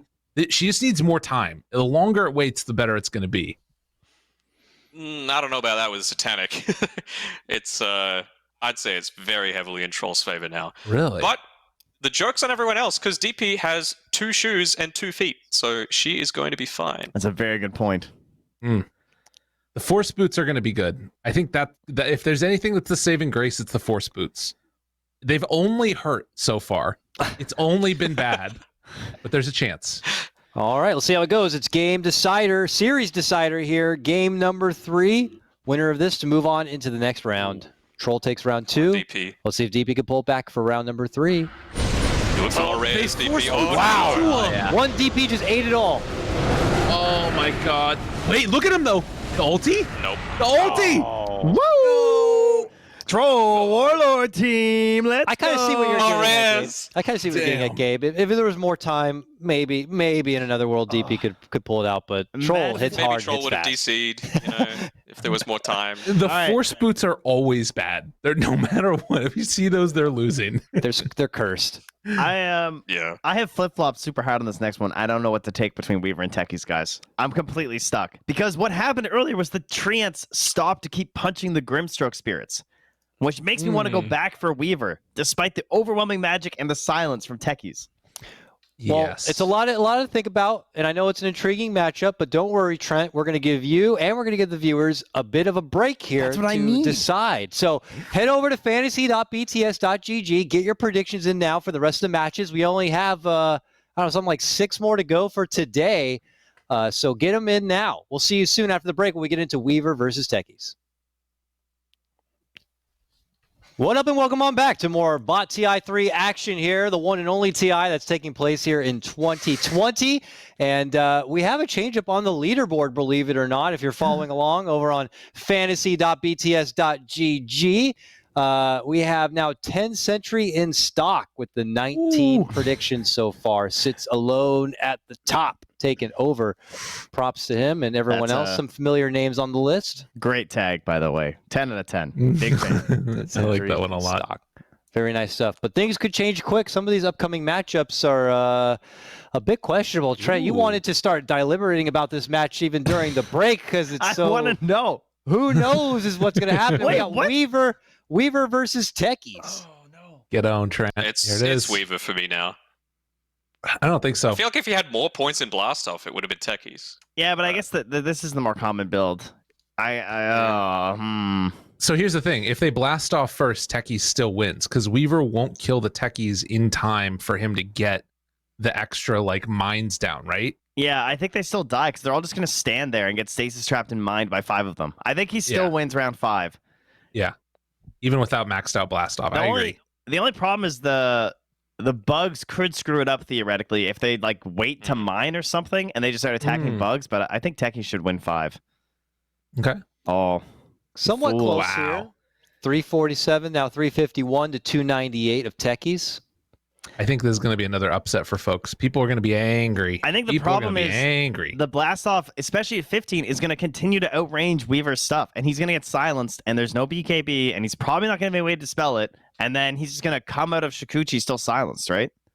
Yeah, probably. Isn't that 6 seconds long or something stupid? 7 seconds long on blast off, ladies and gentlemen. 7 seconds. This is a hero in Dota 2 that's somehow allowed. Just want to point that out. There's the route afterwards too. Oh wait, he got Dagon start? Wait, did you just give him a Dagon there? What? Damn bug zappers. How would you do that? I did not. Here we go. Guess we'll find out in a moment. Da-da-da. Oh. Hey, what the hell? This is rigged. What? Dotards? Dotards, I command you run it back and remove the Dagon. What are you doing? Are you playing favorites? No. Remove the Dagon. Dotards is trying to destroy humanity by letting Techies win. Just crept that in there last second as they hit go. And it was just such a subtle item choice too that, something nice and passive that you wouldn't even notice if you didn't click the hero. Here we go. All right, I'm assuming he does not have the item this time. You can click for Maybe verification. Dotards got by slacks, I wasn't sure if they would bug that early. That's very good for Weaver. Oh, they're canceling their Shikuchi with bugs though. That's pretty bad. Techies Wait, just what's happening now? Oh! Yeah, that's the problem. What is this game? They didn't even blast off this time. That was weird. That was really bizarre. But that shows every round is different. You can never know what to expect. We can't guarantee anything here. Nothing's being scripted. Yeah, see? Nothing is being scripted here, all right? Lots of accusations of scripting at past bot TIs. Please. Dotards, please. I don't want to interrupt you. You're such a great mind. Speak, please. Still one. Still one. Still one. Still one. Wow. But we'll see if Techies can somehow close this out 2-0. But you're right. The simulations, they change up what feels like any given moment, maybe a little thing off here or there, and we could see a whole different result in some cases. But everything is live. Everything is live. So I think that with this next round too, Techies has pretty freaking good armor, right? So I don't think that Weaver's even going to be able to like do enough damage to kill him before he gets his like round of abilities off. And it's so much damage from blast off. Even if it's not, you've got all the crazy mines that are coming in. So I think the bug just gets squashed again. Yeah. Go bug. Oh, okay. Now, yeah, definitely. The link hits so useless. Yeah. The canceling the Sakuchi actually ends up working out, I think, into their favor a little bit, as long as they don't get blast offed. So they're not all like the 5 underneath them. Yeah, that is kind of true, actually. But I don't know if they're the thing is do they actually cast blast off? I think blast off hurts you now as techies. Or no, it helps you. Yeah, it's good. Wait, does it hurt you? It's good. Yeah, it's good. So blast off is 1,000 cast range, and even the Ag's upgraded mines is 800. Oof. So they should still blast off first. But of course, Real they just strategy didn't is do to it. stay in your starting area stuff. But Start mining camp. that. Yes, that actually is the ideal strategy, it turns out. So do you think they explode their own mines? That's another question that I'm curious about, is if they actually activate them, the green ones. Sure hope so. That would be a problem. I mean, what is Weaver going to do here? I think they just lose. Yeah, the big issue is that they just stay so clumped together. Like right now. Look at that. Oh, they're taking a bit of time. my From the back lines. It's disgusting. Right through the left. Wait. Oh, Whoa. What? Whoa. Who won? Does that I don't mean we know. go to 30? Oh my god. I straight up could not tell who won that. We might need to clip it. Techies dies last, right? I think Techies dies last, yeah. Because you get the On XP. I Yeah. think Slow I motion just replay. saw. I just saw the very. I just saw the. I have an announcement. Okay, go ahead. Go ahead. I rule that Techie wins. Well, believe it or not, Okay. I may have happened to catch the Earth transmission, the stream, if you will, with just a few seconds delay, and it did look like Techies just had the last person by an inch. I mean, maybe we can get a clip to verify it or not, but that might take a moment. But I No could. clips. So I can tell you that Techies. I'm pretty positive Techies did win that with just a hair. The logic is Super sound. close. He didn't explode his mines though. That's something else to keep in mind for future. Did he not? Dotards, None of the remote mines went? No, none of them did. You got to work on that coding for next time, Dotards, for poor old techies. Okay, all right. That's why he gets a Sorry. dag on. It's to make up for it. All right. Well, It's wait. still going to be the level 30 game, right? So Correct. Let's see if it's like a moral victory for Weaver coming through here. He's not punching that much on the techies, but he has the talent. Well, he's going to Shikuchi and just stop again. So that'll be cool. Surely the Lotus- damage is enough, though, right? This time. 'Cause Woodland Techies- If this Lycan's Striders? was a Lotus Orb, I think it's very different. Are you serious? That sucks. It Woodland needs more Striders? movement speed as a Weaver. That's the item apparently. What are you guys Okay. doing in pubs? What Well, is can they happening? control neutral items? Maybe it's just Weavers happen to come across Woodland just- Striders a bit more often. Take one of the better ones from before. I mean, obviously it's just because they're tier 6, and if you're getting tier 6, blah, blah, blah. I think it's because what they do is they activate the Woodland Striders and then they Sakuchi to like sort of surround people in trees. I think that's the play. Oh, please do that. Cordon them off inside Yeah. the trees. These bots would be very advanced. Okay, Seer Stone with techies. So longer blast off range, and then also longer placing mines range. Pretty cool. Oh, look at those guys skirting around. They are fast. My They are goodness, can they somehow dodge the mines and the blast off power of Techies, though? Well, they're going to be waiting right in front. quick. Wait, the damage. It's Oh my god, they're demolishing them. Finally, enough damage, it looks like. But Wow. man, they almost didn't make it out of that. Silence Had to be war. up time lapse. Super delayed. Yeah. Nice. Well, Weaver gets the round 3 moral victory, but he lost round 1 and 2. So we are actually going to be blessed to see Techies move on in bot TI and into the next round. Yes, we are blessed. Why is Dotar so invested in techies? I thought know. Dotars would be into like Clockwork or Tinker. I like robots. Well, yeah, you heard it. That was his point. but they're not robots. Bye. Hey. See you later, Dotards. Exiting awkward moment. See, I think Dotards just wants to kill us all. Like, that's the key behind this. That's really what's happening here. Yeah, Dotards is spooky. he's definitely driving me crazy. So here we go. We've got Wind Ranger versus Timbersaw for our next upcoming matchup here as we get the level 5 round 1 divvied out. 1-3-1 for Wind Ranger, 1-1-3 for Timbersaw. Get your votes in now. Fantasy.bts.gg. All right, so in the past, Wind Ranger was terrible because she didn't charge Power Shot, but now it seems we're getting channeling happening, right? They're not canceling Fiend's Grips. So I wasn't sure what to do with this. I went with Timbersaw for now because I feel like he should still win the second and third round, probably because I don't really trust their focus fire. I feel like they're all going to focus fire the first Timber. Right. But at the same time, we saw the Disruptors stacking their Thunder Strikes across all of the bristles. So maybe the Wind Rangers will be smart enough to stagger it too.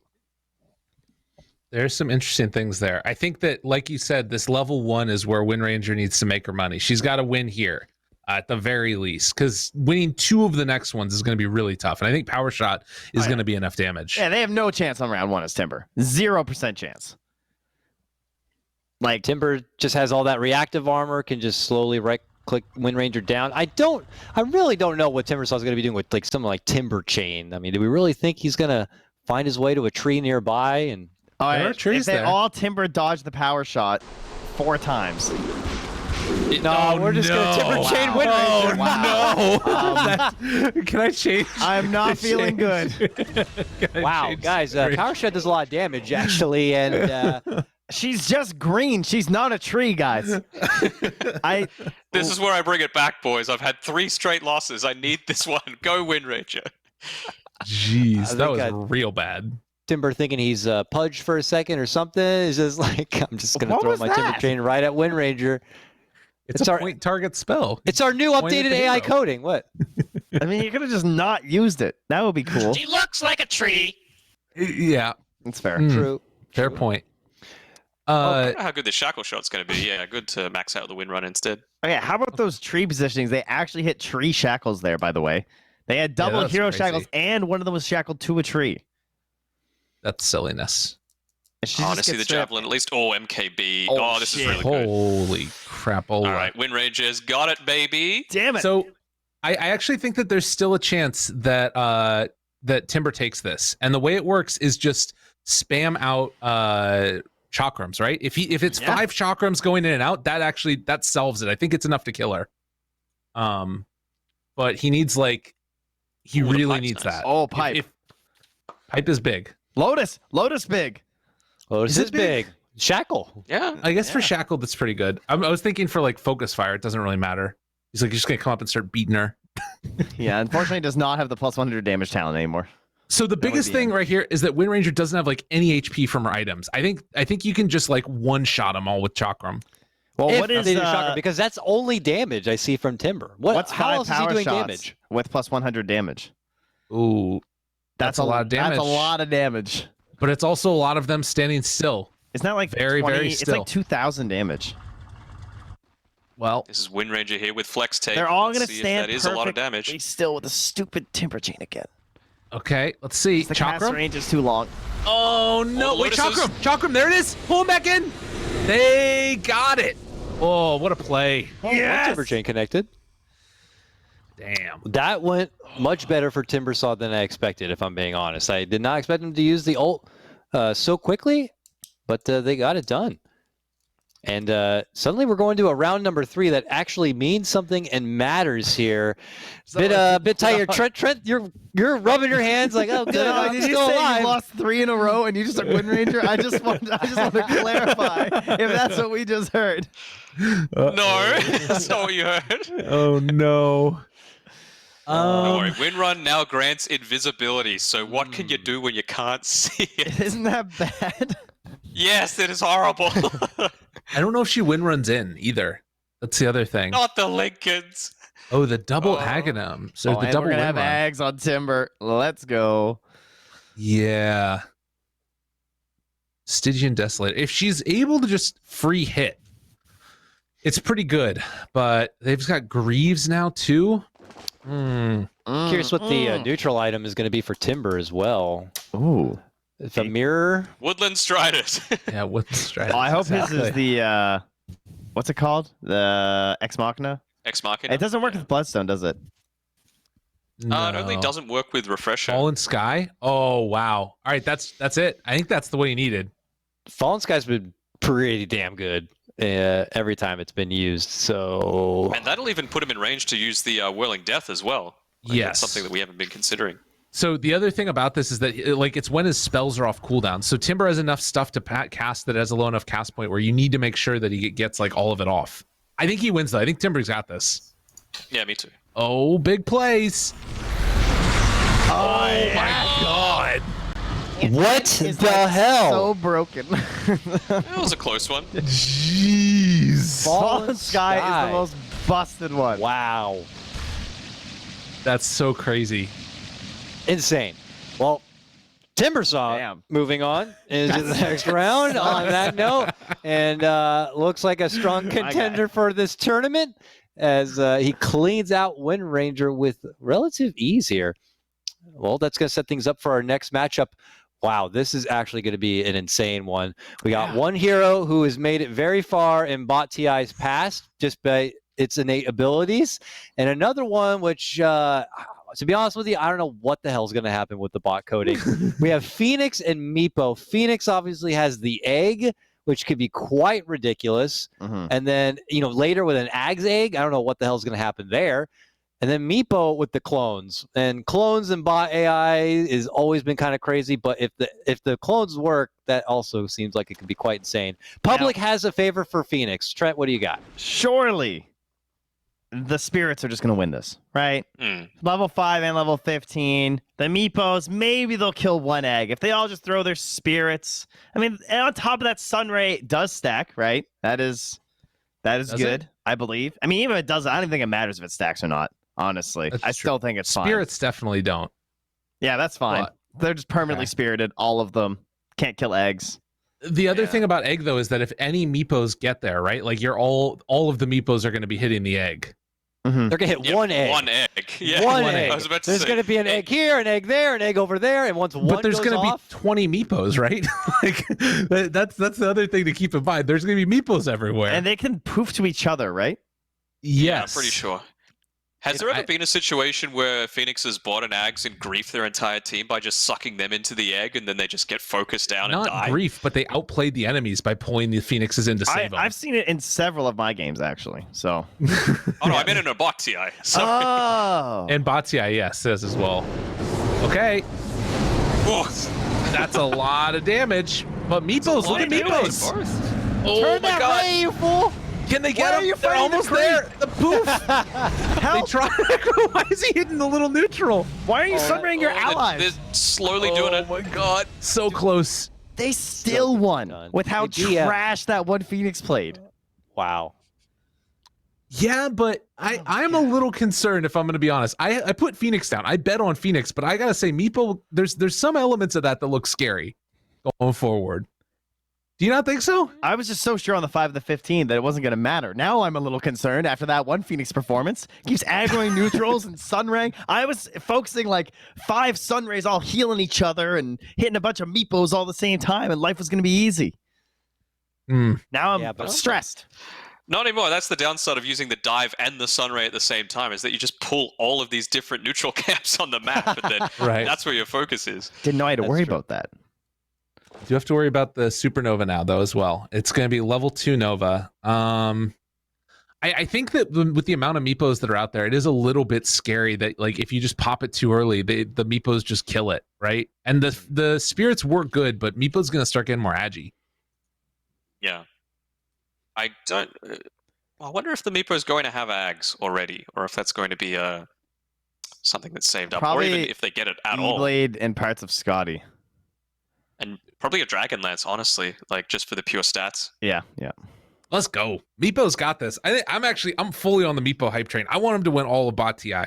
Nah, eggs are too good. Show item. Show item. There we go. Yes, please, Dotars. Summon the items. Okay. Oh. Look at that. Shivas and Yeah, I like Phoenix here. Yeah, the Shivas is sick. Oh, please aim your spells though. I think the damage doesn't stack enough. Meepo's got this. I believe. I'm a big believer. Do they have Let's spells? go, Meepo. Oh, do they have spells? You get 40. Wait, what? They don't have Where's spells. the Meepos? They had no spells. Error. Hey, can we play it out? Can we play it out? Re-simulate Dotars. I wanted to play it out with no I'm spells. so glad we have that safety feature put in. Please Yes. show something not my screen. Dotars controls all that. He just has to say it out loud to make it happen. Mhm. Please. We can't show Dotars the the top goat. secret strategies. As I No. mentioned before, sometimes, especially with Meepos and clones, things can get There's a a bit lot of things crazy with the happening. coding a bit. So it has worked before, so we're confident maybe in a bit of a restart. We'll see if Dotars can get it loaded up again. But in the meanwhile, I'll take the opportunity to plug. One moment. fantasy.bts.gg/leaderboard. If you want to see everybody currently ahead, if you want to get a vote in yourself /predict on that. And you can join us in on all the predicting fun. This is just day number 1. Let's do it. We have a Covering new quadrant leader. A and B. Do we? Rallis has Rallis. taken over. Yeah. 21 points. Dang. And we got I think people are cheating. how? I don't know. There's no. Because I'm not winning. That's why, god dang it. Fair enough. Fair enough. Man, 10th Century dropped down a bit. Oh, he's still at 20, so that's the second place with Chobo, Wolfenbolt, Howdy, Zeeps, and the rest of the gang over there. Now, this is just Quadrant A and Quadrant B today. Tomorrow, we're going to be back with the same crew to start getting into Quadrant C and Quadrant D to round out all of the round of 128. So we have a lot of Dota matches to get through. And we put everything together. Before in Bot TI Pass, we would run the run 128 early, wait a couple of weeks, get to the other matches later. Nah, not this case. We're running everything one day right after the other. It looks like we have bots don't need rest. But the Are there spells, skills? the spells are still empty again. Skills, Dotars. Hit the Dotars. skills. 1 moment. Yeah, you got it. There you go. Dotars. Unbelievable. He's out of control. Man, I wish Dotars was the last hero. Yo, what if the all of the ransack worked across all Meepos? That's the dream right there. Across all of the Meepos. Look at them. Meepos. So many. It's Cast an your army. spells. Get there. Is Go that an old Phoenix. click? I assume they have their stuff now. Yeah, they do. Yeah. Just net them down. Wait, no, Meepo only has treads. What? No, that's just That's one one of of the the clones. Oh, right. Okay. Oh, Oh my god, they got Meepo got- Oh my god. Oh, Okay. I'm back, boys. The 4 loss streak is gone. Let's go, Phoenix. Jeez. and that secures Phoenix as a 2-0 in that one. Based on that result, diving in, the Shivas, the beams, those were already almost enough with the spirits. Like the eggs were almost not even necessary to get that It finish. was 1 egg. Yeah. Yeah. I think we're It going to be was see Phoenix devastating. probably go far. Could maybe make it into the top 16 yet again, based on that kind of performance. Unfortunate for Meepo there, but we do get to a round 3 still, so we could see the potential for Phoenix later on if it does go to a round 3. And for Meepo, well, we can see what a shitload of Meepos with a bunch of items is going to look like here, and see if hopefully the whole Dota client doesn't end up crashing with it, but should be a fun time nonetheless. If we survived PL, I think we can survive this. Fair enough. Yeah. Fair That's enough. a truth one. As long as we don't have PL versus Meepo, that could be a problem. I think Meepo suffers from like that same problem we were talking about from Anti-Mage, right? Like he just wants to be ahead. So, show items. Let's do it. All right, let's check out the level 3 or the round 3 level 30 being loaded up now. The Radiance now brought in, and the Ags. I don't know if they're going to use that appropriately or not. Halberd and So Lotus. good, though. Oh, mirror. Nice. Oh, kind of useless here. Oh, E-Blade. Yeah. E-Blade, yeah. Can you imagine Okay. that? It's like, take this. Oh, I'm reflecting all this extra damage into myself. So I'm assuming he gets Apex probably too. Yeah. That's pretty good if you can get that one. Scotty. It's All this just percentage-based damage on the Phoenix, though, just makes Apex, like, useless-ish. It gives him a bunch of damage at least with the agi. Seeing, again, a lot of questions. Feels like something I have to kind of keep reminding because there's always new bot TI viewers who don't know exactly what's happening. Blade Mail and BKB are banned. They are banned. We allowed Blade. We always had BKB banned, but we did allow Blade Mail in the first bot TI, and you should go back and watch it because certain heroes were able to make their way all the way through the tournament just because of Blade Mail alone got them there. So both those items just a little too, like, those items alone could win a whole series for certain heroes. We decided to remove them. We want to see the heroes for really what they got and what they can do. Here we go. Meepo, Phoenix, round 3. Look at the Stampede. Oh, E-Blade's out. It is a lot of damage, but God, they just melt. It's so devastating. Jeez. Like, they just get completely shredded. Their HP that's the thing, are like- just white, just melting away. I mean, as the Meepos, you don't even need it to kill like all of them. You just need to kill one, and then all of those Meepos are gone. So it's just like Yeah. easy way to deal with it. I think Phoenix was probably one of the worst matchups that Meepo could have had. But I don't think he even does that well in other ones either. Like, Yeah. it's a tough one for poor old Meeps.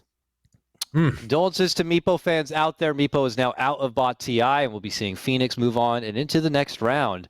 I'm excited about our next matchup, though. It's a return of some of the best in the toilet bowl here, as we're going to be having Let's go. Necrophos versus Chen. Chen has been notoriously known as the worst bot and hero in bot TI for a long time. But I heard that the AI has been tweaked a bit so that he can hopefully be more of a Chen this go around. So I have promised, but holy God, that's exactly what we were expecting. That makes me want to jump Please. ship. Eight brave Those people 8 out there. people, Come on over. get that vote out of there. Guys, come on. Oh, 9. Oh, you're brave. There's a couple There we people. go. Oh, no, we Yeah, lost come a few. on. People Went down to forgot. 7. Now there's people who are like, I want to be daring and brave and vote for Chen as well. Quick, start it while they're racing to change. Exactly. Why is Don't it? Why put is it them out. that Chen is so bad? You think that? Or why is it that people assume? Is it just because we don't know what he's going to be doing with these neutral camps, and that's all he's got? Yeah, Well, he needs an army as well, and you don't have the time for it. Yeah. right. He lacks the ease of execution. They get split up, so they're not coming in as a single unit. I could see his 30 being okay, simply because of Yeah. like the stupid Alright. amount of heal they're gonna have. Okay, he's But going I don't for think he creeps. can win the first 2. Farm the camp. Oh, no. Why? What? Jeez. How does that even They even happen? got the 2 worst ones as well.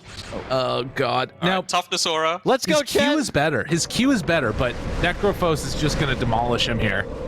Okay. Let's go, Wild Kid. Look at Chen, the no. damage. Look at the damage. Dude, look at the chins. I mean, there's 2 of them it's just not the there. one, though. Wait, they're bringing him in. Give him the clap. Chen's like, I'm This out. is working, dude. The creeps are Chen's going to kill running. the Necro. Look at these guys. Oh my god. the new and the- improved no. Chen. They're running to get penance is more huge. creeps. 8 believers. The penance is really good. Chen has done it. Oh my God, he's gonna Chen kill will him. Win a round. He's gonna win. He He's might the actually Ember. beat Necro. Wow, Necro is Oh, hot garbage. Round number 5. If you can't beat Chen in the first round, oh no. Well, I think Chen in the first round in some ways is better because the heroes are weaker relative to the creeps that he gets, right? Mhm. Like Necro's now going to be able to deal with those creeps Oh, better, man. probably. I What a thought- weird freaking I thought they game. would just run in 5-man and all get hit by the death pulses and die, and instead they're suddenly just bugging off to go get more creeps. Mm-hmm. What? It's a nice And play. now Like, Chen has the Hand of God as well. So I got those creeps are going to stay healthy. Look at Scythe. They do have Scythe. But if they all just stand there right-clicking creeps and not scything heroes, yeah, what if they scythe the creeps or something, you know? Who knows what these bots could do? geez, that might help them It's at this pretty point. heavily dependent on these items, I think. That's what's going to be the Truth. big decider. Yeah. He's getting boots. Radiance? Does he have Radiance? Oh, we're good. Oh no. We're good, right? Chen's probably gonna have pipe mech. But they don't stack, right? Oh, he has pipe also. Even if it doesn't stack, I think it at least helps them kill the creeps. Yeah, that's true. And if they get spread up, it'll help. So pipe mech, Finishing the Vlads, greaves, huh? Aghanims. Axe? Ooh, Oh, where are the ancients on this? Oh, wait. If they're going to be ancient suddenly on this map, there's no way. Okay, There's no whoa. way. There was not before. There won't be now. I don't know. This would be insane. Ready? Chen is actually, if there was a toilet bowl this year, he would not be in it because he actually won a round. Yeah. It's crazy. Pendants is way better than it used to be with giving the attack speed now. Yeah. It's kind of cool. All right, Nice. let's go, Please take a creepies. good creeps. Okay, they The actually full- took the one that does things now. The full family coming. Let's go ahead and get these guys joining.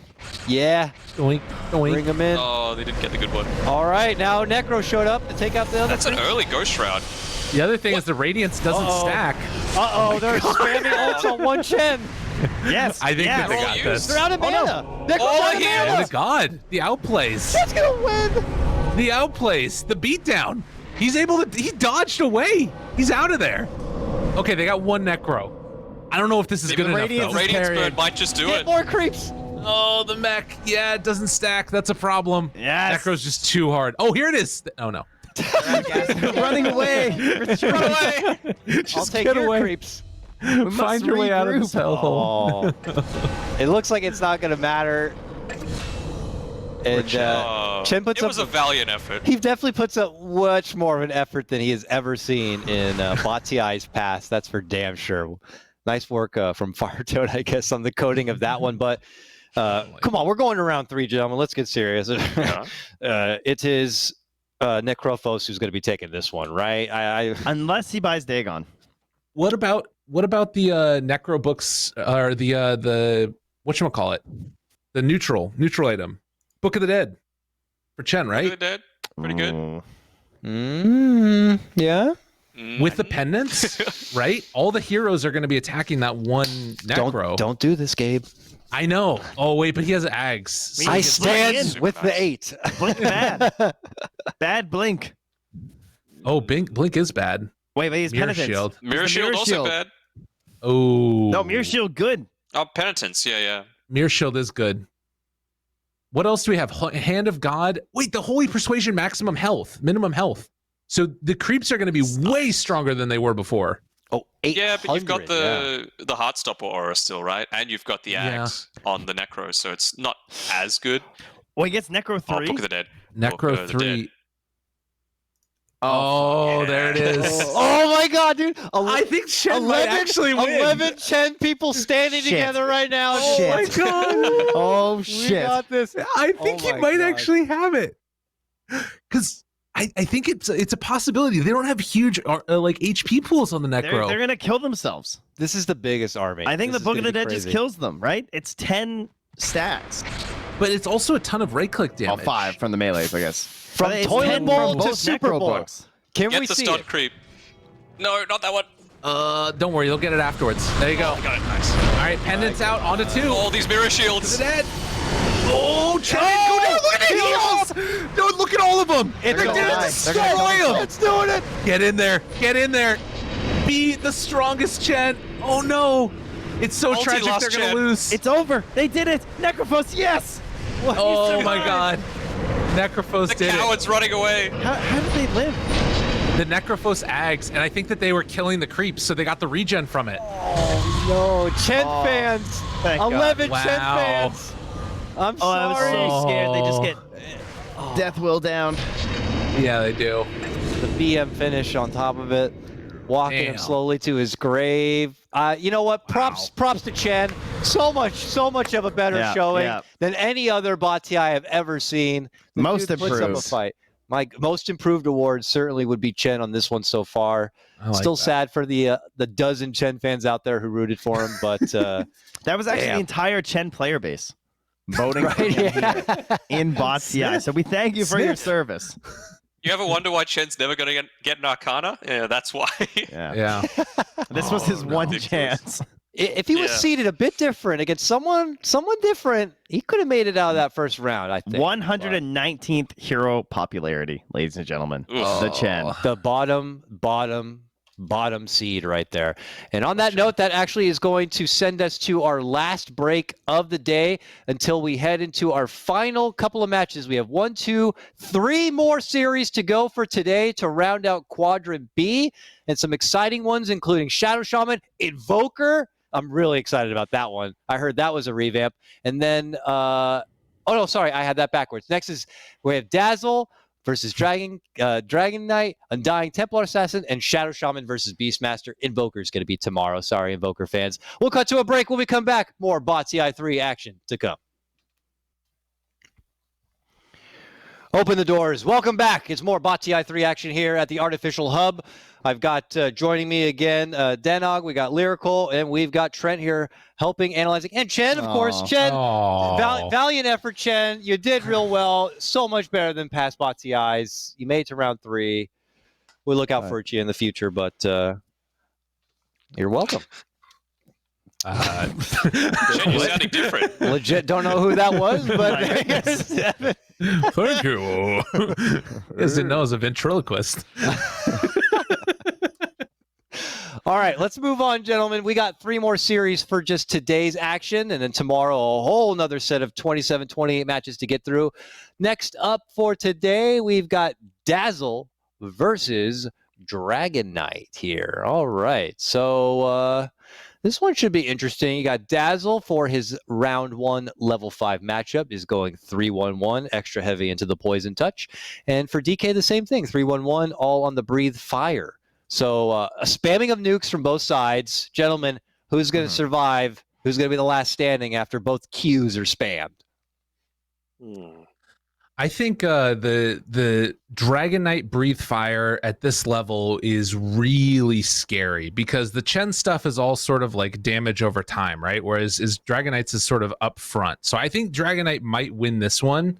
The later levels get interesting with some minus armor stuff going on. Later levels. I think it's going to be dependent on where the DKs are and when the Dazzles use the healing wave as well. Because if the DKs are just standing in melee range, then you've got 5 units that's bouncing around between, and that's a ton of damage. Yeah, they have to survive the initial Dragonfire. I definitely don't think DK wins this in 3 rounds, though. I'm very surprised that Dazzle has historically been very good in bot TI because of the spamming of the spells and the minus armor. The other thing, actually, I just remembered is that Poison Touch stacks. So it actually might be enough, this one, to get the kill. Just throwing 5 Poison Touches onto the Dragon Knight at the start. But they need to survive that burst. Splits, and it's like ridiculous damage. Yeah. You got to be worried as a DK here. That's an early heal. Oh, wait, but they're living through it. Nah, they're dead. I think they got Dragon Knight. Look at the grave. Oh, jeez. Yeah. Dude, the save with the grave. Oh, wow. The last hero. Oh. Okay, he was close to another. Actually, it wasn't that close. He was still 2 seconds away. Was that just the one grave used? Are these Dazzles smart enough to recognize to use grave only when they're about to die? Well, the Slarks also waited until like 15% HP as well. They didn't use it at like smart tactical times necessarily. They waited for like the HP to get low. So I think the Dazzle does the same thing. Yeah. Just hits a certain threshold and then it's, popped. I mean, they also healed before they took any damage, so, there's that. Right. Yeah. But I actually think that benefits Dazzle going forward because Bad Juju is a big enough region that if they cast it, they're already starting the minus armor train, which all stacks on itself, right? So you're getting minus 2.25 armor for every ability that's cast on Dazzle. So he's going to have like minus 12, maybe like 14 armor. And I don't know if like Dragon Blood is enough to make up for that. I think the Dazzle's just going to shred him. Does he have Ags, though, is the question. Oh, yeah, that's another good one. Not this early. Yeah, I don't know if they can squeeze it in the budget for where DK might pick it up. Dazzle's going to win. Yeah. It's too much damage. And the cast range, too. 50 damage right clicks, also. Yeah, they got this. Yeah? It would be even more convincing if they had a Necro instead of the Glimmer Cape, but... It's support Dazzle. Yeah, that's unfortunate. I could see the 15 going to DK if they just can't kill him in time because of the regen. Ooh, here we go. Whoa. Are they poisoning? They're not poisoning. See some big heals. What? Wow. Look at the damage over time, though. It's still, they're going to do it. They got him. Man, they took so long to poison. But that minus armor, the Force Staffs are almost game losing. No, they were game winning. They were game winning. If they didn't Force Staff, they would have just been standing like this. And then because they're range form Dragon Knights, right? And they never would have gotten the damage from the Shadow Wave. Oh, that's a good point, actually. Yeah. Yeah. Maybe you could make the argument, though, they would have Poison Touch. But yeah, you're right. Actually, getting up close was better. Yeah, much better. And also splitting apart a little bit means that level 2 Dragon form splash isn't going off. That saved them completely. Wow. Support build for the win. Oh, what was that? 60% on DK? Uh-oh. Guys, come on. What are you doing out there? Chat? Come on. Keep up. All right, well, now that means that it is a 2-0 win for Dazzle. Dazzle secured his spot into the next round. He wins the series, but in a new Bot TI3 tradition, we're going to be playing round number 3 regardless, and it might play a factor in the seeding for top 16. So we'll get to see if maybe DK in round 3, with all this extra gold and all the talents, is that going to be enough to stop Dazzle, or will Dazzle just have cleaned an easy 3-0? Look at the 32% poison touch slow talent. I don't think I've ever seen that, because everyone just wants the Juju. Let me just tell all of you people out there, you're about to see why Dazzle is going to be a top 4 hero right here. This guy is going to destroy Book of the Dead. You saw like all of the. Oh, where's he going? Oh, I really thought it'd be Book of the Dead. I think that like this DK looks terrifying, right? Dazzle is going to eviscerate him. It is going to be like not close. It's going to be so scary. Well, one thing that happens is the Octarine stacking with the bad Juju, the Greaves cooldown is affected. So they can keep spamming the Greaves. Like, you can reactivate the heal on each other faster than usual because of the bad Juju and the Octarine. They do have the Ags on the DK, though, which is nice. And a little bit of extra resist. Is that all we can promote for DK, though? Is that the best thing he's got going for him? I mean, it's all physical, though. He can dig up some bounty runes and hopefully get some more items because he is out of here. Get this nerd out. All right, Dazzle going for a confident and strong 3-0. DK, maybe some would consider it a bit of an upset here. Let's see if he can get a win. Look at this guy. Oh, it's big. It's big. It's a lot of bad juju. The computer's dying. So much shape All shifting. these Aeon discs. Oh, look at it. Look at those the shallow bursts. wave. Oh my God. Destruction. No Dazzle left behind. Oh my God. Flawless execution.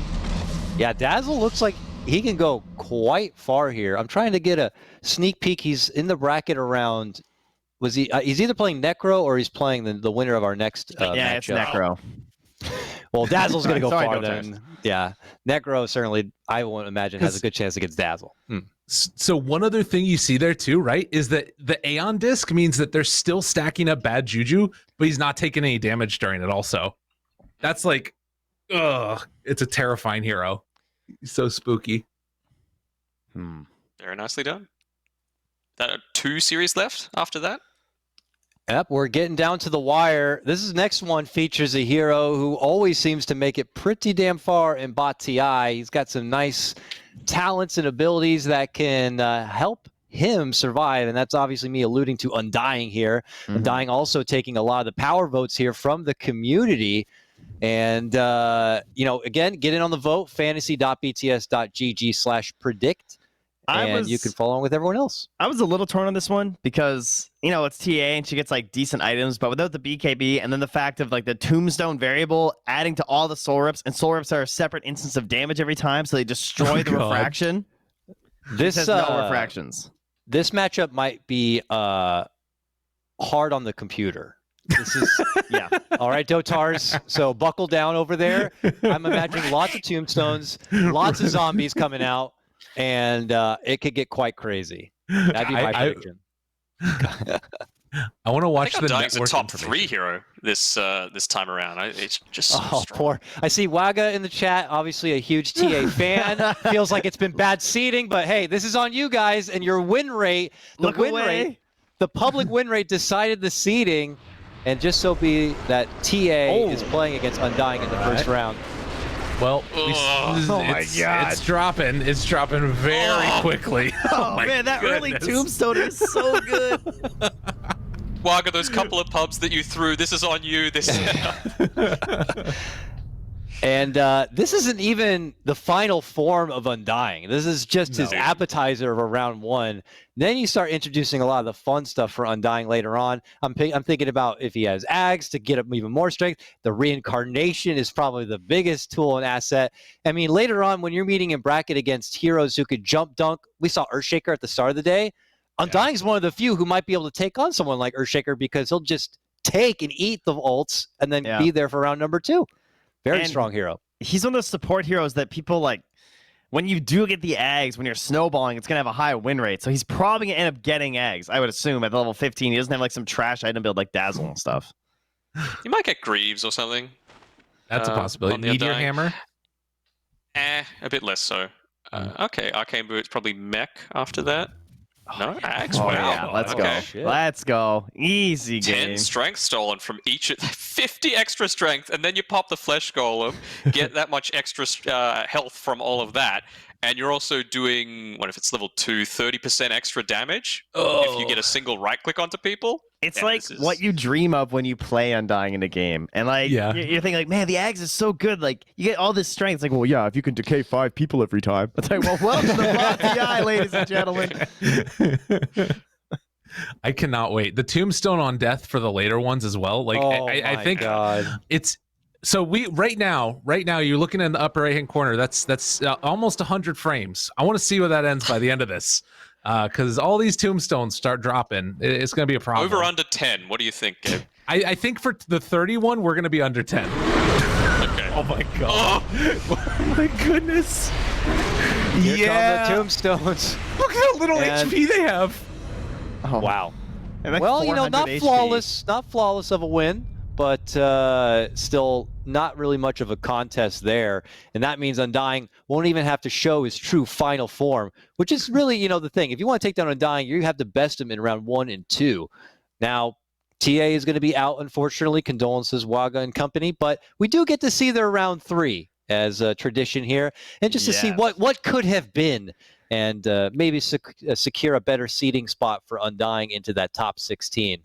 This is exactly the kind of hero that I love having this round for, because I want to see this. Yeah, I don't get to see an Undying like this in a game. I don't really know what he's going to look like, frankly. I have not seen a level 30 Undying. Believe it or not. He's going to be enormous. Yeah. Imagine Quite if he literally. could build that BKB just for the size increase. He's going Yeah. to be enormous. I love doing that in demo mode, just like going in and decaying over and over and over again, and then you just have like this giant behemoth of an Undying. How big can I get? All right, this is Crimson afterwards. God, poor TA. Like, he has 2 lives. Halberd. 2 Oh, a lives, and halberd. you have to Oh. take it through this. All right. Oh, what does he get? What's a good item? Book of the Sky? Dead. Sure. More instances of damage against this TA is like, yes, I've got the talents, I've got the more refraction charges. No, the Book of the Dead, you're gone. Okay, do you Rip. think TA will at least force a reincarnation? No, Maybe yeah, I'm- they have Yeah, Halberd. yeah. One of them will. At One least. will? Okay. He's Halberd. One. One will miss it. Okay. God, his counts are insane. I don't think it's gonna happen. Now, with this Book of the Dead, are you going to change your prediction? Like, are we thinking 10 at frames, or are we thinking less now? I think it's sub 10. I think that's the real victim here as well. Oh man. Here we go. Here we go. The biggest, one of the biggest titans in the tournament. And They're Undying. all disarmed. They're just in the middle of a thick. Oh, they're just so dead. Oh my god. Oh, wow. They died so. So, fast. Undying, Bot TI3 champion? Is that what we're seeing here? Because Very possible. he is looking like a strong contender. I'm trying to think now who actually took out Undying in it must have been previous tournaments, because it had to be a round 1, round 2 takeout for sure. 'Cause Right. once reincarnation Yeah. comes in, it seems like he's just way too good. Oh, hello, Dotars. How are you doing? Hello! Yes. Hey. Oh. All right. Anyways, our next matchup. We have our last match coming up for today, as it looks like we're going to be getting into Shadow Shaman versus Beastmaster here. Ooh. This one's a bit fun. You look at one side and, get Shadow Shaman. Lots of wards are certainly going to be a thing. Beastmasters get lots of creeps, probably Necro Book. We got armies of different types going to be colliding here. There are the votes coming in from the community. Get your vote in now. Fantasy.bts.gg is the website. Go sign in through Steam, and you can track along in your predictions with everybody else on the leaderboard.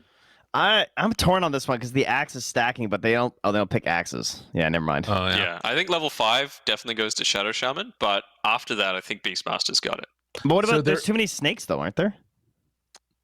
Yeah, but kind of units like Phantom Lancer and Beastmaster, they're the ones that like playing up against those the Serpent Wards, because you could just clear them really easily with your units. So the other thing to keep in mind here is Earthshaker hits 5 targets, which is really, really good. But if Beastmaster Almost planned. right, but if Beastmaster is summoning units, right, if he's summoning boars, that's going to be one of the big questions. Can they soak up some of that Earthshaker damage? And if they do, I think Beastmaster can actually take this because he has some good right-click damage. I jumped ship. I jumped to the Shadow Shaman. Shadow Shaman. Might be another Death Prophet case where he just spams the Q and they suddenly all die. But you're right. We'll see how the creeps spawn and if that's going to influence it at all. I think he's guaranteed round 5, and then that's enough to me to be like, okay, he'll at least win one of the other 2 rounds between like. Look at him! Send out the Hawks! I mean, does it matter though? Wow. I guess it really doesn't. They're all just going to get beaten down to death. Quick, birds, attack! Do you guys know who has the second highest average right-click damage in the entire game? It's Shadow Shaman after Treant Protector. Mm-hmm. That's right. He's got that huge gain. I remember when that patch came in, suddenly like a 90 damage base. You're like, what the hell? Yeah, where did that come from? What the hell? He gained like This boy's 20 been some going to damage. the Oh, hi, gyms. Dotars. Jesus, Dotars, what are you doing back there? He's hiding. He's popping in, saying, what's up? Oh, Hello. He's just keeping an eye on us. I feel like we're in like some GLaDOS simulation or something. This is like GLaDOS's cousin. Dotars. Yeah. Didn't quite make the Dotars- cut. Gets sent to space. Dotars, you're from, is it Gravity? No, not Gravity. What's that? He's Interstellar. based, yeah, that's right. He's based on I haven't seen the movie Dotars. Are you a fan of Interstellar? yes. Nice. Great. Perfect. Thank you, Good Dotars. answer. So smart, so wise. Final I just match noticed, for today. Yes, sir. I just noticed on your desk, Dakota, that's a nice looking little PC setup that you've got there. I mean, Yeah. what model is that? Looks like holographic. Well, it is a sponsor I can't name right now, unfortunately. Too advanced technology for any of the gear you got on planet Earth, unfortunately. However, if you'd like to sponsor it, we can change that. Absolutely. That's Absolutely. Definitely a possibility. Maybe if this you're out little there. logo here floating on my desk doesn't have to be a BTS logo. It could be another logo. What Dotars? What's that? Huh? Huh? Ah, that? Thank you, Dotars. All right, we're getting into round 2, level 15. Shadow Shaman's got the Agnum Scepter. He's got 2 points in his ultimate and a Blink Dagger to just kick things off and get in there. Ooh. But I imagine the army is going to start building up here. Beastmaster likely going to be getting a Necro book. Yeah, the Necro 3 is nice, but I think that the wards probably eat it up. Ooh, blink on blink action. This is like the Shadow Blade thing. We haven't seen this yet. It's true. Ooh. That's actually bad for Shadow Shaman, right? Because now they're going to be split for the Ether Shock. Yes. I'm But still they have feeling Egg less Snake. confident about my Beastmaster pick, though. Yeah, So- Egg Snake is busted. I think it's too good. Yeah, I mean, it's cute on how you can jump and how you can use Ether Shock and maybe some axes, but I think it's the Serpent Wards. I mean, imagine Shadow Shaman traps himself in Serpent Wards. That would be great. Remember, axes do See stack some though. perfect axes. Oh, Oh, so much damage. Oh my god, that ruined it for them. They killed themselves. wow. That Okay. was devastating. Yeah, He didn't Shaman's stand good. chance. Shaman's good. Shaman It just roared them away. And they like couldn't Oh, hit wow. them anymore. They're all just stuck in the snakes. Does that mean that Shaman has to play Undying in the next round? Oh my gosh. That's crazy. Do you think Shaman could do it with wards that are still going to be there? I think that's something there. And remember, he only has to win round 1 and 2. And they don't have phase boost, so they could just get stuck inside. Because like the way the Undying just stands there, right? And you know, if they blink into the middle of the Undying zone, they might just kill themselves. Because they're not going to get pushed out like the Beastmasters pushed them out. Wow. Yes, but they So- might be able to like keep enough distance in between themselves where like as they're summoning wards, they kind of get moved around a little bit maybe. And they're not getting Excuse me. 5-man decayed. Yeah. What is it, Dotaz? Excuse me. Yes. I have an announcement to make. Floor Yeah. is yours. The floor is yours, Dotars, please. After this match, we will allow commentators to pick one show match to show. One round. Ooh. Ooh. From like any part of the round, you mean? Or What? I can just pick any 2 heroes? Yes. Oh wow, Level thank 30. you. Level Okay. 30. Oh. Wait, Dotars, hold on. Are they trying to agree on one matchup to watch, or are they each picking their own 1v1? Just one. Oh, just one match. All right. So we have to. Just You guys have to come together to decide on one epic super fight. Chat. If we get to that point, you want to see two heroes really face off. Chen fans, this is your chance. You can get a run back. You know, we could see what kind of matchup you want to want because of seeding. We may not see the glorious matchups that we were all hoping for. So here's some opportunities to watch some additional exhibitions, if you will. Now, before we get into that, we have a round 3 to get to. Now, Shaman did win rounds 1 and 2, so he'll be moving on into the next round to face Undying in a future date. But we'll see if maybe Beastmaster can walk away with at least a little bit of redemption in trying to take a round 3 here, or if Shaman's just going to spank him. The bots 2 is so brutal. It's so brutal. The gold inflation. It hurts. Yeah, it really does. A Seer Stone is kind of crazy too. Oh my god, there's gonna be. You talking about breaking the computer? Look at this. Yeah. Book of the Dead, Necro 3, Refresher, Snakes. I think that Shaman still just takes this with the Refresher is really scary as well. So much damage. I feel like they've been quick enough on the trigger that they just get off everything before the roars start to come out. Yeah. Oh my there they go. goodness. Oh my god, the roars just ruined it. It's so funny. One Shaman's dead. Another Shaman's dying. Quickly enough though. Blink away. Good play. He killed it. All right. They all sway. Yeah. In sync, you know. Nicely They done. got their little dance going on. Shadow Shaman's Hive definitely mind. dominant. Shaman's good, but Looking good. a tough journey ahead with Undying around the corner and some of the other Titans we witnessed earlier. It's going to be a long road for Shaman to make it out, but congratulations to him and besting Beastmaster. We have Dotar's back now, and it's an opportunity at the end of today's matches, but we're going to add in a little fun extra feature here because we have this new live client. Remember, in the past, we had to pre-record everything pretty much. This live client means that we can just make matches happen, whatever match we want. That's amazing. But, so some of these matches will never happen. I'm seeing a lot of, people in the chat want certain matches to happen. What do you guys think? What should we see? So they're saying Chen versus Chen, which, I mean, even if we could do that, that's lame because there's no one to cheer for. But what if we took the second least picked player? Or hero in Dota 2. An early we did toilet Chen bowl? versus Visage. Ooh. Wow, I like that idea a lot. That sounds like fun. Thoughts? I feel like Visage is just going to get dumpstered though. So What about Pudge v Chen? Most picked versus show least. items. Show items. All right, we're going to check out the... Oh, most versus lowest. That's also not bad. I don't know. I kind of like the Visage though. So the other thing that I was thinking about is there were a couple tragic stories that we got today. One was Chen not being able to finish it. The other one was people being very sad about TA. And that sounds like it could be an interesting matchup to me. Chen versus TA. I just blew 10k points, BDS points on Chen versus IO casters, please. I mean, that's a pretty legit use of channel points. I'm in on that, Chen IO. I kind of want to see the pentagram of IOs just all tethered to each other. Chen IO. I mean, that sounds pretty good. Lots of people asking for Chen IO. They want to see. I don't know what's drawing everybody into IO. I don't think IO is going to be great. Maybe they just want to see two bad matchups, which is wonderful and always entertaining. And it looks like that is going to be our matchup. So Chen versus IO. We'll do level 30. Let's theorize the items. Come on, guys. Give us our best case items for Chen and for IO. Right. Well, let's say no ags on the Chen this time because it's useless. I would agree with that. Let's just give him the Book of the Dead to start off. Yeah, Book of the Dead is pretty certain for Chen. I wonder, if it's worth it to go for, the Dagon build for him, It's a little bit interesting. That could be one route that you go. But Necro Book, definitely. The pipe still. Whatever you decide. Do it quickly. Nice barrel roll. Just pick it now. Pipe, Necro Book, Guardian Greaves. What else we got?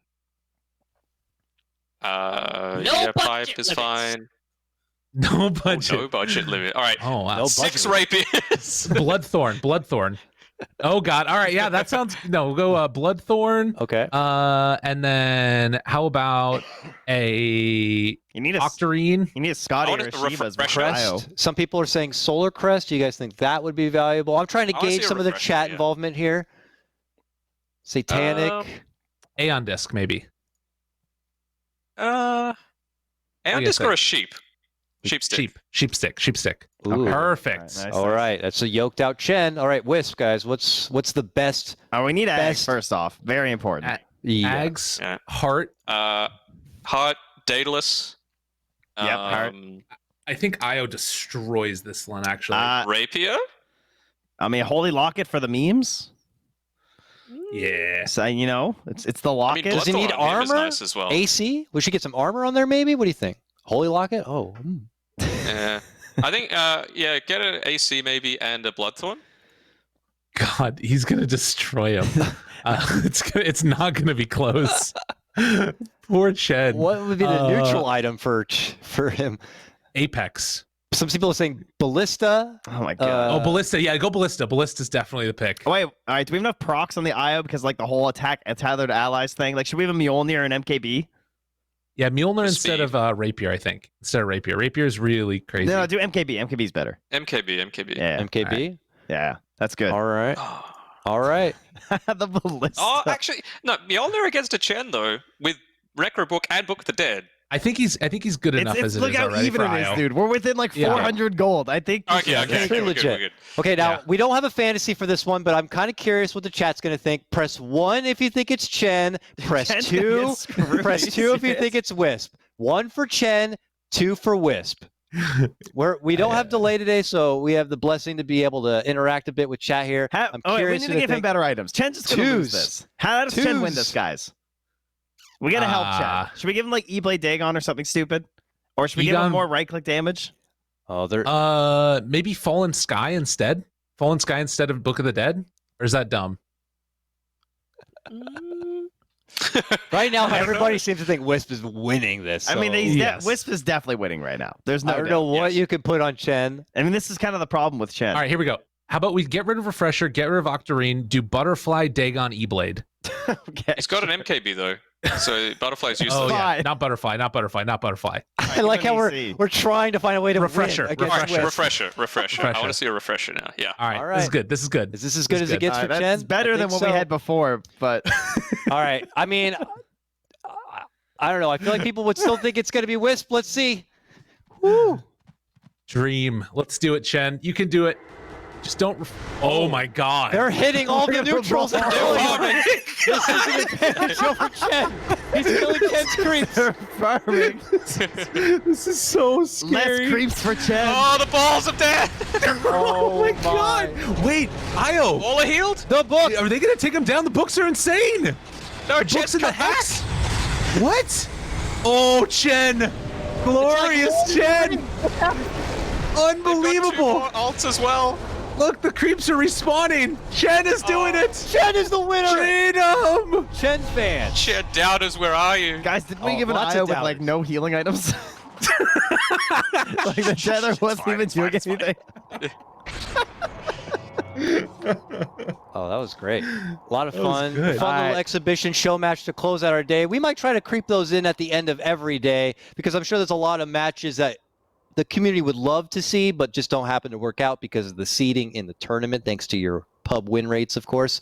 But congratulations to Chen. Congratulations to all the bots who are moving on in today's action. Gentlemen, any highlighting moments from today that you thought were great and you want to talk about a bit? Come on, Lyrical. We could start with you over there. Literally just happened. That was Yeah. the best.